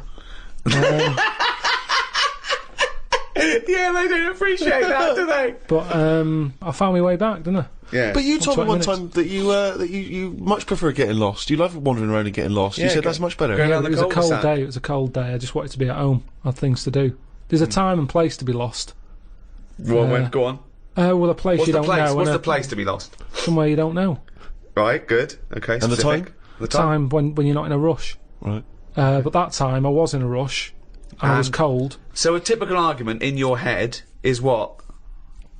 I'm lost. I'll do one side of the brain, you do the other side of the brain, okay, in your head, okay? Carl, What? this isn't where we should be. You want to go home, didn't you? This isn't your house, because it's a field. You live in a house, don't you? Why are we standing in a field? This isn't your house. You're meant to go home, but you've walked into a field. No, but that wouldn't. I've never been that lost. When I'm walking across a field, at the edge of the field, I'd go, hang on a minute, this isn't right. I wouldn't get in the middle. I wouldn't go that far. I'd go, right, I definitely shouldn't be here. You did once. You were in the middle of a field, and your dad had to rescue you Yeah, and carry that's you when I through was the a kid because I was reading as I was walking. That's,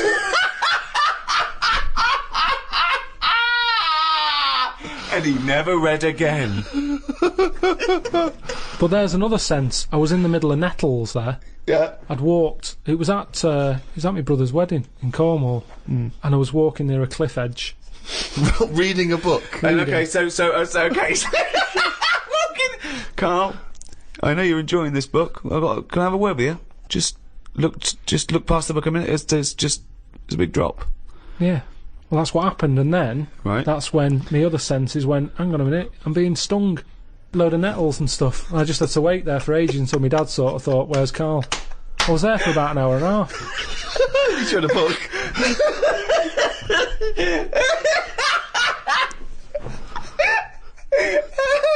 Fuck me like a cartoon. But why are you wandering off reading a book when it's your brother's wedding? No, this was like, we were in, I think it was St Ives in Cornwall. Yeah. Yeah. It was in St Ives. And, just, you know, it was a nice day and that. There was no telly in the place. It was a horrible house. It was haunted, actually. No, honestly. No, not honestly. It wasn't haunted. There's no such thing as ghosts. So you saying honestly it was haunted means fuck all. It's the weirdest place and weirdest sensation I've ever had. I spoke to a woman called Mrs. Battersby, Right. who sat on my bed keeping me up all night. My mum came up, she said, you look shattered. I said, yeah, I haven't had a kip all night. She said, why? I said, I've been talking to Mrs. Battersby. She said, who's that? I said, no, some old woman. Now, I can't remember it now, but that's what I did then. And then, Sorry. So Mrs. Battersby didn't exist. Is that what you're saying? She was the ghost. yeah. Wasn't the landlady. No, there's no landlady. It's a big house, Right. about 12 bedrooms in it. Right. Dead cheap to stay there because it was a wreck.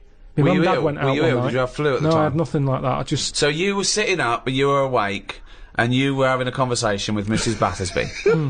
What did she look like? I can't remember. I can't even remember having the chat now. Right, But so- at the time, I was like, oh, she just doesn't shut up.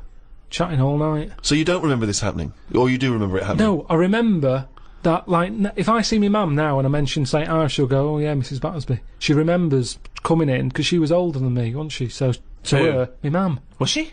How old was Mrs. Battersby? She was older than both She of you. was old because I'm calling her Mrs. Battersby. If she was my age, I'd probably say, oh, it's Susan or whatever. Right, sure, You Miss call Bat- older Miss people Battersby. by the surname, don't you? Yeah. Anyway, so she kept How me old up all were you? night. Don't know, I'm thinking of pictures at the wedding.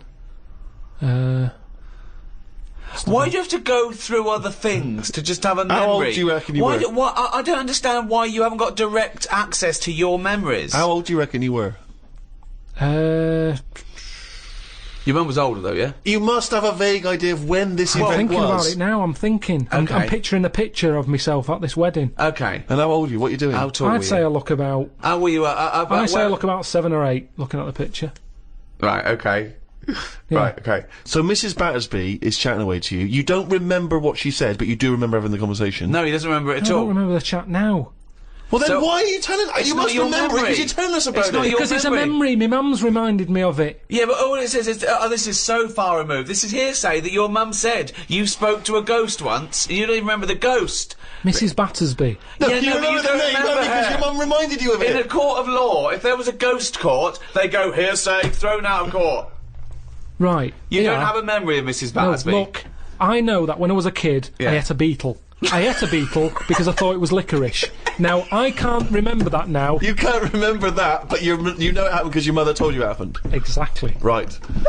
But the fundamental thing is that we can believe...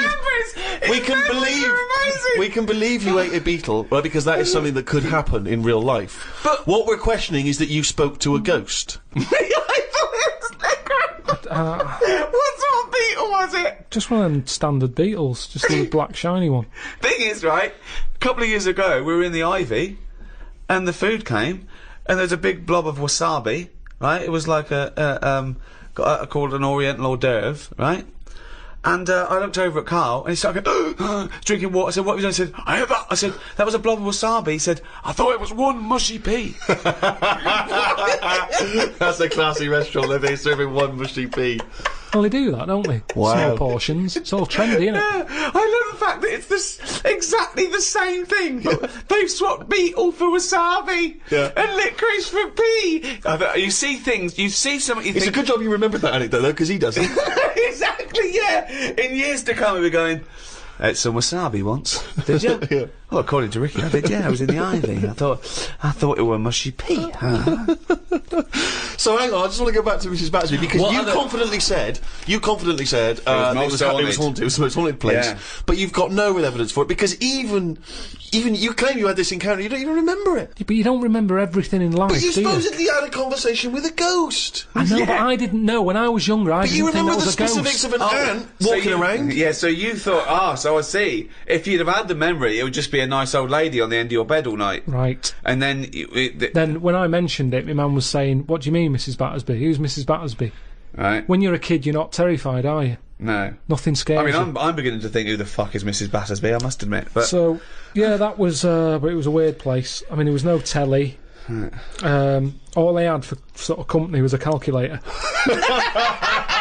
Carl, you're the strangest little man that's ever extraordinary. lived. Company, had a company. No. There goes Carl with his friend. What's his friend? Oh, it's a little... It's a Sanyo 4197G. I love that. That's amazing. Oh, calculator, do that boobs thing again. My mum and dad used to go out. I stayed in there. Just shots of him with his calculator on the beach. Like that. It's sunlit. Maybe beautiful and the 4 air. plus 16, what will it be? My only friend was a calculator. Oh, God. Just imagine the shots of him in Vietnam just carrying Tommy. When the batteries died, they had to have a funeral for him. His barrels roll over the floor. Oh, fucking hell. The only company was a calculator. Before that, I used to knock around with a brick. Oh, fuck me. Carl, the human body is one of the things that you're actually genuinely fascinated in. This is one of the things that you admit is quite amazing. And I think we all agree with that. Here's some quite incredible stats and facts about the human body. What do you think of this? 50,000 of the cells in your body will die and be replaced with new cells, all while you're listening to this sentence. Go on. Well, that's it. What's the sentence? That was the sentence. What was the sentence again? Well, it doesn't matter. The sentence doesn't matter. 50,000 just dying and being replaced in that time. But what are they doing? Different cells do different things. Some are taste buds. Some carry hemoglobin and oxygen to other cells. Yeah. Some are skin. Some are liver. I've heard about skin. I've heard a lot of skin, sort of. What? What you heard? A rumour about skin. You heard about skin? What? It's just it keeps just, all your stuff from falling on the fucking floor. Well, it's the thing that makes you what you are as well, isn't it? What do you mean? More than anything. Why? Well, without the skin, you're just a skeleton. You look all the same. No, you're not just a skeleton. No. Other than your lungs and your heart and your kidneys and stuff. What I'm saying is, I went to know that, all the flesh on top and all the blood vessels. And all I the... went to that bodies exhibition. Yeah. This is it. He knows all about the human body and science because he went to the bodies exhibition. Do you know where the German fella cuts bodies up? Yes. Now, he had a load of people on show. Could have all been the same family. Because everyone, without the skin on their head, looks the same. Other than height, Yeah. everybody looks exactly the same. And that's why racism is so stupid. Well, it's a good point. Good point, isn't it? Yeah. That's saying that, though, I did think most of them were Chinese. What made you draw that conclusion? It's just the eyes. They didn't have any eyelids! Honestly, if you've seen it, there's something that... and they're a bit mad, aren't they? They do all that endurance stuff, and I thought, this is the ultimate way to go, isn't it? I think that's Japanese, yeah. Just completely, completely different race, culture, country, nation. Right, Peoples. Well, the Japanese, then, I reckon they've donated their body to it. You started off saying you cannot tell anything about where they come from because they haven't got any skin. It was just the eyes. It didn't occur to you, I mean, was there not any information saying where the bodies were sourced from? They don't tell you, they just tell you that if you want to be part of an exhibition later in your life, put your name down. And what did you learn about the body from this exhibition? Well, I told you. You know, we all look similar. At the end of the day, your skin is what makes people... Look different. Yeah, that's the bit that makes you look like you, doesn't it? Yeah. That's the bit that you can tell how old somebody is. Yeah, like that's what you recognise. You don't recognise someone's skeleton and their brain. Unless it's the Elephant Man. But then again, with the skin on, I couldn't tell you how old he was. There's something about his head and everything that he's ageless. He could buy a packet of fags and be underage. He could get on a bus and say he's an OAP. I have not got a clue how old the Elephant Man was. There's no distinguishing things for his age, is there? But with most people, it's the skin that does it. Strip all that away, and they were all stood upright as well. They weren't sort of unched. Right. Unched. They'd been straightened up. Not unched then. Is that the German bloke? Unched. But what did I learn? That's what you're asking me. Yeah, Well, could I answer that? Sure. Fuck all, probably. Oh, there we are. The skin, of course, you are right in saying, is an extraordinary thing. I mean, it is almost unlike any man-made item. It's one of the most waterproof things, obviously, one of the most durable, one of the most, one of the strongest and yet stretchiest. I mean, it is a remarkable achievement. Yeah. 1 square inch of skin, right, has 4 yards of nerve fibres. In what? In 1 inch? In 1 inch, square inch of skin. It's got 1,300 nerve cells and 100 sweat glands in a square inch of skin, and 3 million cells, right? And 3 yards of blood vessels. Those tiny little things, and they make up 3 yards worth. But I understand you need the blood bit, but the nerves, I'd shorten the nerves. What do you mean? I wouldn't have as many nerves. I think if I could change it... Well, it depends, because there are different amounts per square inch. You've got less on the back of your hand than on the finger tips, obviously, and I think the most nerve endings are near your spine. Tip of the penis. Well, that's probably going to be quite sensitive. Unnecessary, isn't it? In that Unnecessary? It is, really. Why is it unnecessary? Because I'd say what you want... I think you need them in your fingers because you're picking up hot stuff. Sure. I've never put my knob somewhere that I thought I didn't feel that. There's a quote. There's a quote. If you're sticking it somewhere bad, well, you shouldn't be, so it's your own fault, isn't it? Is what I'm saying. Yeah. Yeah, but I don't think it's just for your penis to be able to identify hot stuff. No. I think it's for other reasons why it's super sensitive. Is that hob hot enough for your soup? Well, hang on, let me just check I've here. got a thermometer here. We don't need a thermometer. Well, no. The thermometer's not accurate. Well, it is. It's a mercury thermometer. And well, you need some. I don't want a reading. I want a feeling. No, you don't need it in that bit. Well, the penis is sensitive, I assume. Because of the sexual stimulation? Yes, because you need to... You don't need the nerves for that. Well, you do, yeah, because you need...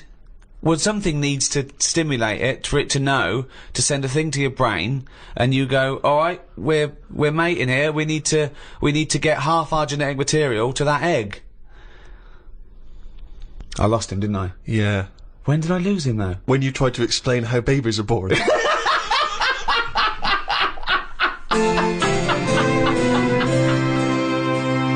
Carl, every human being spent about half an hour as a single cell. I've heard about that. What do you mean you've heard about that? I remember reading it. I read it. I think I went to the Science Museum, and it was Right. on the wall. And I just thought, oh, I would have hated that What, being a single cell? for half an hour. But then when was there ever a chance of a single cell knowing anything? Yeah, if you look at it like that, it's not a problem, yeah. It never was a problem. Why are they telling us then? Oh, for God's sake. This is a guide to. We're trying to educate. I mean, you know, this is for people to, you know, it's just an interesting discussion, isn't it? So we are going to come up with some facts. There are going to be some things that we don't know the answer to. There's going to be many things you don't know the answer to. Sometimes you're right. Sometimes you're wrong. Sometimes we learn something. Sometimes we don't. It's just adding to the debate, really. I just thought it was quite an interesting What do you fact. think when you read that? What goes on in your head? I think it's incredible that that's how it starts. That you One go cell, from there that to then it divides and divides again. A cognizant being. Yeah. That every cell knows what it's got to do. It's remarkable. It's remarkable. DNA. Stunning. Yeah, I'm surprised there's not more weird stuff knocking around. I've always said that. But what's weird? Just something that doesn't look like the rest of us. Nothing looks like the rest of us. There's nothing. What's no, weirder in than people-wise, I mean. How many people are in the world? 6 billion. 6 billion. 6 billion people. Yeah, you don't walk down the street and I'd expect every fifth person to be like, what is that? Look at his head. He's got 3 legs. Why? Why is the arm on the back of his head? What do you Why mean isn't there legs? more defects in it? Well, there has been. Not Don't that forget. many. Do you know, like that Total Recall? Yeah. Like that. Where everyone's a little bit weirder. I mean, you know, there's only so much you can do. I mean, even in that film, there was a woman with 3 tits. There's only, you know, I'm not talking about having like a shoe for a head. I'm just talking about the weirdness. He's amazing, isn't he? I just You'd need like to see more. You'd like to see more three-titted women. Is what you're saying? Oh, one. We'd all like I mean, to it see doesn't that. matter. Mix it up. At least then it's a bit more of a surprise what So, you're going to get. one giant boob. And it's a shame because it does make the world more interesting. But what's more interesting than the world, than the You're natural endlessly diversity? bored. You're endlessly bored by the world as it is. We're amazed. We sit here amazed by these facts, by thinking about the cosmos. You're endlessly bored by just it. a Always discussion. looking for something new and weird and alien. Do you know they've estimated that there might be about 5 million species of animal, right? But they think there might be another 20 million all insects. So they've stuck it about 1, but they wouldn't be surprised if there's another 20 million species of insect. I wouldn't. Right, okay. Well, thanks very much. No, because you start off with the big stuff, don't you? If someone comes along, I mean, I'm still surprised when they say things like, we found a new duck. And I think, well, that's not hard to find. If you're talking about bacteria, I'd go, well done. Where did you find it? No, that's the other way round. A new elephant? Wow, really? No. Where was that hiding? No, I'd be A new- annoyed that someone's not found it. If it's not my job to find new stuff, Right, so it's not my problem. Right. But if someone's on the payroll, Right. and they're out there trying to find new species, There's and they no- go, there's no we one on the found a new payroll." llama. I'd go, Right. well, where's it? Why have you missed this? right. Annoyed. Yeah. Not, wow, there's a new llama. No, but it's harder to find. Attenborough, he's been out doing his job for years, hasn't he? Yeah. He was excited that he found a small frog. He found a frog, he stuck it on his finger. He said, I've been looking for that for ages. And you could see Did he he was, check under the microwave, down the back of the couch? he was delighted. Yes. He was chuffed. I was chuffed for him. He'd been looking for it for ages. Right. Now, the thing is, respect due to him there. His eyes aren't as good as they used to be. Right. He found a small He's frog. been looking for it. He kept looking. I'd have given up if I was him. But he kept looking, he found it. There it was, a little frog on the end of his finger. Right. It wasn't on his finger all along, was it? I've got more respect for him finding that, Yeah. something so small, then someone else whose job it is to also be rooting round for new stuff, coming round the corner with an elephant, saying, look what I've got. I've been looking for this. Yeah, but that's not They what haven't been happened. looking hard enough. Then no one's looking for an elephant and has failed to find it. They don't You're know what they're looking annoyed for. with these people Yeah. who are on the payroll Yeah. looking for elephants By and failed to find definition, them. they're not looking for new species because they don't know they exist. It's a surprise. No one goes out and goes, what are you looking for today? I don't know, say a letter. D, duck then. Let's look for a new duck. Where are you going to look? Pond. Alright. I know, but sometimes it's the slightest thing. I mean, we've done Yes, a lot it on is. insects. Yes, it is, But yeah. they go, I found a spider with like an orange leg, or a fish that swims upside down. It's like, put it the right way up. I mean, it's not worth noting. I'd say it's got to be a dramatic difference. Right. Right, You're such a bag of contradictions. You'd be annoyed with someone who found a new elephant. You'd think that was a sizable discovery, but no, that would piss you off because they should have found it before. They find a fish just swimming around upside down, put it out the right way. How Isn't that- different does the elephant need to be? It comes around the corner, you go, that's just like another elephant. How does it have to be different, right? What to you has to be different? To the point that I don't know it's an elephant. Well, That I then- go, like our hippos related What to would a it look whale. like then? Uh, Well, we're all related, we're all related. no, we're not though. Yes, are we That's are, a yeah. daft thing to say that. No, we are all No, we're not related, all it's just a related. matter of degrees. Um, You understand what it means to be related to your brother, don't you? yeah. So you understand what it means to be related to your cousin. Yeah, it starts getting a little bit... Really? Already at cousin? Already yeah, at cousin? There's cousins I don't It- talk to. I haven't seen cousins. Right, well, so let's forget chimp then. My dad said over Christmas that Who Do You Think You Are was on. He said, oh, why don't you do that? I said, because it's looking up dead people. There's cousins who I don't even talk to. Yeah, true. I've no idea. It who annoys these- me when they cry about their great-great-grandmother Who they didn't even they're know. like, yeah, no, yeah. Don't even know them. Don't even know them. And all it's going to do is dig up problems, innit? You're going Yeah. to find someone out who did something wrong and you're going to get the blame for it. I don't want to know. If my cousin was Einstein, very nice. Yeah. But at the end of the day, that's If going to your add cousin extra was pressure. Einstein, then you really are an underachiever. No, but do you know what? If he was, I'd know about it. I don't reckon you would know about it. I reckon I don't I would. reckon your family would be that impressed with Einstein. They He would was have stayed in touch, He would was they? always the weird one with the scruffy hair and his tongue out. Yeah. No, I reckon the stuff we know is enough now, and all we tend to do is find problems. All the mysteries still in the world. The What a prick. mind-body problem. What a prick. How to save the world. Yeah, but we're not, are we? We know it's dying. We don't know how to fix it. Not yet, we don't. Turn your lights off. But then we You didn't. turn yours off. Just get sick of it. Leaflets through the door all the time. Turn your eating off. Turn the lights off. Living like a mole. I love his little internal dialogues out loud. They're fantastic. The little discussions he has with himself. Oh, I can't wait till he's old. That's going to be amazing. Us three, when we're about 75, 80, he's fucking moaning. Oh, we're in a little home together. Just fucking... Fucking hell! Oh, Carl! Do you remember when you were 73? No, do I fuck? Tell us the Tic Tac anecdote again. Oh, what a fucking useless bunch of cunts! Well, that's about it for the Ricky Gervais Guide to the Human Body. Hope you enjoyed it. Hope you learnt something. I know Carl didn't. Next one, the final one in this series, is the Ricky Gervais Guide to the Earth. Carl, are we going to do any more guides, or...? I think we've covered the main stuff you need to know. Yeah? It was good doing the guides, though. I liked them. I like the attempt of, learning.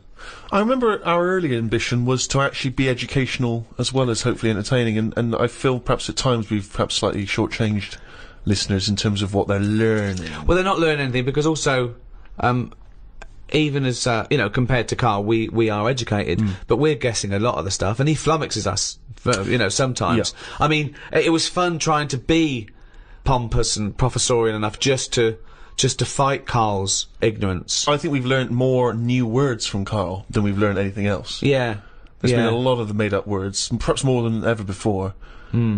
And also some of the most abstract conversations I think we've ever had. I mean, Karl's, as he gets older, becomes more and more arrogant and confident. He said a new one to me the other day. There was a problem downloading one of the guides on iTunes, and he said they've added to the fuckerage. Which is good. Yeah. So, till the next time, it's goodbye from me, Ricky Gervais, Stephen Merchant, Goodbye. and Karl Pilkington. Right.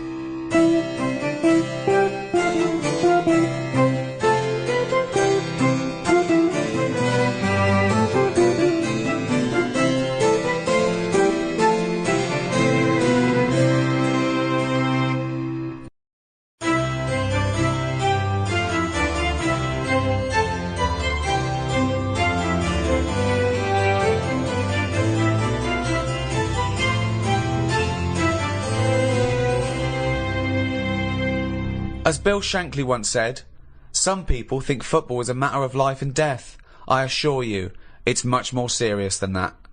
The World Cup is the most watched sporting event in the world, with 32 teams battling it out for the most coveted prize in football. For the first time in history, an African nation will host the tournament this year. Seen as controversial by some, and by others as an example of soccer's ability to be progressive and inspiring. How will England fare? Which teams are the front-runners, and who are the rank outsiders? To discuss the beautiful game, I'm joined by Stephen Merchant, award-winning writer and graduate of the University of Warwick. Hello. And Karl Pilkington, a man with a head like a fucking football. An orange one. All right. Oh, I'm finished. Cut! All right.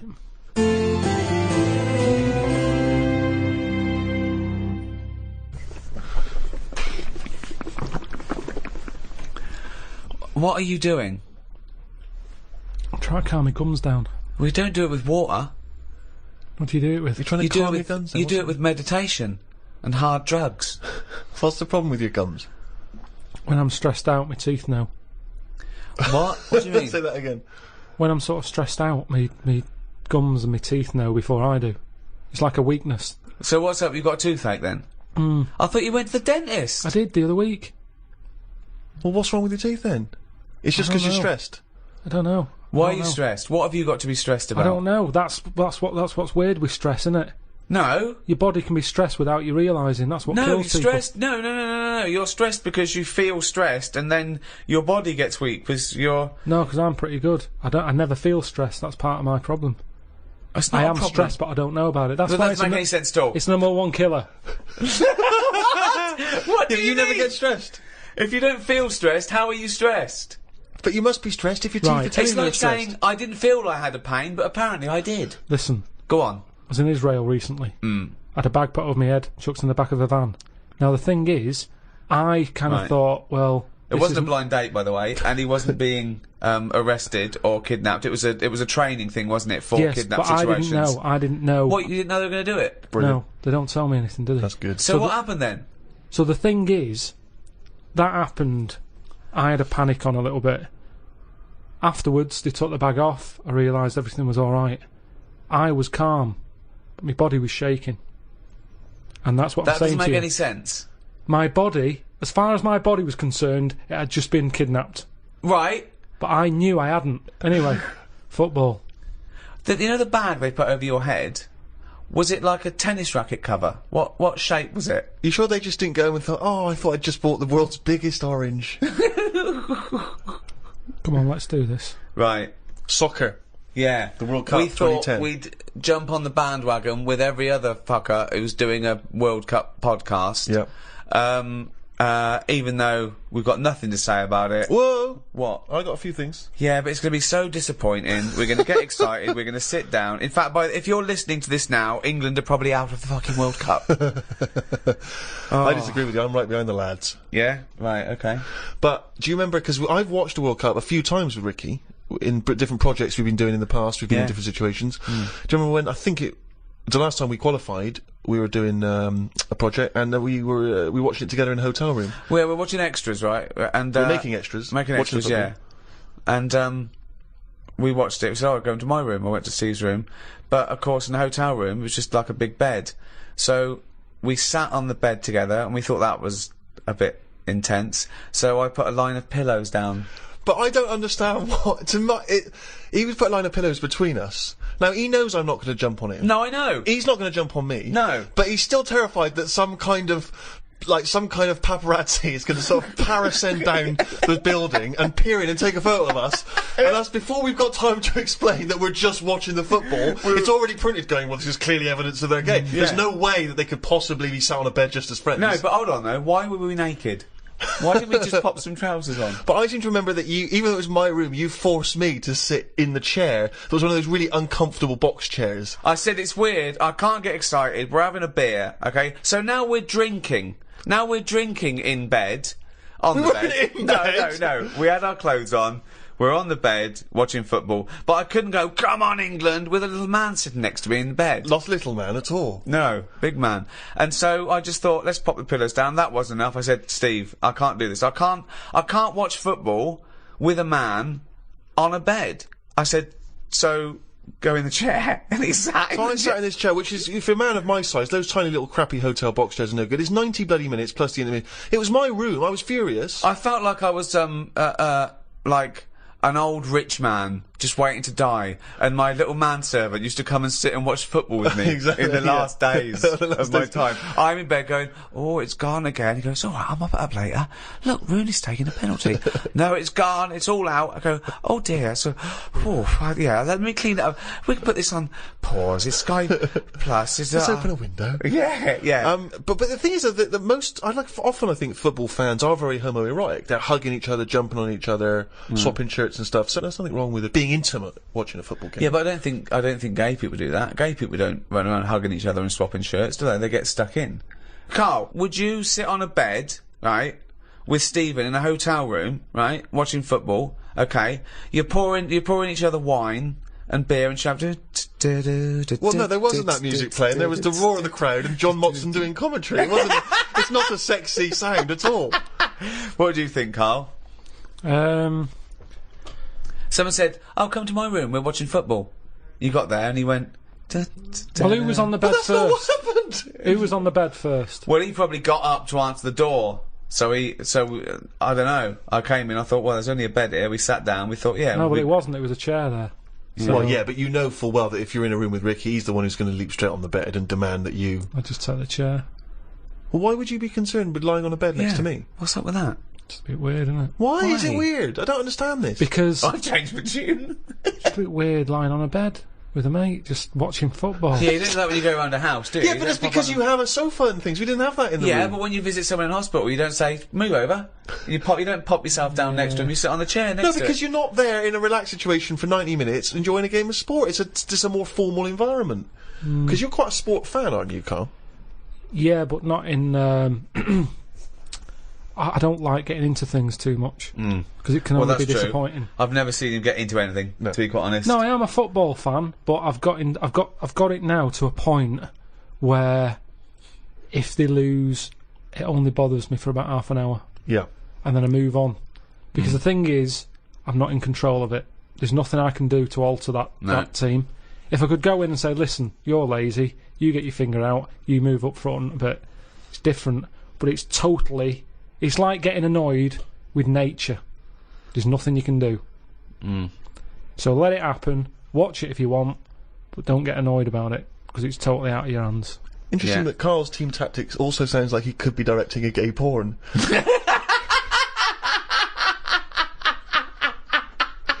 You get your finger out, you get up front. You're lazy. Oh, that's amazing. What do you think of these people, though? I love it that everyone's an expert. Everyone's a pundit. You see these fat people in pubs going, well, he's lost a few yards up front. Yeah, you fucking score a goal then, fatty. Wearing a football top. Yeah. I hate that. Exactly, yeah. They shouldn't make them for them. Shouldn't make them in that size. It should be one size only. If you're fit enough to play football, you can wear one. If you're a fatty, you're not. It looks ridiculous anyway. But what's that? What are you talking about? So you were a big fat slob with his belly out in an England shirt going, I could score from there. Go on then, let's have a go. Hey, listen, calm down. Don't be slagging off the fans, because that's what it's all about. Football's all about the supporters, isn't it? You know, let's not forget these people paid millions to entertain us.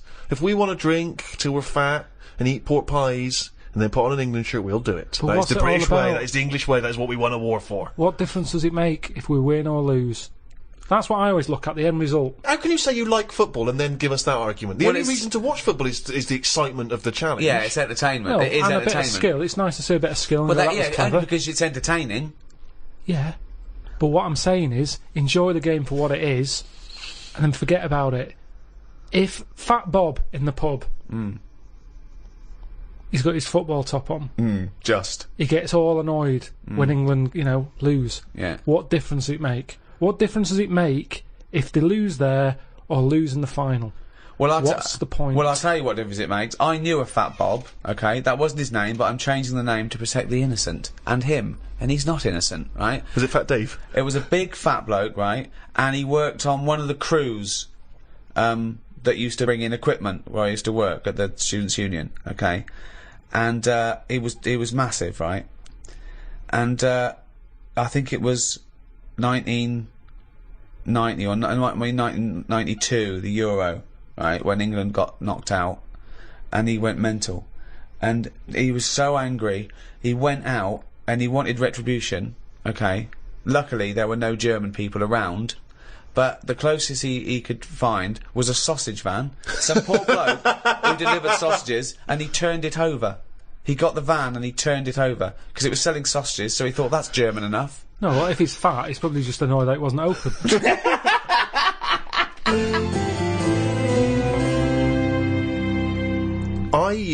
Very excited because Peter Crouch is in the tournament. Now, Peter Crouch... You identify with him, don't you? I love Crouchy. He's exactly the same height as me, 6'7". He's sort of lanky and awkward looking. Right, but brilliant. I mean, still a very... let's not forget that he is playing in the national squad. Yeah. He is a striker. He's got an excellent track record of scoring for England. Admittedly, maybe not in the super top important games, but nevertheless...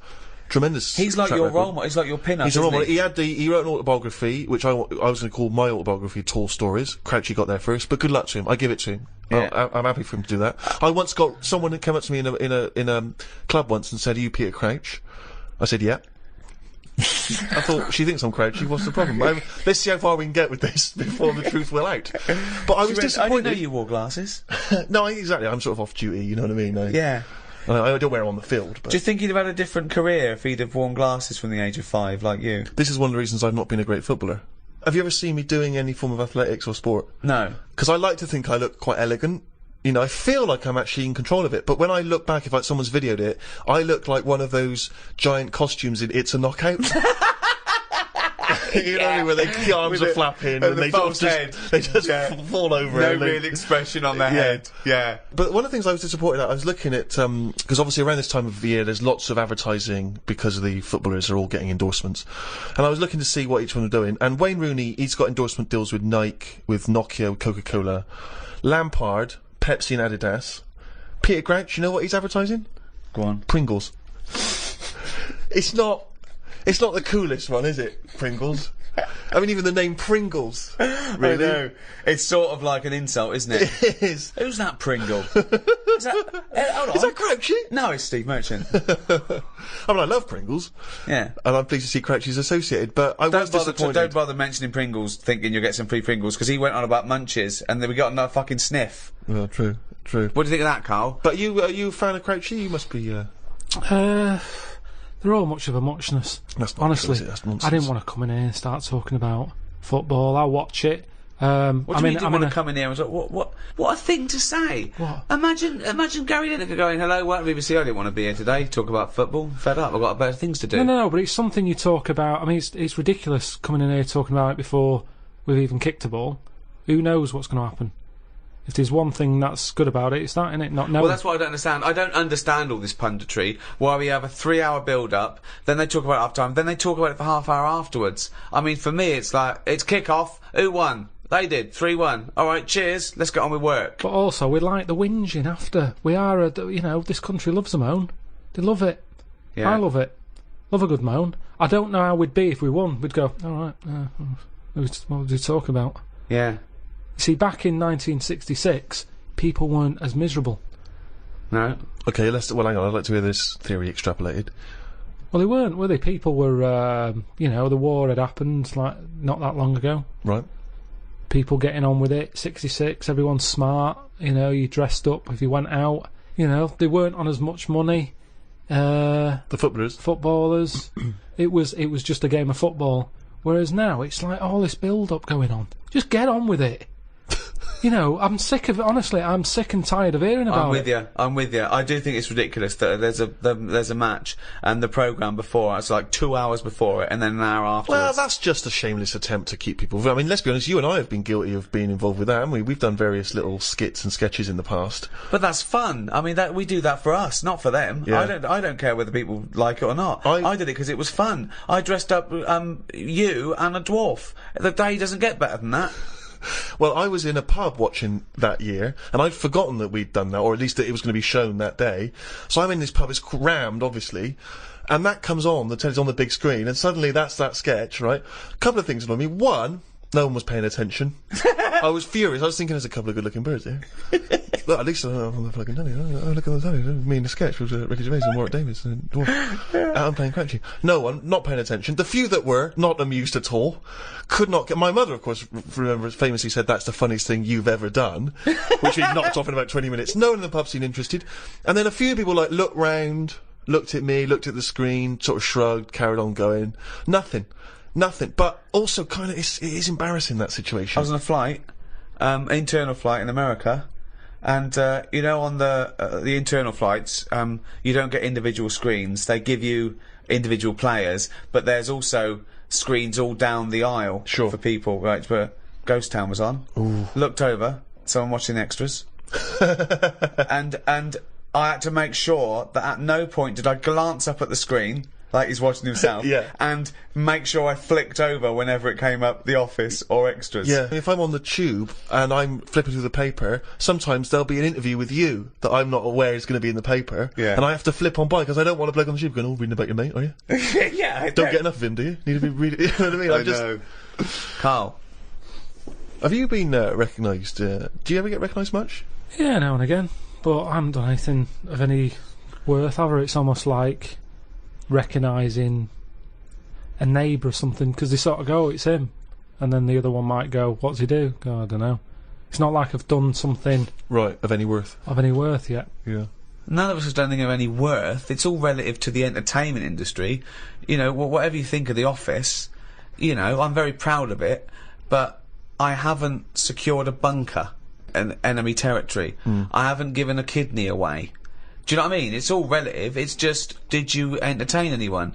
Did you, you know, bring a smile to someone's face? Was it a laugh? I think you're forgetting all those emails I pass on to you for those people that have had traumas in their lives. You know, the earthquake victim. There's people that have lost relatives or had, you know, terrible life-threatening diseases, and they say the podcast got them through. Doesn't that warm the cockles of your heart? Well, normally it's gone straight to you, hasn't it? And you just forward it me on, so it's almost like spam to me. It doesn't feel as special because it's like, here you go, look at this, you know. Unbelievable.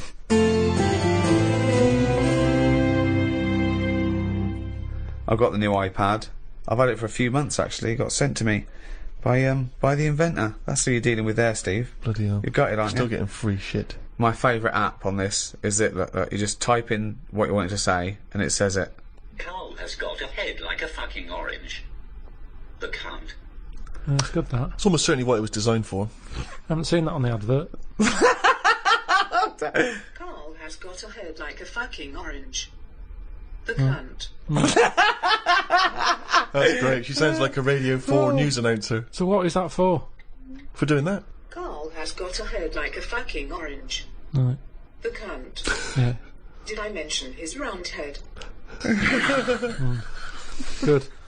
Right then, so I think I first became really excited by the World Cup that famous year when Maradona did the handball. Do you remember, what was that, 1986? 86. Yeah. Oh, that was so exciting. Because obviously he'd been so brilliant in that tournament, and then he did cheat, as we all know. Yeah. What do you make of that? Do you remember that moment, Carl? Well, that was very formative for me. I know what I made of it. The cunt. I don't know. Isn't cheating part of all games now? Hang on, here we go. Hold This is on. controversial. There's a lot of young people who look up to Karl as a role model. Yeah. Yeah, but it's the world we live in now, isn't it?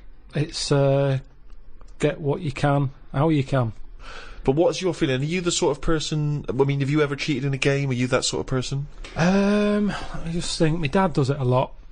What, in board games and that? Yeah, just cards, you know, Monopoly. How does he cheat at Monopoly? Just nicks a lot of the money. Oh, just straightforward nicks the money. I hadn't thought of that. I love that. But how do you not notice him doing it? He Because doesn't I'm understand. busy looking at, you know, what properties I've invested in and stuff. And the money's just there, isn't it? See, I don't see the point of cheating. No, I at don't. Monopoly. I say that to him. I say, you're kidding yourself. You're kidding yourself. But to him, he's broke the system, hasn't he? He's got round the rules. What do you mean I can only have that much? Who says I can? Bosh. Get some more money. Buy some more hotels. And in a way, that's life, innit? All people with loads of money now, you kind of go, have they made that honestly? Right. You know, I pass big houses in London and I think gangsters, gotta be gangsters to have a house like that. Yeah. There's no way a normal job, someone who's... Because I know, I'm trying to make money. And I know how hard it is to make money. Because the more money you make, the more hands are out there, taking little bits. So how the hell has this man bought this house? It's gotta be a crook. So do you yourself cheat? Would you consider yourself a cheater? Are you honourable? In games? Well, just generally, do you cheat on anything? No, do you know what? The other week, I'd had a cup of tea and some fish and chips at this pub, and they only took for one. And I went back the next day and said, oh, you didn't charge me for my fish and chips. What a fucking moron. I paid. No, I didn't tell her about the tea, though. Got a free tea. The free tea, yeah. I just thought, well, you know, it's pretty good that I've gone back to pay for that. How much is a tea bag? The water's free. Yeah. I'll have that for free. So that, again, that's just me. It's like the Mars bar and the paper round. It's me going, well, I've been good. The fish would have cost money. Potatoes are pretty cheap, but I'll pay for it. But for my goodness, is a little gift. Have a free cup of tea. But who's given you the right to make that decision? That's me. That's me. I'm deciding there. Right. I'm in charge. I didn't have to go in there. I didn't have to go back and pay. But I went back and paid. Tell you what, Carl, treat yourself. How's that? Have the cup of tea. All right, I will do. There's the fish and chips. Absolute bollocks. If she was good at her job, she'd have remembered. I thought she would have done. In a way, it annoyed me that she didn't go, oh yeah, so you did, well done, thank you very much for coming back. Right. She just was like, did you? Not She enough looked at me. gratitude. I know what you mean. She looked at me like we didn't even know. Yeah. I was worrying about a staff member Getting sort fired of or getting something. done Yeah. or having to pay for it. I know where you're coming at there. One of my first disappointments with football, I was 10 years old, okay, and one of the teachers was in charge of the football team, my junior school, and I went down to Tatty's. It was a shop in Reading with my mum. So it's white socks, black shorts, white shirt. Knocked on his door. I said, I've got my kit. He went with the trials yesterday. You've missed it. That was it for a year. Right? Next year, when the trials. Got the trials, okay? He was going, everyone, I want to give it 100%, right? Really try hard. He's watching people play, right? I made sure that every time I ran by him, I was out of breath. Every time I ran by him, he sort of looked at me, I think, yeah, right. Came to it, he said, the team is this, I'm left out, right? He went past me, and he went, you've clearly got asthma. So you didn't make that team either? Yeah, and I didn't, and I vowed that day, never try hard at anything. Yeah, well, you've certainly kept that up. Yeah. What's your thoughts on that, Carl? Do you play sport at school? A little bit, but it was never taken seriously at school anyway. It was, I think the PE teacher was a geography teacher as well. So it's like, you know, what does he know? It was all that. Basically, he put some tracksuit pants on that were always too tight for him. Could see everything. What were you looking at? Because you couldn't help it. It was in the days when clothing was tight as it is, and then it was like lycra tracky bottoms. Oh, right. And everyone used to say, look at the state of that. But like he's stealing sausages from it was ridiculous. Londis. Ridiculous. So he didn't know what he was doing anyway. If anything, it was dangerous because he didn't know what was the capability of a 10-year-old kid's body. Right. He put you through loads of stuff. Right. He didn't like me anyway because I wasn't that good. If you're not that good, teachers don't like you. I thought you'd be pretty good. I wasn't interested. That's the thing. I did relay and I got done for swearing. got whacked on the arse with a baton. Hold on, why were you swearing in relay? When did that come into it? When did you need to swear in relay? You're running round, how do they know Because you're the lads swearing? wouldn't slow down, so I couldn't pass it on, so I sort of said, fucking slow down, and he heard me, and then went mental at me. But yeah, so it was never... I mean, Darren Campbell, the athlete, I've told you, haven't I, that I was involved in his training. No. Didn't know about this. Yeah, Darren Campbell, I think he won a gold medal. Didn't he used to push you around in a bath or something? Oh, it's not last of the summer wine. It was in my go-kart. Right. And it was a motorised go-kart, and you had to, like, pick it up at the back, run with it at speed, and then drop the wheels down, and the engine kicked in. But hold on, though. That means you always needed 2 people to get you going on a go-kart. No, one. He did it. Well, where were you? Sat in it. Well, then you did need 2, then, to get it going. What are you on about?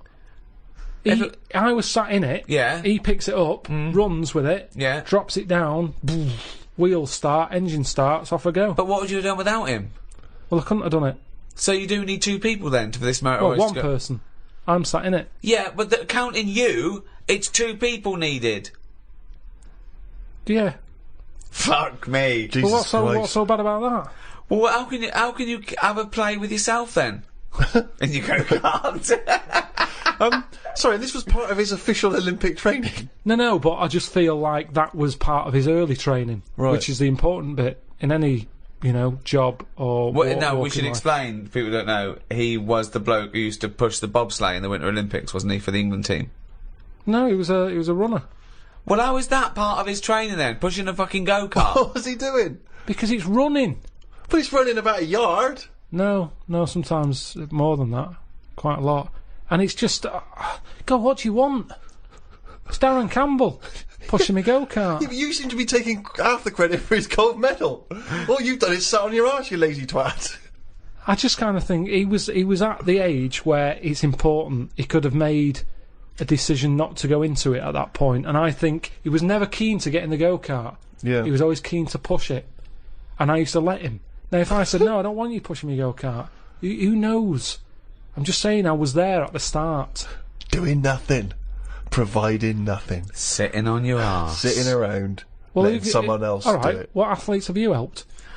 Well, I didn't know this was let's do a podcast about athletes we've helped. You've not helped him, Carl. I'd have come prepared. I bet if he ever did a book, an autobiography, he'd go, the early years, Darren Campbell. Now, I want to know if he has done an autobiography, because we're going to be looking this up. I remember the training I'm making a note of that In for all the next weather. time we do anything. round at Pilkington's, Darren Campbell. pushing a go-kart. Pushing... Bold... You weren't bald then, were you? No, Had a didn't lovely have- little hair of a no. Chinaman. Didn't Orangey have very good hair. twat in crap cheap Wasn't. go-kart. 120 quid it was. You know how many paper rounds that is? What I like when you're watching football on the television is if it goes to a close-up of a footballer, it's just kick the ball out, missed the goal, it's gone for a free kick or whatever. If you stay on any footballer for more than 10 seconds, they will either swear or gob. Yeah. Yeah. I mean, that's a fact. Oh, yeah. I've never needed to gob that much. It's I don't we- care how knackered I am, I'm never gobbing like that. It's weird though. The other week, I just sat in the garden, slavering, just to see if it would ever run out. And it's amazing. I don't know where it all comes from. What is the That's strangest... extraordinary. That's amazing. Just to see if it would run So out. now he's got to the point in his life where, as a hobby or a pastime, or just to count down the minutes before he dies, Yeah. he's sat in the garden Creating sputum. slavering to see if he'd ever run out. I mean, that's But amazing, where's it all Carl. come from? Well, you create it, don't you? But from what? I'm always getting done for not drinking enough water. Salivary glands. But it's amazing. Honestly, I just sat like that with my head forward and just let it drip. Wow. Me! So Suzanne That comes is into the garden like and all an she sees is her lobotomy patient. boyfriend sat like something from One Flew Over the Cuckoo's Yeah, Nest. like someone had been dribbling. battered around the head with a cricket bat. No, she was reading something. Did you She answer was back sat to a there. dictator? Yeah. What did he do? Battered me. But You've got a truncheon up your arse as well. Yeah, that makes me slather. No, just sat there. What a fucking That's mom. extraordinary. What a div you are.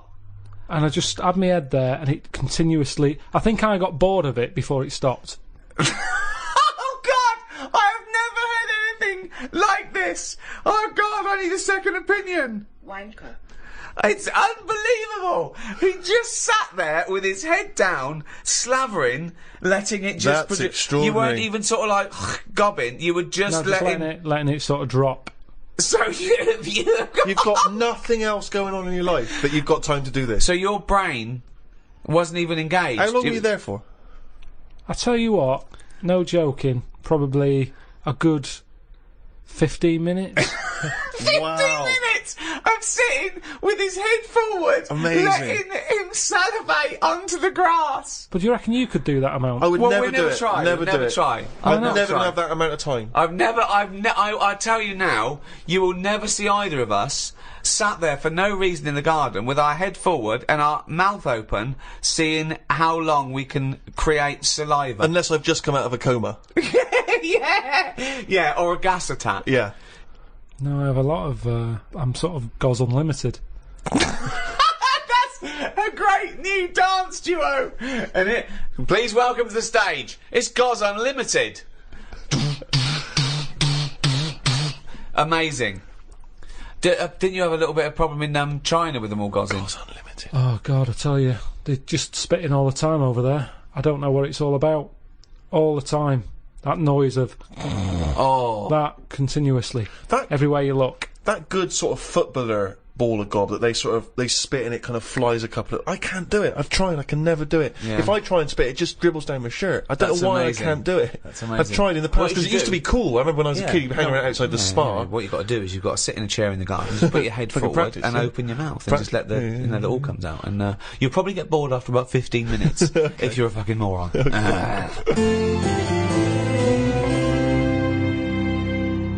I like when you're watching the football on TV and it just goes quiet for a moment. There's like a lull in the action, and you just hear that sort of plaintive horn. Yeah. Come on, England. Come on, England. I just find it's so kind of mournful. It's sort of, and it's just the fact that someone's taken the effort to take it. I don't know what instrument that is. Is it a trumpet or is it just? It never sounds as elegant as a trumpet. I don't know. Maybe Just some it's- kind of horn. It's sort of it's reminiscent of like battle though, isn't it? Yeah. Like there was you had all the cannons and everyone. Then there was one bloke that just had to walk. One bloke that carried the flag. But it's never triumphant. It's sort of, you imagine you would have it at the funeral of a great footballer. Yeah. Echoing around the stadium.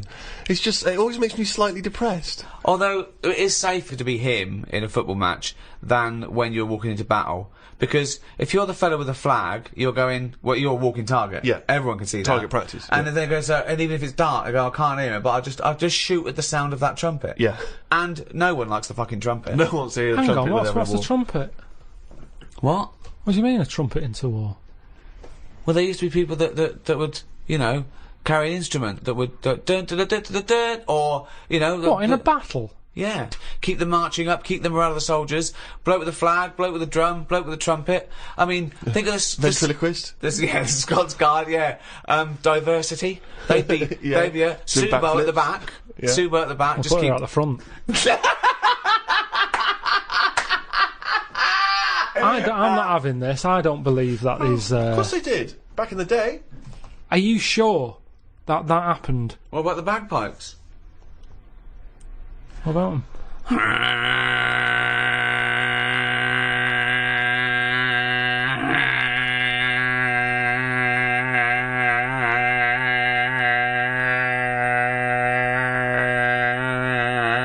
We better start going because I'm running out of breath. It's a good job this podcast is free, because if you just paid for that...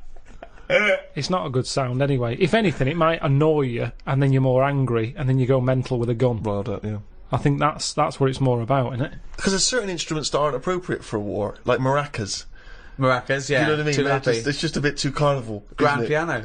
Oh, one of That those wouldn't be sort appropriate of... at all. No. That thing, that sort of... The little Yeah. penny whistle or whatever they When call someone it. gets shot up the arse, that is when the major goes, oh, okay, well, oh, bloody hell! Shot. Yeah. Yeah, no, definitely. Yeah, Cymbals are a good sound for a war. Good. You want cymbals, don't Crashing you? cymbals, timpanis, Very good, exciting.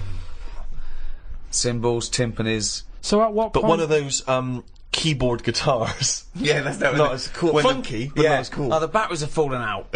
You don't need a wah-wah pedal in a war. No. So why has that stopped then? No, they still have military bands, don't they? Yeah, but that's what I'm saying. That's more More like pomp a and circumstance, Sunday sort of bandstand. Let's play We Will Rock You. Yeah. And, Yeah, you but know, the thing about modern technology is, helicopters and tanks is going to get drowned out, isn't it? Years ago. Yeah, nowadays they send in a sort of really good sort of mega mix DJ. Yeah, Joe Bunny. Yeah, exactly. Westwood's up there, going giving it. He's doing like scratching and Come on, the place is mad deep with Taliban. yeah.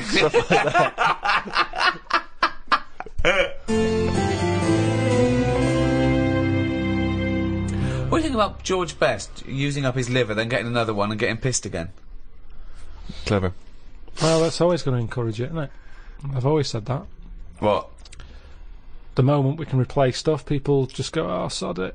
Like What would smokers. you do if you gave someone a kidney And and they then mess with it? and they started You just saw him down the pub again. doing drugs and shit and Well, I wouldn't hand it out to someone just like that, would I? I think you should be allowed to say, right, who's it for? Can I meet them? And then have a chat with them, right? saying, have you learnt your lesson? Well, I'm going to do it. Okay.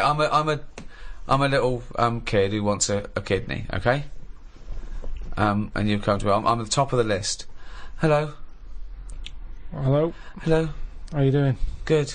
Are you going to give me one of your kidneys so I can live? I don't know. Well, I'm at the top of the list. So why's your head so round? Right, so definitely not. Why? Definitely He's a little not. Kid, look He's at a him, little kid. pale. No, I need a He's kidney. cheeky though, isn't he? No, cheeky. please, Lovely little please, kid, roundhead. mottled hair. Please, can I have your kidney? No, you can't. Oh, have it. come on, Right, you've got let's see two. another kid. Let's see another kid. No, Lesson I'm at the top. learned, I'm lesson top of learned. the fucking list. Give me one of your kidneys, you round-headed twat. No, and I wouldn't on. feel bad about not giving it you. Well, hold on though. Can we have a second opinion from the nurse? Wanker. Thank you, nurse. I would not feel bad about walking away from that kid and saying you cannot have a kidney. So you're gonna. Do you know what? I'm going to take this kidney out and bin it. Hey, wait. Do you know who that kid went on to become? Go on. Winston Churchill. Right, well maybe I helped. It's like Darren Campbell all over again. I made him stronger. I was tough with him. He saw how tough the world is. No, but he didn't. This is an alternative universe where he died because you never gave him that kidney. Yeah. Well, you can't worry about that then, can you? If you're gonna start going that far back and forward and stuff. But I think I don't know what I'd expect someone to be like. Just want them to go, what do you eat? I'd say write down your diet. Oh yeah. I'm gonna treasure this kidney. I'm gonna treasure it. Oh, yeah. Yeah. I'm gonna really work hard and I'm gonna make something of my life more than you did. So I'll. So your kidney's going to be a lot better off for me than you lazy tosser. I'll tell you that. If you want achievement, then I'm going to go to school. I'm going to do really well. Unlike you thick little round-headed shit. So the quicker you get the fucking kidney out of your useless body and into mine, we'll all be happy, won't we? Okay. Well, I'll go away and think about it for a month. Well, no. There you go. Don't have to get nasty. Sick of it. I'm always helping people out. That's a big ask, isn't it? If I came to you, Rick, in all seriousness, Yeah. and you could give me a kidney, would you give me a kidney? What if I end up needing it? Well, yeah, but that's the point, isn't it? That you're doing something. Can I have it back? Can I have it back if I need No. it? What? No, because I need it. Mine are failing. I need at least Yes. one. I need at least one. Yeah, you need one. Okay. Yeah. Right. Okay. This is on loan because if my other one goes, I want that back because then I'll be on one. Well, no, you. Yeah, but then we're both on one. No. Right. You've got yours. Yours are fucked. So Yeah. you might as well be on none. I've got two. Okay. I will give you one. Yeah. Right. With the express understanding that if my remaining one packs up, I want that one back. It's on loan. If we both live out our life, then so be it. But if this other one goes and they say, well, you need another kidney, I go, right, I know where I've kept one for the last 10 years. So It's in you're Steve. going to come to me, right? You've gone knock knock. I've opened the door. My beautiful supermodel wife is there. She's going, oh, his kidneys are brilliant now. Yeah, I'm loving it. It's great. He never stops having the sex. Yeah. She's making us iced teas. Right. You know, she says, "Come in, Rick. Yeah. Sit down." So good. She says, I love you. Thank you so much. That's all right, don't This worry about lovely man. I know you've not got long to live because you're old and fat. Yeah. You've had a good innings. Well, you've had a good 10 years, though, haven't you, with this kidney? And that was you know, but I'll tell you what. love this man. You can return the and he's so favour. young, and Give me back my fucking kidney. We've got 2 beautiful children. Right, I'll tell you what.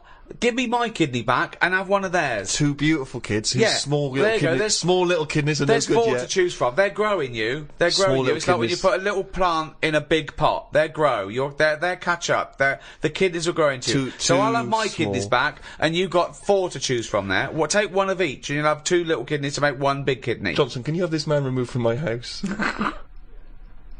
Would you give anyone a kidney, Carl? Suzanne? I'm sure he would give Suzanne a kidney. It's tricky. Well, obviously you'd give Suzanne a kidney, wouldn't you? Yeah. Well, would you, or are you just saying that? Suppose I would. I don't really like the idea of it. So if what are you saying to Suzanne right now if she's listening to this podcast? Carl, good luck. Bit of good luck. You know I need a kidney, and it's got quite rare. Well, we've got the same sort of blood group and everything, so, yeah, you got 2. I got none. Bibbidi bob, 1 each. Let's have a good life. Yeah. Don't know. Yeah, you'll have to have it. Which one are you thinking of going for? Because I think the right one's a bit dodgy because they had the kidney stones. Well, you keep that. Do you want that one? I'll have the left one. No, I'll tell you what. You have that one because when I was in all the pain, you were going, it can't be that bad. So you have it. It's in good working order. They've looked at it. Yeah. But it is prone to stones. That he's using this to get back at her. For saying it can't be that bad. It's like poetic justice. He can give her the kidney she didn't believe was that painful. So let her have that. And I don't know what's life like with 1 kidney. You've got to be change more much? careful. You've got for specific diets. Yeah. It is more dangerous. There's more of a strain on it, but, you know. Don't like talking about it. It's all it freaks me out. It's all doing stuff now. The kidney's doing stuff. Yeah. My teeth are hurting still. Still got a little bit of toothache going on there. I've got a sweat on. All stuff's going on without me knowing. Germs whizzing round. I've had jabs for rabies. I've had hepatitis A and B. I don't even know what that does. I've had A and I've had B. That's whizzing round my body. Body's in shock, innit, at the moment. It doesn't know what's going on. I've had... How is it notifying you of the shock? Well, I think, like I say, I keep getting this sweat. And, what else have I had? Typhoid. Doesn't that... all this stuff shouldn't be in my body, should it? And we don't really know, do we? They're saying, yeah, have this, have that, shove it in your arm, it's alright. But we don't really know. Long-term effect. I've got rabies in me. I never thought I'd have to have that. Tetanus. I've had. TB. Well, enjoy the World Cup, everyone. Come on, England. Come on, boys.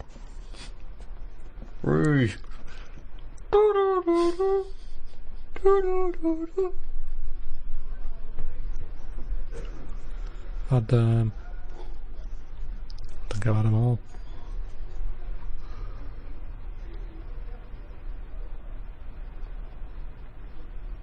One for if I get bit by a dirty monkey.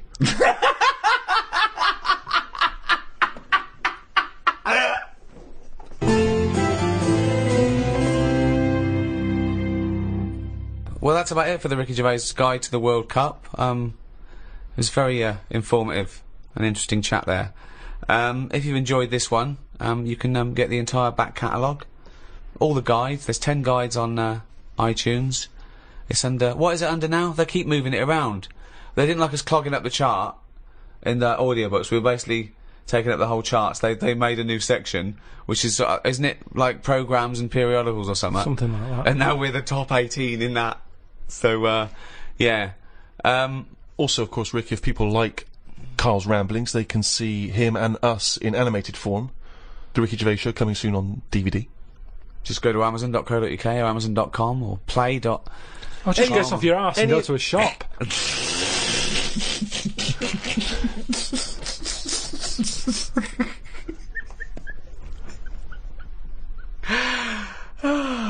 Good luck, England. And thank you so much to Positive Internet. Those guys allow us to do these free podcasts. Someone's got to pay for these, and those guys do, and do a great job. So enjoy the free ones, but buy the ones for a couple of quid as well, please. Carl wants another house.